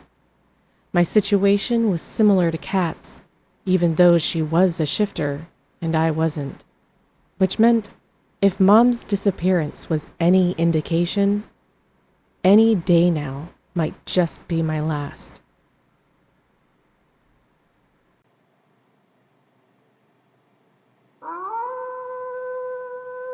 Chapter 19. Thursday. One more sleep until the full wolf moon. Anxious energy roused me from sleep at the ass crack of dawn. Since I hadn't listened, I didn't even know what today's competition was, or if it was even going to be something I could do. I needed to get my head on straight if I was going to survive. Annecy burst into my bedroom and practically dragged me out of bed. Thankfully, she brought coffee. "We have a big day, a very big day," she prattled while I sipped coffee. "We need to get you ready to go. Get your fight gear on." Fighting? Again? I was so not in the mood for that kind of disaster. She quickly helped me dress in my Kill Bill jumpsuit and ushered me to the gym. Minus breakfast because, sure, let's torture me even more. Everybody was already there, including Connolly, Stride, and Ames, who flexed his hands and shifted his feet when he saw me. "Today," Josephine announced from the center of the ring, "we will be having a fighting competition, during which time you will be able to display the skills you've developed." "Oh, this should be good," Sloane muttered. "Only 3 will advance this time," Josephine continued, "and 3 of you will go home. The fight is over when someone taps out. We don't expect any deaths today, but it has happened once, so be vigilant and safe." What? Death? It had happened before? She sounded so cavalier about it, too, like it was just a tiny death, not one that actually mattered. Oh my fucking God. This was such bullshit. I would for sure be one of the 3 eliminated from the full moon games after this. This was way out of my league. And I'd gotten the shit beat out of me almost every time I'd stepped into that ring. In fact, I was still recovering from yesterday. We will hold 3 fights, with the winner from each fight moving forward. Matches are decided on a draw. You will all need to be in your wolf form for this competition. She shifted uncomfortably while looking at me. If you're not a human, that is. So, it was clear that I would not be getting any special treatment. I would be expected to fight a wolf, even though our training had not prepared me in any way for that. Cool. No sweat. My trusty steak knife hidden up my sleeve would surely save me from 2 rows of jagged fangs and 20 needle-sharp claws. I would be wolf meat. I still couldn't figure out why I was here, or why Stride had chosen me, when me winning was laughable. Let's get started. Josephine pulled 2 names from a bag. Sloane and Harlow. Slowly, I closed my eyes and wished myself anywhere but here. Could my luck be any shittier? Sloane would stop at nothing to make sure I left the competition that day in a body bag. When I opened my eyes, she was smiling wickedly and just starting to shapeshift into a beautiful, majestic, and powerful creature. Far more powerful than I was or ever would be. After I hauled myself into the ring, Josephine rang the bell to start, and almost automatically I went into my fighter's stance. It was the only thing I could do except pray, so I did that too. Sloane leapt at me and I dodged to the left, trying to put enough distance between her wolf and me, a human. Like that would even matter. She was a lot more agile as a wolf than she was as a human, a lot faster too. Before I even knew what was happening, she circled and jumped on my back. I slammed down on the mat hard, my face smushed into it. I rolled over, her hot dog breath steaming against my face, and tried to push her off. She snapped at my nose and would have nearly ripped it off if I hadn't jerked my head back. So I punched her in the side of her furry face. She yelped and backed off enough for me to scurry out from underneath her. She stalked towards me slowly as I continued backwards. Then she leapt again and sank her teeth into my forearm. I screamed in agony. Blood pooled out of the wound, down my arm and onto the mats. Growling, Sloane bit down deeper and shook her head back and forth. I cried out as the pain intensified and pushed into Sloane, feeling the wound open more as I tried to get her off me. I had to tap out or stab the bitch in the throat. I had to end this ridiculous fight. Before I could make a move one way or the other, boiling electric heat surged up inside of me. My pulse hummed steadily between my ears. Something was happening, something that reminded me of the tingling I'd felt before the rabbit hunt. Only that had limited itself to my fingertips, the buzzing sensation barely reaching my wrists. This was that feeling on steroids, blasting its way through my entire body. A flash of white burst from me, so fast that if I'd blinked, I would have missed it. Sloane shuddered as she released me and rolled away. I crumpled to the mat, unsure of what had just happened. Maybe I had imagined it from the blood loss. I looked over at Sloane lying completely still. Had I killed her? No, of course not. I pulled out the knife hidden up my sleeve and crawled toward her. The crowd gasped in surprise, but if she could use her teeth, then I could have a weapon as well. I refused to be defenseless. When I settled the blade against her neck, she immediately shifted back into her human form and stared up at me with pure hatred in her eyes. "What the fuck did you do to me?" she muttered. "The hell if I knew." "Tap out," I commanded. She did, and I rolled off her and onto my back, out of breath and with my arm feeling like it was on fire. Sloane rose shakily. "Fuck you," she said, and then she turned and left the arena. She couldn't even admit defeat gracefully. Already dizzy from blood loss, I sat up and put my hand over my sticky wound. When I was sort of sure I wouldn't pass out, I hauled myself to my feet. The bell rang. Applause broke out all around me. Sure, let's all cheer while I just casually stand here and bleed to death. But there was one person in the audience who wasn't smiling or clapping. Connolly was staring straight at me. His eyes narrowed as he wore a frown, the downward tips of which almost reaching his knees. Obviously, he wasn't pleased. Had I just triggered his wrath by winning?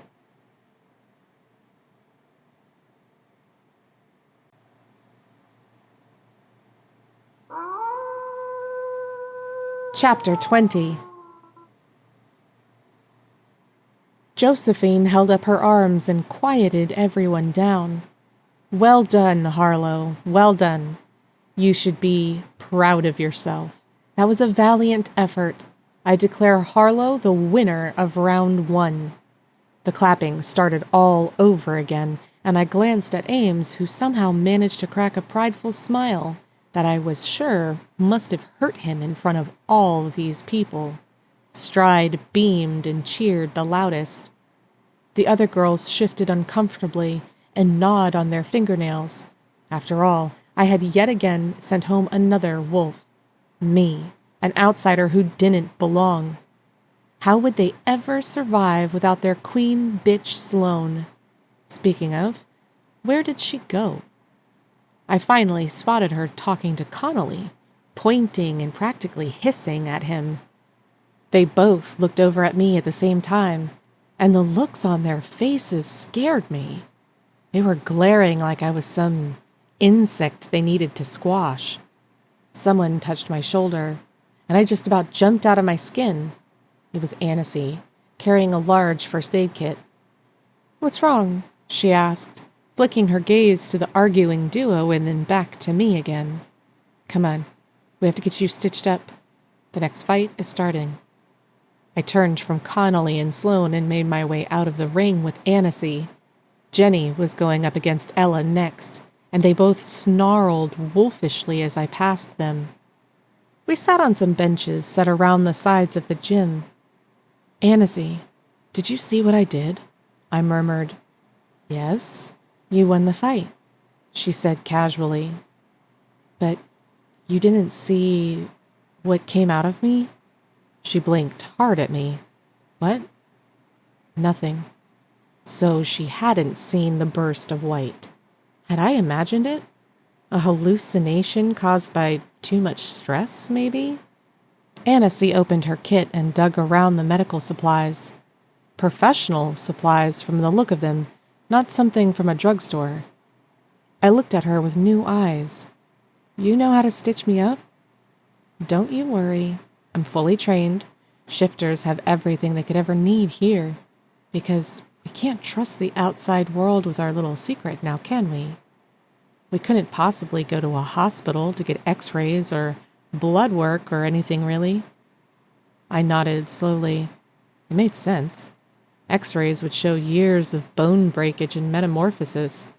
Blood work might show they had animal blood or some chromosome that would give away who they really were. "So, you guys have, medical teams that help you with stuff like this?" "Yes, we have many different shifters trained in various health areas to assist us if we ever require it." She pulled out a needle, poked the tip through the top of a bottle, and drained the liquid from it. "This will help with the pain." She put an elastic around my arm and tied it. Then she tapped her fingers along my arm for a vein. "What about rabies?" "Sloane's up to date on her shots. Not to worry." "Could have fooled me," I muttered. When she found a vein, she administered the pain medication, then took the needle out and disposed of it with the ease of someone who'd practiced this a lot. I even got a cute little wolf cub Band-Aid.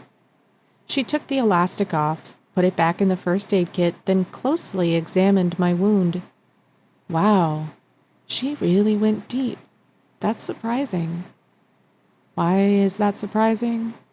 Because the intention of the full moon games is not to injure or kill someone. They're not actually supposed to seriously hurt someone. I shook my head at the ceiling. Well, she does hate me. Hate's such a strong word, but she pinched her mouth shut while she disinfected my wound.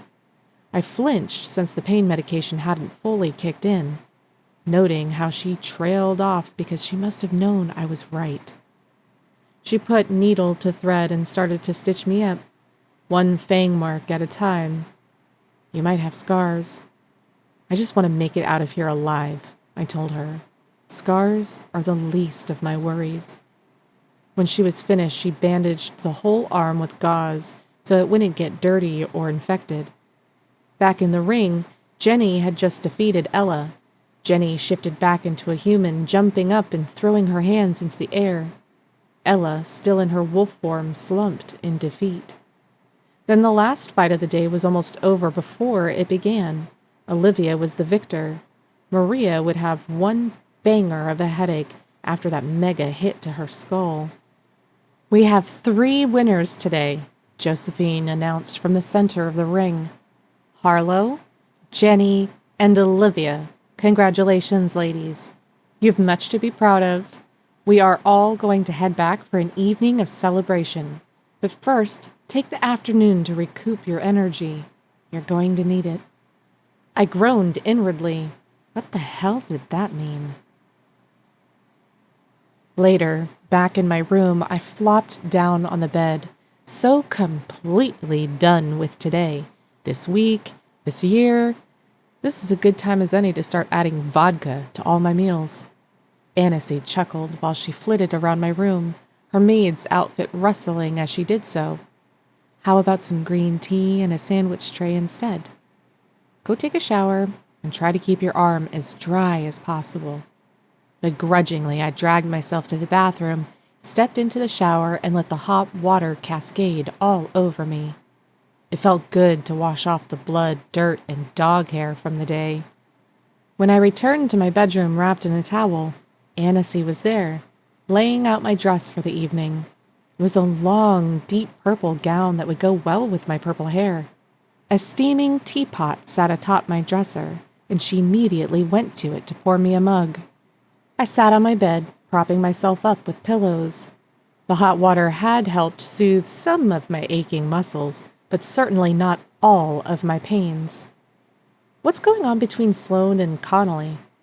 It seemed silly to dance around the subject, so I didn't. Annecy handed me my mug of green tea and sat down on the bed with hers, soothing her already pristine-looking bun. "What do you mean?" I explained how Sloane had left the ring after our fight and gone straight to Connolly, how they'd argued in front of everyone, the hissing and snapping between the two of them, and the fact that they both glared at me, hatred spilling from their eyes. "Maybe something's going on between them," I said, cupping my hands around my tea. "There's no way she was just pissed because she lost the fight and is going home. There was more to it than that." "You think they're involved?"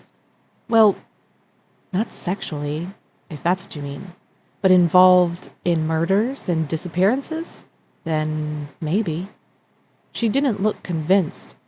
Or she was just angry that she lost. "No, you didn't see the way Connolly looked at me after I defeated Sloane," I insisted. "It's like I shat in his Cheerios or something.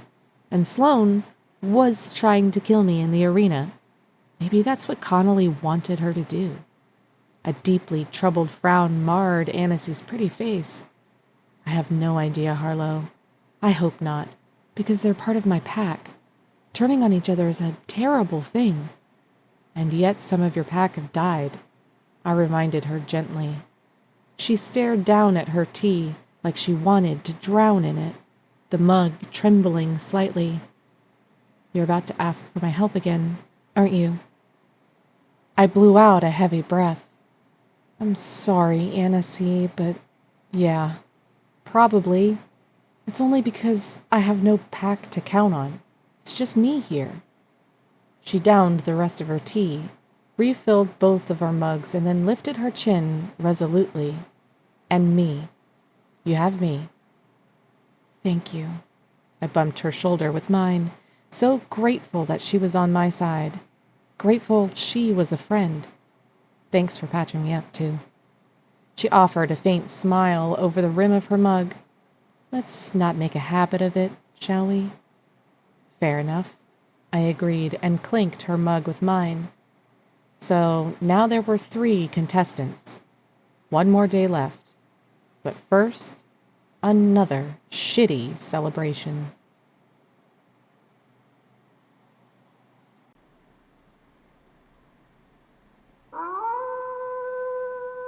Chapter 21.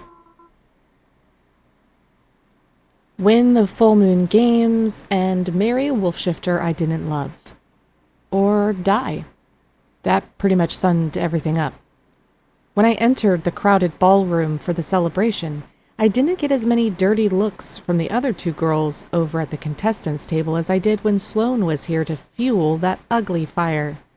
Although, what would they do if I actually won the full moon games? How dare a human marry into a wolf family and all that, right? My skin crawled at the sight of Connolly over by the bar talking to Stride. I turned away from them immediately, hoping neither had seen me. It made me uncomfortable every time Connolly was nearby. But Stride would be deciding on who his mate was tomorrow, and then it would be all over, one way or another. Time to go hold up a wall or something. I'd found a good one across the ballroom, away from the band playing light classical music, with a dark, narrow hallway leading beyond it in case I needed a quick escape. Or at least escape as much as I could. When I sagged against the wall, a velvety, smooth, rich voice came from just around the corner in the hall. "You look beautiful tonight, Harlow." Ames. Nice guy with a simple smile, or detached douche waffle Ames. Hot and cold Ames, who was only hot when no one was around, while he lurked in dark hallways. Still, his voice curled around me like smoke and teased phantom fingers over my skin, making me shiver. "Thank you," I said, not bothering to care if it looked like I was talking to myself. "I imagine you do too." "You did well against Sloane." Surprised. A pause, then, "I really shouldn't be." "No, you shouldn't," I agreed. We both went quiet, even though I wanted to ask him about Stride and Connolly, about the white light that had shot out of me during the fight that no one else saw, about what would happen if I won, and about what would happen if I didn't.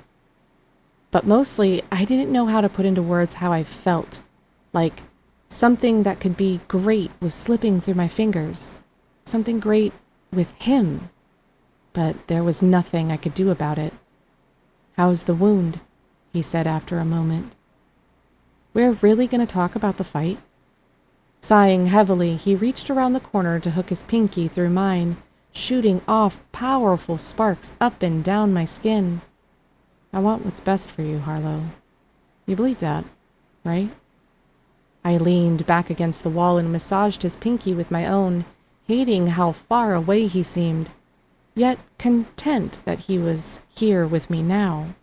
"I wish you could talk to me like this all the time. Honestly, without your cold, dead mask." "You shouldn't want to talk to me, period." He grazed the rest of my fingers with his, the gentlest of touches that made me glow from the inside out. "You should be angry with me. And yet I'm not." "Why?" "Because you want me alive? You care? But if I were you, I would never forgive me." He huffed a disgusted growl. "I would stay as far away as possible from me for putting you in this situation." I squeezed his hand in mine. "And yet I'm not. You didn't choose the start date for the full moon games. You're not the one who called my name to participate. You can't torture yourself for something you had no control over." "I'll always torture myself for it. I just couldn't stay away from you. I wanted you right from the start, Harlow. It's stupid and selfish and shitty." He spoke low and raspy, seeming to almost choke on his guilt. But that's the truth of it. His words caressed over my skin like silk. He wanted me. Me. A lost, bruised-up human with a penchant for used paperbacks who was barely able to avoid flunking out of college and who didn't belong here. Me. How did I get so lucky? "What if I forgive you?" I asked softly. "I'm not sure it matters anymore. I don't know what's going to happen tomorrow, and I don't know who had a hand in Kat and Every's disappearances. Neither do Stride or Connolly. But what I do know is this. I will do everything I can to keep you safe and unharmed." He tightened his grip on my hand and shook it a little. Do you hear me? That's all that matters." The raw confidence in his voice brought tears to my eyes that I meant so much to him. Despite this shitty situation, I felt lucky he was by my side. Hidden in shadows, but still, it counted. "Yeah, I hear you." But that wasn't all that mattered. Something else was happening here. With me. With the white streak of light that had come from inside me. And I had no idea what it was. From across the ballroom, someone unleashed a blood-curdling scream. I jumped, my lungs locking together, and turned to see Olivia launching herself at Stride with a large blade in her hand, her face contorted in rage. All Stride had time to do was put his hand out as if to stop her before Olivia pounced on him and slammed him to the ground. She held the dagger over her head as if to strike when Stride knocked her off of him. Ames was across the room in a split second and pulling Olivia from the alpha. She was writhing and screaming in Ames's arms, the dagger now fallen to the floor. Stunned, I could only stare, not recognizing her at all. I had never seen her like this before. She looked like she was possessed by a demon or something. She had tried to kill Stride, but why? She was still in the running to become his bride. Or had been. Not anymore, probably. Ames, Ferdinand, and Connolly dragged the girl kicking and shouting from the room. As soon as she was gone, I hurried toward Stride. He hauled himself up from the ground, visibly shaken and dusting himself off. He looked shell-shocked. "Are you okay?" I asked, looking him over. "Yeah, I guess. I don't really understand what just happened." I shook my head. "It doesn't really make any sense."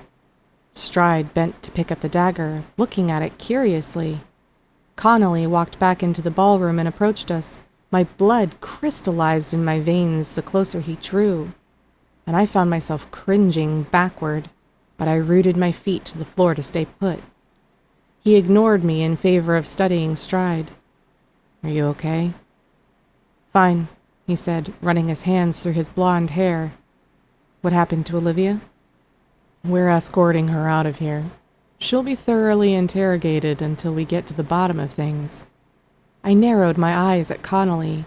That sure seemed like a convenient excuse, one delivered a little too smoothly. Stride nodded down at the dagger in his hands. "Well, I guess it's just two girls now." "Nonsense.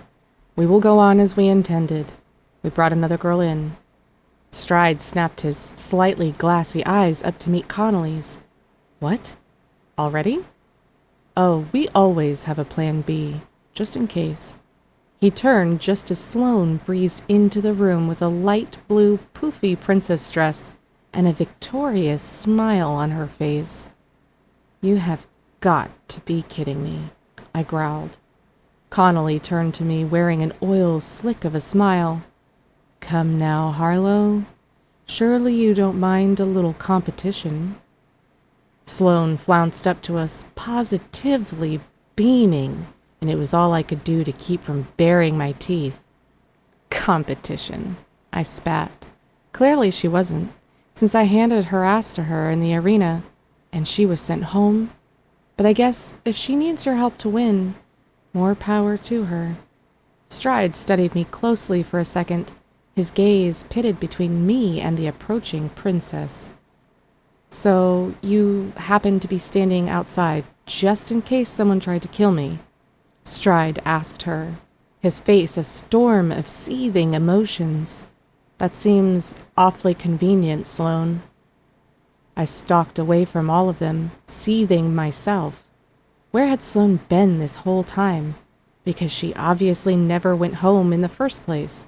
She had been lying in wait like a snake in tall grass for her opportunity, and Olivia just handed it over.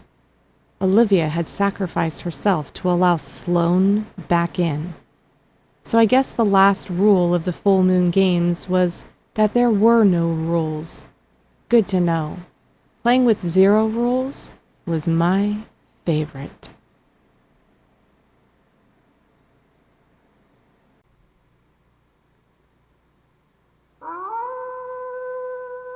Chapter 22. Friday, the full wolf moon. I was in no way prepared for the final challenge.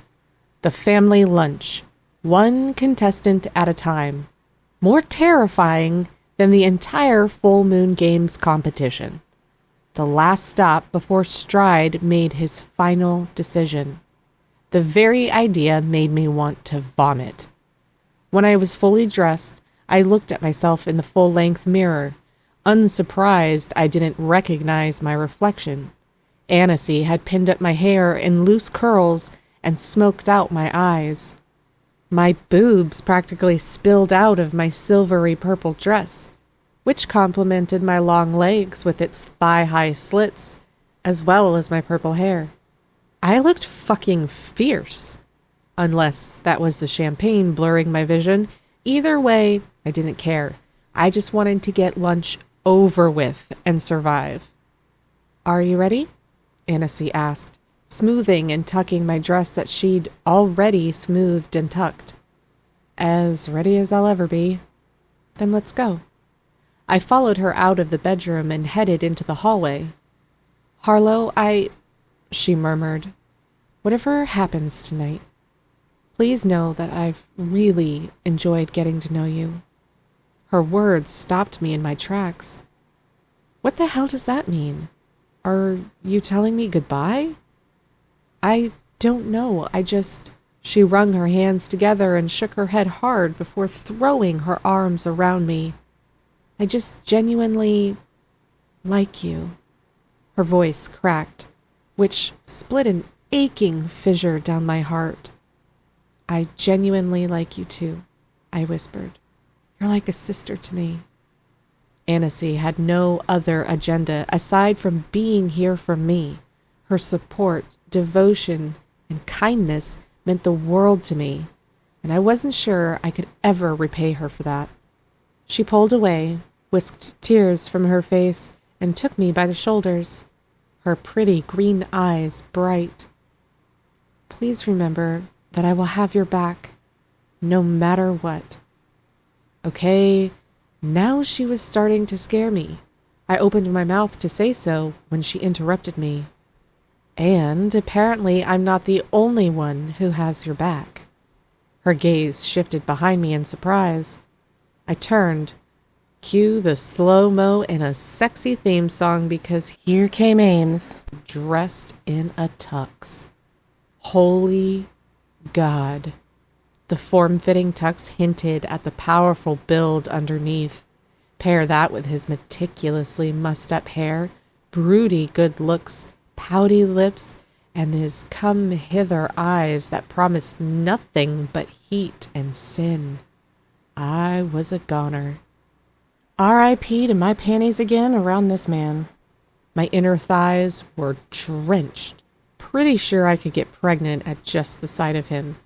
He stopped a polite distance away, but the look in his eyes was anything but as he raked them down my dress, lingered on every single curve, and devoured me with one sweep of those dark lashes. The heat of his gaze pulsed a vicious ache between my legs, one I knew only he could satisfy. Too bad the rest of the world wouldn't stop for wild sex with him, even just this one time. "Harlow," he said, too low for anyone else's ears. "You're stunning as always." His voice wrapped me in dark velvet and tiptoed all sorts of illicit promises up my arms, over my shoulders, and into my ears. I simply nodded. The sight of him had paralyzed my tongue. "I'm here to take you to lunch." I glanced at Annecy, who nodded. "Sure. Yeah." I entwined my arm in his, and he floated me the rest of the way toward the grand staircase. Floated me because my body hummed being so close to him. I resisted the urge to shove him into a dark corner and lick every inch of him. But just barely. An image of us walking to lunch as a couple, him and me holding hands, flitted through my mind. I immediately killed that thought. There was no point in even thinking like that. The rest of the day held my fate in fragile hands, and unfortunately, those hands didn't belong to either of us. Down on the first floor, he walked me to the dining area, where a large table spread almost the length of the entire room. Crystal and silver glinted in the soft glow from 3 large candelabras carved with snarling wolves. At the sight of us, everyone seated instantly hushed and set me under a microscope once again. I swallowed hard as we approached, feeling out of place and self-conscious underneath everyone's weighty stares. Ames brought me to Stride at the head of the table, where he seated me on Stride's right side. Connolly sat across from me, next to his wife, Jessa, who blinked at her reflection in the back of her spoon. Most of the others at the table I didn't recognize.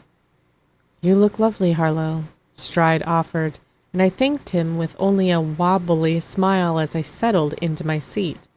Ames strode around to the other side of the table and sat beside Jessa. Conversations resumed, none of them involving me, yet. Thank God. Wine was served, and I practically drowned myself inside my glass to keep my gaze from drifting across the table at Ames. Then the subject of the wolf killings came up, specifically Kat's family. I perked up and made the mistake of looking at Connolly, who was already looking at me. The man next to me, who I didn't know, tisked. Such a tragedy. "Who would do such a thing?" the woman next to him asked as she waved her empty wine glass at a waiter. "Have none of you considered that the killings could be an inside job?" I asked, no one in particular. "From within this pack?" Murmurs rippled around the table. Connolly waved me off, as if I hadn't spoken at all before raising his voice to be heard over the chatter. "Personally, I think we all need to accept the fact that our pack, this one right here, is superior.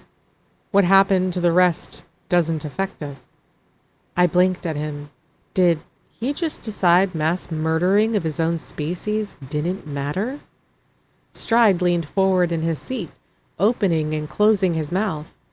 Ames shifted uncomfortably when his mom threw down her spoon with a loud clatter. "Oh, the devil is with them," Jessa slurred. "But punishment is coming." My eyes widened. It was the first time I had heard her speak. Connolly frowned his displeasure. "Quiet, Jessa. We don't need that right now." "My husband was murdered," she hissed. "I'm your husband." His voice went arctic, sending a shiver across my bare shoulders. She gazed into her empty wine glass miserably.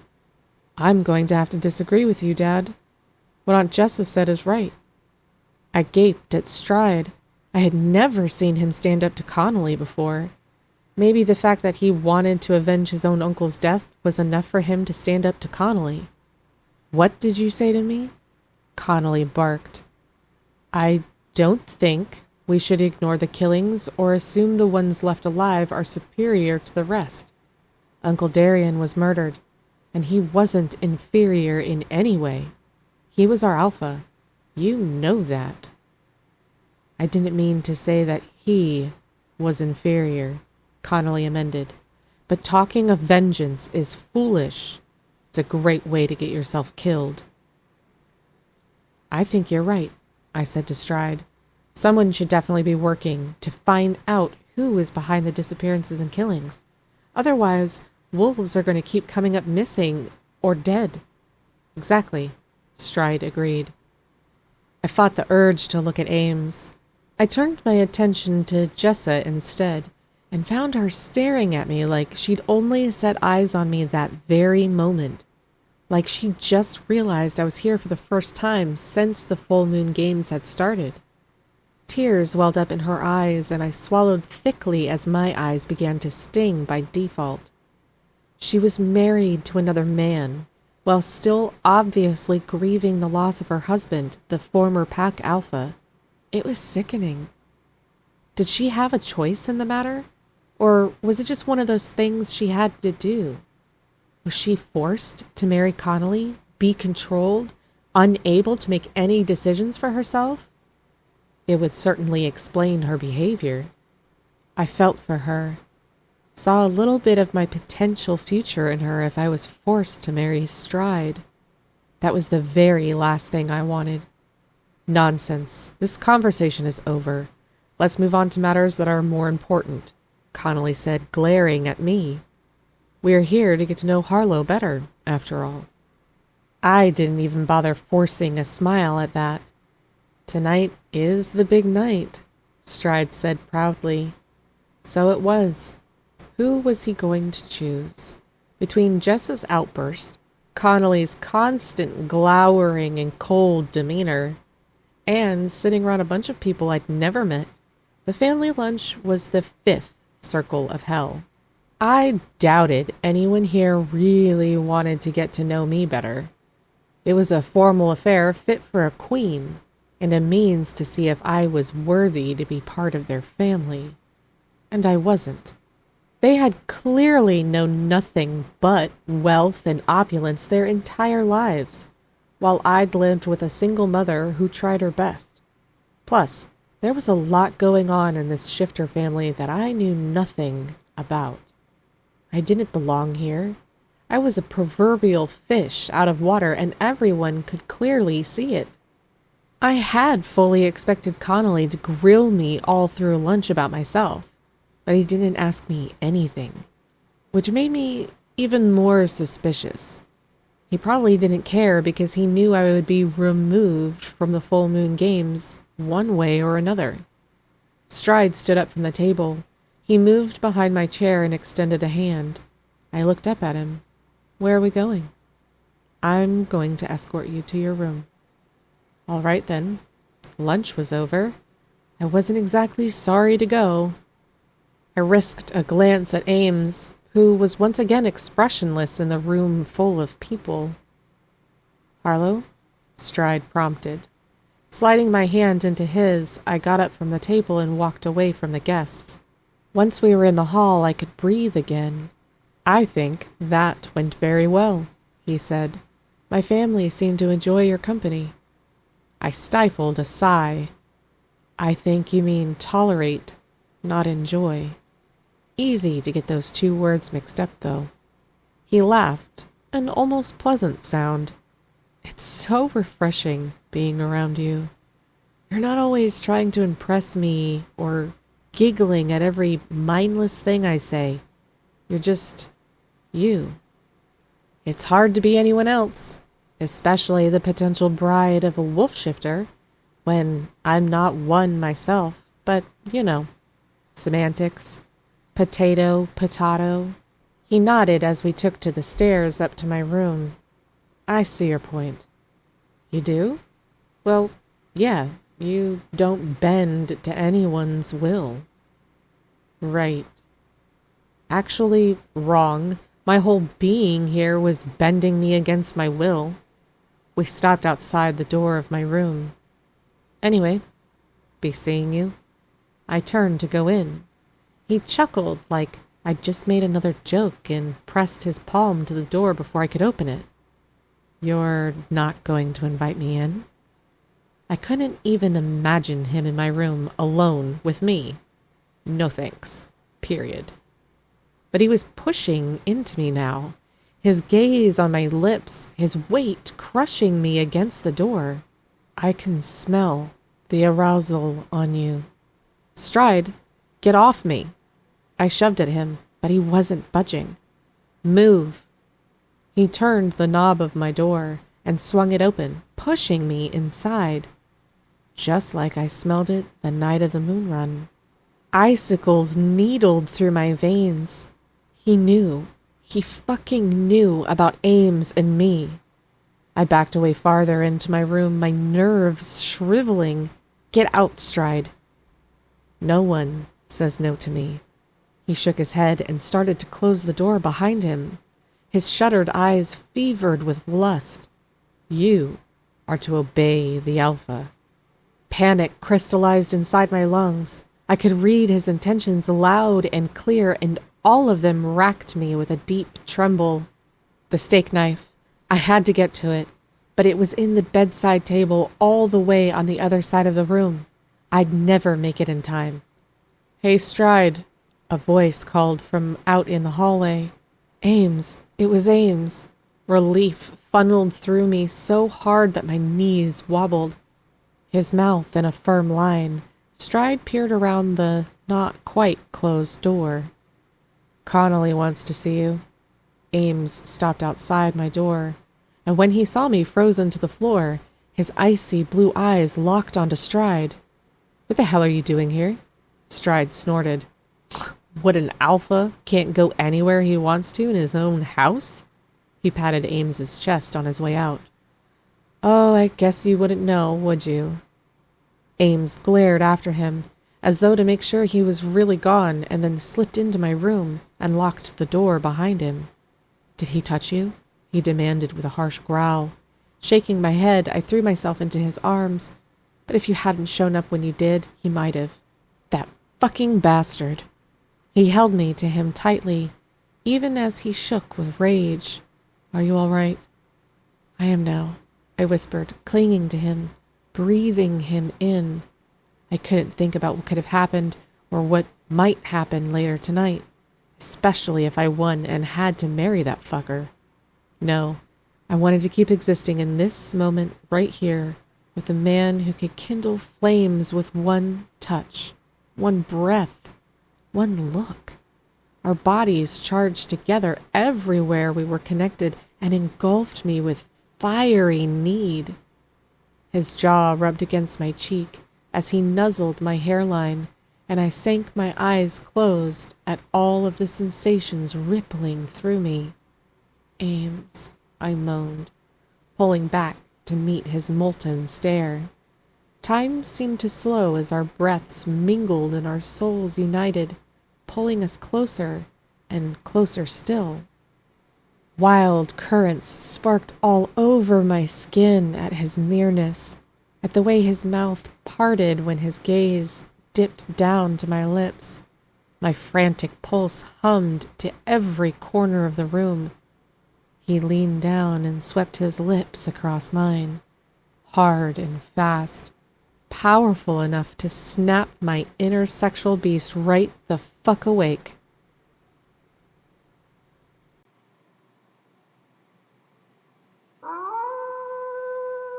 Chapter 23.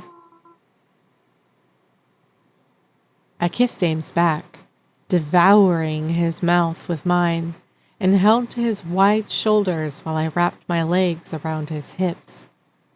Thank God for the thigh-high slits in my dress, so I could do that with ease. I couldn't have controlled myself even if I wanted to. My body was just reacting as he consumed my senses with his smell and taste and feel, a magic potion that summoned my hips to grind against him. With a heady growl at the back of his throat that vibrated between my thighs, he cupped my ass and rocked me against his straining cock. Fuck Harlow. I want you, Ames. I always have. I ran my hands through his dark hair and moaned as the strands slipped between my fingers like silk. He shoved me against the wall by the door so hard that the art frames on the walls rattled. I barely noticed. All I needed was him inside of me. God, I breathed when the last spasm faded from my body. Fuck, Harlow. I think you broke me. He braced himself over me and dipped his head to kiss me, his shoulders heaving. I pressed my smile against his lips. I'm sorry. I think I'll live. His grin hurt my heart with how beautiful it was. Our heavy breaths mingled between us while we gazed at each other, lost in one another, but also found at the same time. I couldn't explain it, but with him, a deeper part of me felt full, when I hadn't even realized it had been empty. Not just full, but alive and bubbling with a sense of rightness, a vivid and rare and flawless part of my soul that made me feel complete. I cupped his face and kissed him again and again, taking my fill of him, and he gave it to me, soft and gentle, hard and demanding. "Harlow," he said, his lips brushing mine. The heat in his eyes kindled a renewed, pulsing ache between my legs as he seemed to gaze into my mind. "I think we might be fated mates." "No, not might be." He sucked in a breath. "We are. I feel it. This constant pressure inside my chest that calls me to you. And it's like nothing I've ever felt before." Hadn't that been exactly what I'd been thinking? That he was my missing piece, my perfect match, that had been sewn into the fabric of time and space because it was meant to be? "I feel it too, Ames," I whispered.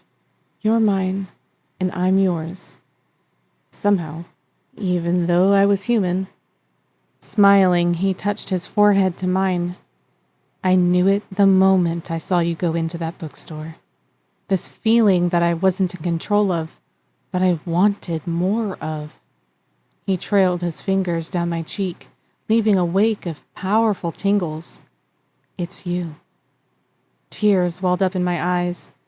How cruel of fate to put us together when I might be forced to marry another, though. What a shitty thing to do. "Don't say that." He touched his lips to the tip of my nose and gently wiped away my tears. "We'll find a way to be together, after we know who's been chosen." But what if Stride chose me? What if he didn't, and I was up next on the murder list, whether just because, or so wolf shifters could keep their secret from the humans? No matter how this turned out, none of it would be good. None of it would end with me and Ames together, as we should be, as we were fated to be.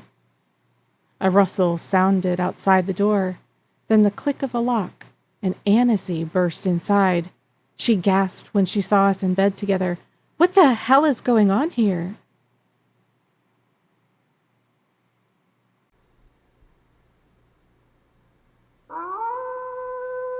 Chapter 24.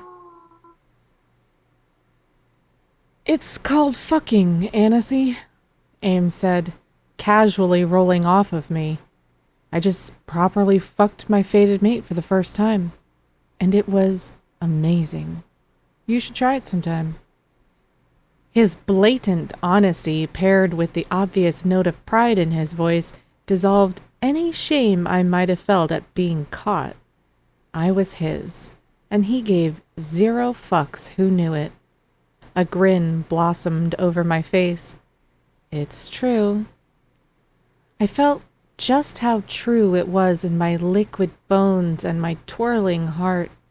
The hungry, almost filthy look he gave me as he rose from the bed, stark naked and unapologetic about it, thrilled my senses all the way down to my curled toes.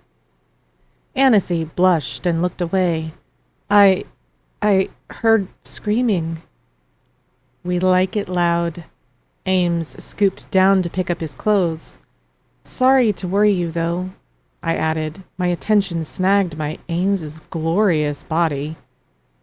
"If you're caught in here, Ames, I can't imagine the trouble you'll be in," Annecy told him without looking.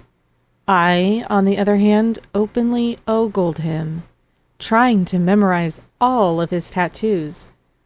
One large wolf took up much of his right bicep, sandy gray and similar looking to him, but also different. On his left arm, a huge white wolf prowled. His dad's, I realized when I saw the dates below them inked in an elegant scrawl. His biological dad and his adoptive alpha dad. both of them dead. It wasn't fair to have lost both of them. My chest ached for him. He had more tattoos, of course, but he dressed too quickly for me to really study them. I won't tell if you won't, Annecy. Once he finished buttoning up his tux jacket and looked put back together again, other than the missing top button on his shirt, he strode toward the door and looked back to give me a wink. See you soon, little mate. Somehow those words brought back my smile and broadened it until it felt like it would swallow my whole face. I already missed him. I already looked forward to seeing him again. Annecy locked the door behind him and then whirled on me.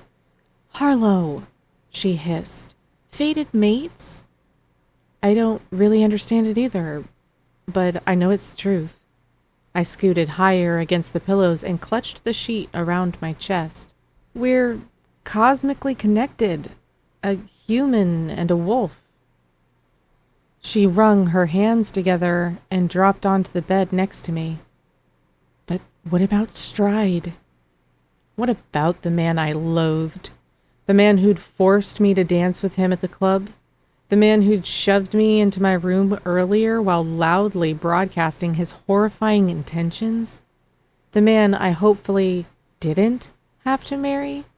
That Stride? What about him? I asked as calmly as I could, even as my hands balled into fists. She gasped as though I'd struck her. Harlow! Whatever she was going to say, she seemed to change her mind about it. I'll go draw you a bath. We have to get you ready for this evening. Almost mechanically, she rose from the bed and crossed the room. I'd put her in a messy situation, and I knew that, but how could she not be bothered by a wedding competition I never signed up for? She'd been brainwashed out of this century. I wanted to hug her so tightly that she'd pop back into the current century and live in it with me. As friends, as sisters. After I bathed, I dressed in bridal white. Obviously not by choice. It's custom for the final evening, Annecy assured me, and I fought the urge to barf all over the place. It wasn't bad, though. Annecy had chosen an elegant white lacy pantsuit, trimmed in white sequins with a high collar, and a floor-length cape. Annecy did her fierce, smoky eyes on me again, this time including wings made of diamond jewels, and pulled my hair back in a slicked ponytail.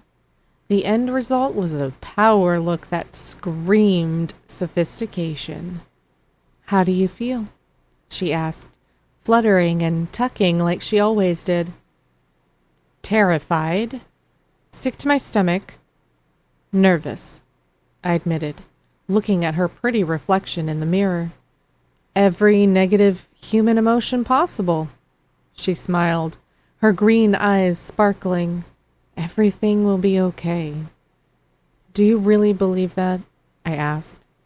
I don't love Stride, Annecy. She averted her gaze, her smile fading, and I simply nodded. It didn't matter if I loved him or not. I'll go find your shoes, she muttered, and rose to enter the closet. When she disappeared, I flicked my gaze to the bedside table. Should I take the steak knife for tonight? Just in case? I rose to retrieve it, and next to it in the drawer lay a blank envelope that hadn't been there before. Glancing over my shoulder at the closet, I ripped it open. Moon chaser. Back door by the kitchen. 5 minutes before 8. Leave before ceremony. With love. My skin flushed with hope, while my mind raced with questions. Moon chaser? Only my mom called me that. Was she here? Somehow. Would she be outside waiting with open arms? My eyes filled with tears as I reread the letter over and over. Who'd left this for me? Surely not Annecy. Wouldn't she just tell me if that's what she wanted me to do? But if it wasn't her, then who? Ames? But no, he'd just tell me too. Had Mom sneaked in here? Or was this all a trap to make me think it was her? Was someone playing a cruel trick so I'd leave, only to be caught and killed? I dropped the letter in the garbage can, making sure to bury it underneath everything else. I wouldn't mention it to Annecy. I had to trust that whoever left the message was looking out for my best interest. I should heed the warning and get out of here.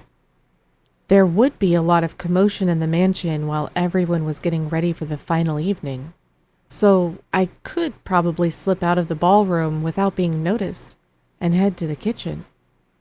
5 minutes to 8, the note had read. It was 7:47 now. Here they are, Annecy announced, reappearing from the closet with a pair of white, strappy heels.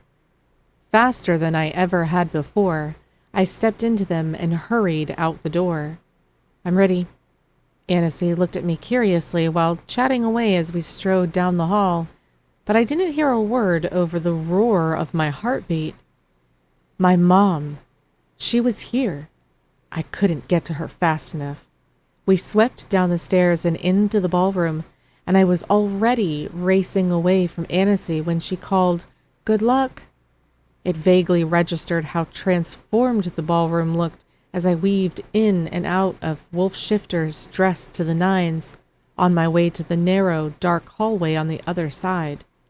The room glittered and glowed with thousands of lit candles in the numerous chandeliers.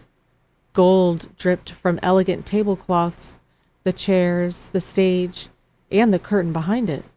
Even the cutlery and glasses on the tables were carved in ornate gilded designs. The waiters wore penguin suits trimmed in gold with matching cufflinks as they served up sparkly golden champagne. Everything looked more important tonight, more elaborate and weighted with tradition and meaning. I sped my steps, almost to the hallway. Once there, I sprinted to the door at the end and plowed through it. Another hall intersected the one I was in, and across from me stood the doorway to the kitchen. I rushed inside, dodging chefs with tall white hats and tense expressions on their faces while they chopped or flung ingredients into boiling pots. Not eyeball soup.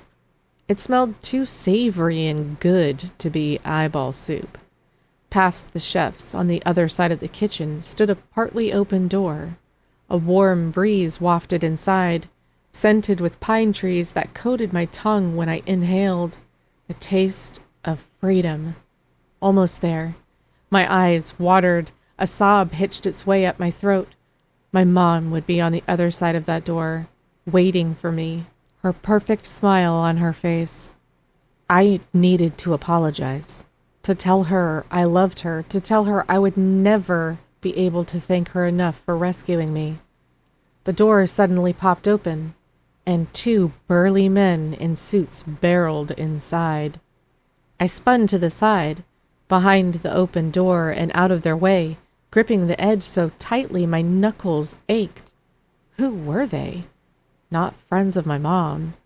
They hadn't even spared me a second glance. I peered around the open door and beyond it. Nothing but the full wolf moon's crowning glow upon acres and acres of trees. Not a car with my mom inside, waving at me to hurry. Nothing. Was I too early? Too late? "Harlow, what are you doing?" A sharp voice snapped. I tore my eyes away from my one chance at freedom, to see Josephine rushing toward me. My heart sank down to my toes and stayed there, defeated. I was just, "You need to be at the closing ceremony. It's about to start." She wrapped her arm around my shoulder and ushered me out of the kitchen, away from my mom or a cruel, twisted joke. I wasn't sure, but the sob that had hung in my chest finally broke free. There. Josephine patted my back hard as though to pound the heartbreak out of me. It'll all be over soon. That's what I was afraid of. Dread scraped down my back like a wolf's claws. She walked me into the narrow hallway off the ballroom where Jenny and Sloane were already waiting. They were both dressed in gorgeous gowns and smiling happily, except when they saw me. "Haven't you given up by now, Harlow?" Sloane snorted. "You don't honestly think he's going to choose you, do you? It's absolutely laughable that you keep trying." I swallowed down my disappointment and offered her a sticky, sweet grin. "Don't forget that I beat your ass and sent you home, okay? The only reason you're even here is because Olivia lost her mind. Don't worry, though. I'll keep reminding you, since you can't seem to remember jack shit." She glared at me, but she shut her mouth. Sometimes even she had moments of brilliance, I guess. Josephine, who had been ignoring us this whole time, her attention glued to the ballroom, hissed at us. "Okay, ladies, it's time for you to go out there and shine. You're about to be announced." "Ladies and gentlemen," a female voice said, and I thought it was the same blonde hostess who had introduced us. "Welcome to the final night of the Full Moon Games." The crowd cheered. Panic snapped my veins into tight ropes. I let Jenny and Sloane go out ahead of me while I could hardly draw a single breath. Stride made his way up to the stage to join the hostess, and my stomach roiled at just the sight of him. I couldn't marry that man. I wouldn't. The 3 final contestants stepped up onto the stage with Stride and the hostess. She was introducing us yet again, only by name this time, and telling everyone how great we'd competed even though she hadn't been here for a single event the entire week. I spotted Ames on the other side of the room next to his mom, looking a little green, like he might be sick. My heart ached for him. He was the one I wanted, not Stride. My body knew who my mate had been all along, even before I did, humming every time he was near me. What was the point of being fated mates if we couldn't have a future together? "Hello, everyone. Welcome." Stride's voice over the podium's mic ripped me back into reality. "Thank you all for being here on this special day. I'm excited to start this new chapter in my life and to have an amazing woman by my side. The past week has been challenging, but in a good way. I had the opportunity to meet some wonderful women during the competition, and only the best made it to the end." The room exploded in applause, and Stride waited for it to stop before he continued. "The future of my pack will be stronger because of my union with a wife. We can move forward with me as the alpha to create a powerful, untouchable pack. We will be indestructible. It's always been important to me to continue my uncle's legacy. He was a great alpha, a true leader, one who brought the pack to abundant success. I hope that I am half the leader he was." He went silent for a moment, contemplative as he stared down at the podium as though overcome with emotion. But I knew better than most that he didn't feel regular emotions. I will be following in his footsteps and matching his energy with the pack, he finally continued. "I look forward to leading you all and making us the strongest we can be." Again with the clapping. How many here really knew Stride's true colors? He could sure put on a show, looking dashing and debonair, but there was also something dark and sinister brewing just underneath. The 3 girls who are left were all strong contestants, truly perfection in my eyes. Each one of them has amazing qualities, and it wasn't an easy decision for me to make.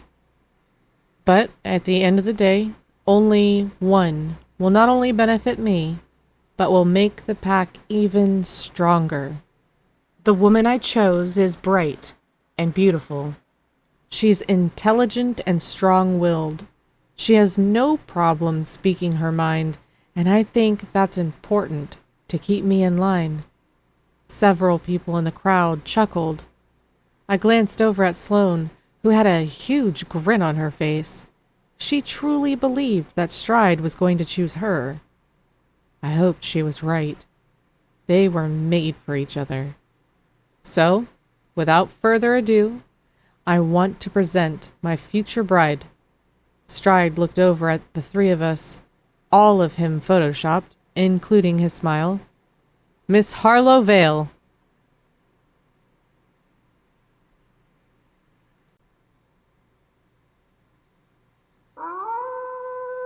Chapter 25.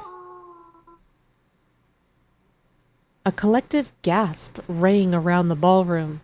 Behind me, Jenny began to cry, and Sloane's murderous rage drilled into the side of my skull. All I could do was stare at Stride in disbelief, in horror. Me. Impossibly, he'd chosen me as his wife. Stride continued to rave about me while I blinked out at the crowd as if they could help me. Connolly, sitting at the table right in front of the stage, looked flabbergasted and bright red with rage. It had been Sloane all along that he wanted Stride to choose, and Stride had obviously gone against his wishes. Why would he do such a thing? It wasn't like he loved me. Why not take Sloane as his bride? No! The shout echoed around the room, instantly silencing the excited buzzing. It had come from Ames. He was charging toward the stage, his blue eyes ablaze with fiery hatred. I won't let you do this, Stride, he yelled. Harlow is mine. The only reason you chose her is to get back at me. I sucked in a shaky breath as my heart clenched painfully. Get back at Ames for what? What was he talking about? The only reason you chose her as a contestant in the first place, Ames continued furiously, drawing closer to the stage, is because I showed the slightest bit of interest, and you just couldn't handle that, could you? I'm not allowed to be happy, am I? Stride burned him to cinders with his glare. Ferdinand, deal with him. Take him to his room. Ferdinand, dressed in a too tight tux to fit his Viking frame, immediately started toward Ames. Choose someone else, Stride, Ames shouted. I'll do anything if you choose anyone but Harlow. Anything. My chest swelled with all that he was risking. His reputation, his standing in the pack, all of it for me. A human, an outsider. His fated mate. He was almost to the stage, and Ferdinand was almost to Ames. He met my eyes, and everything written in their blue depths broke my heart into pieces. Ferdinand grabbed him by the collar and hauled him toward the double doors. Ames fought and kicked and wrestled for release, so Ferdinand banded his thick arms around his chest and dragged my fated mate away faster. Harlow, please, Ames yelled. I never meant for this to happen. Please, Harlow. The doors slammed behind them. I choked on a sob as the sudden silence rang between my ears. When she comes back in here, Stride said, through gritted teeth to the crowd, pointing at me, she will have my mark on her neck. Then he turned, roughly snatched my hand, and dragged me off the stage toward the same doors Ames and Ferdinand had gone through. What mark? The fangs bite, like on the blonde hostess's neck? I looked to her in silent question, and a crack in her smooth veneer revealed sorrow. Tears streaked down my face. I wasn't sure where he was taking me, but I didn't want to be alone with him. I didn't want his stupid mark on my neck. I struggled, trying to get my hands free out of his, digging my heels, screaming at the top of my lungs, "Somebody help me!" Nobody did. They just watched as though this was all part of the show, except for Ames's mom, who stood next to Connolly, her mouth trembling and tears slipping down her cheeks. Stride responded by wrapping his arms around me, giving me no chance to break free, and spitting a warning into my ear.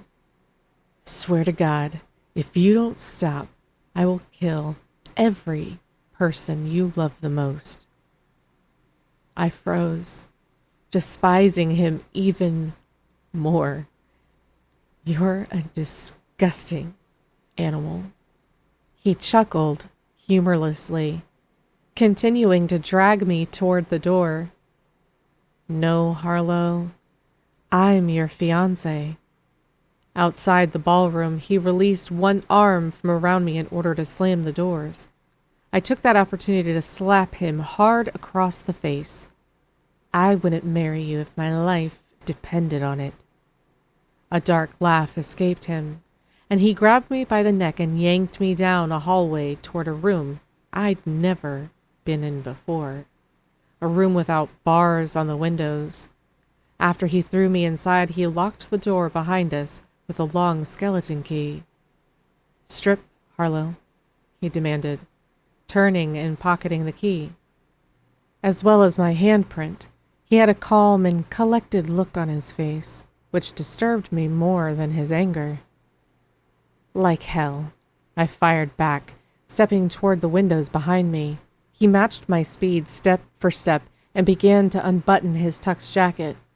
It'll be so much easier for you if you do. I get whatever I want, Harlow. The alpha rules all. Why would you want to marry someone who doesn't want to marry you? I yelled, continuing backward to the window. Why are you trying to get back at Ames? Think about all that I'm offering you by choosing you. Our mating will happen, Harlow. We won't leave here until it does. We will return to my pack with my mark on your neck. The mark will show everyone, even Ames, that you are my future bride. He dropped his tux jacket and loosened his bow tie. I stared at him in disgust. All of this because you're out to get Ames? You don't care that I don't want anything to do with you? I couldn't even begin to imagine what my future would be like with Stride. Actually, I could.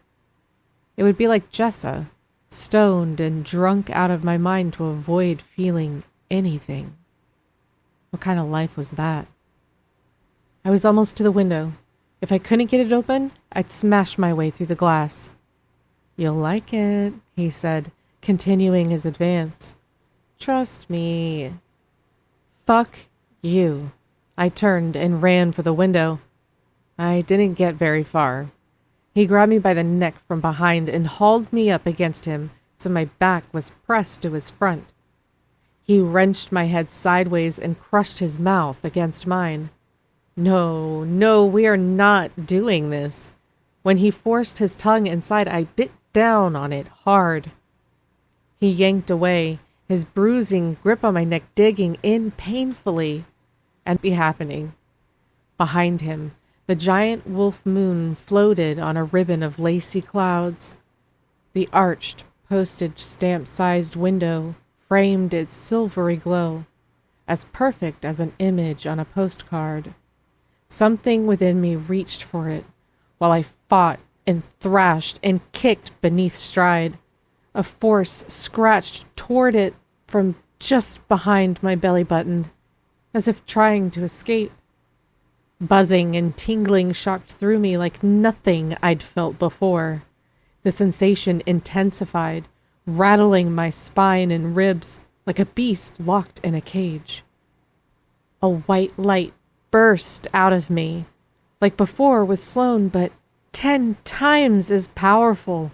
The light vaguely looked like a bright white wolf chasing the moon. Stride flew off of me and smashed into the opposite wall.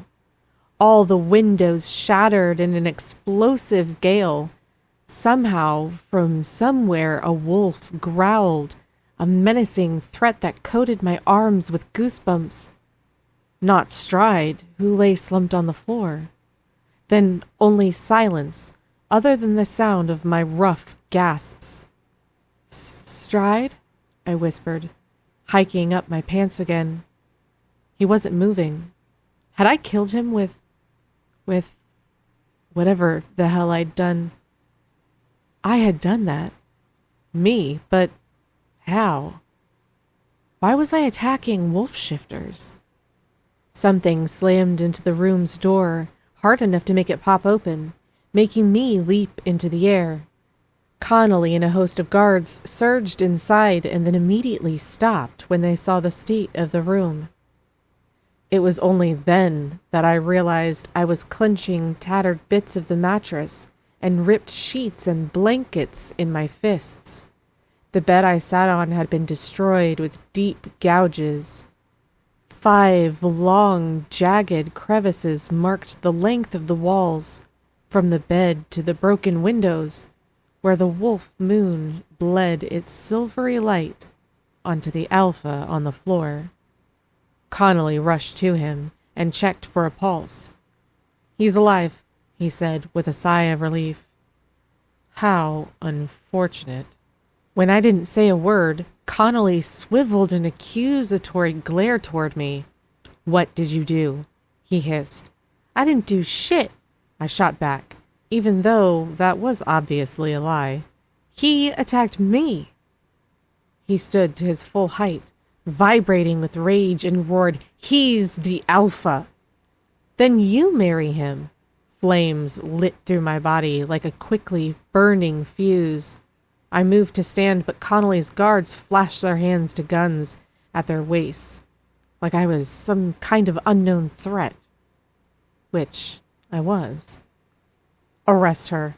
Connolly lifted his trembling arm to point at me, spittle flying. "She attacked the alpha." "It was self-defense," I shouted, but no one was listening to me. The guards surrounded me, slow and cautious, like the beast within me would lash out at them too. One of them yanked my arms behind my back and slipped handcuffs around my wrists. "You can't do this," I fumed, but nobody wanted to hear it. They hauled me toward the door and then shoved me down the ballroom hall, past the now open double doors where everyone inside could see me. I ignored their gaping stares and whispers. Thundering footsteps raced down the grand staircase. Ames with his tux in disarray and blood dribbling from a cut on his lip to his collar. Broken handcuffs dangled from one wrist. He stopped when he saw me surrounded by guards. "Harlow, what?" "I didn't do anything." But that was a lie. Because I did. I just didn't know how. From behind Ames, Annecy staggered onto the steps, her beautiful features struck with shock and something else as she watched me being paraded past. That something else sure looked like suspicion. She carried a blood-soaked, sparkly scarf in one hand and a dripping plastic bag in the other. My stomach plummeted at the sight, at the items I'd hidden in the back of my toilet. "Harlow, did you—" Annecy began and then swallowed thickly. "Did you hurt Kat?" Ames looked back at her, stiffened, and then slowly turned to face me again. He'd never looked at me like that, with doubt. Seeing it caved in my chest. "No, I didn't. I swear I didn't," I insisted and craned my neck back to see if she or Ames believed me. But the guards were marching me past too quickly. "I'm telling you the truth." They didn't answer. Didn't chase after me either to demand my release or come to my defense. The only 2 people I trusted had turned their backs on me because they thought I'd betrayed their pack. And my mom, who'd come to rescue me, but hadn't. I was alone. Completely and truly alone. The guards led me through doors that required keys, down more halls and staircases I'd never seen before, deeper and deeper into the mansion, toward a dungeon, I realized, when the air turned colder and the stone walls dripped with slimy moisture to the filthy floor below. One loud turn of a key later, and I was all alone inside an iron cage with my fury and the mysterious beast inside me. This has been Wolf Moon Magic, a Wolf Shifter Fated Mates competition romance. Full Moon Games Book 1. Written by Lindsey R. Loucks. Narrated by Courtney Connor. Copyright 2023 by Lindsey R. Loucks. Production copyright by Lindsey R. Loucks.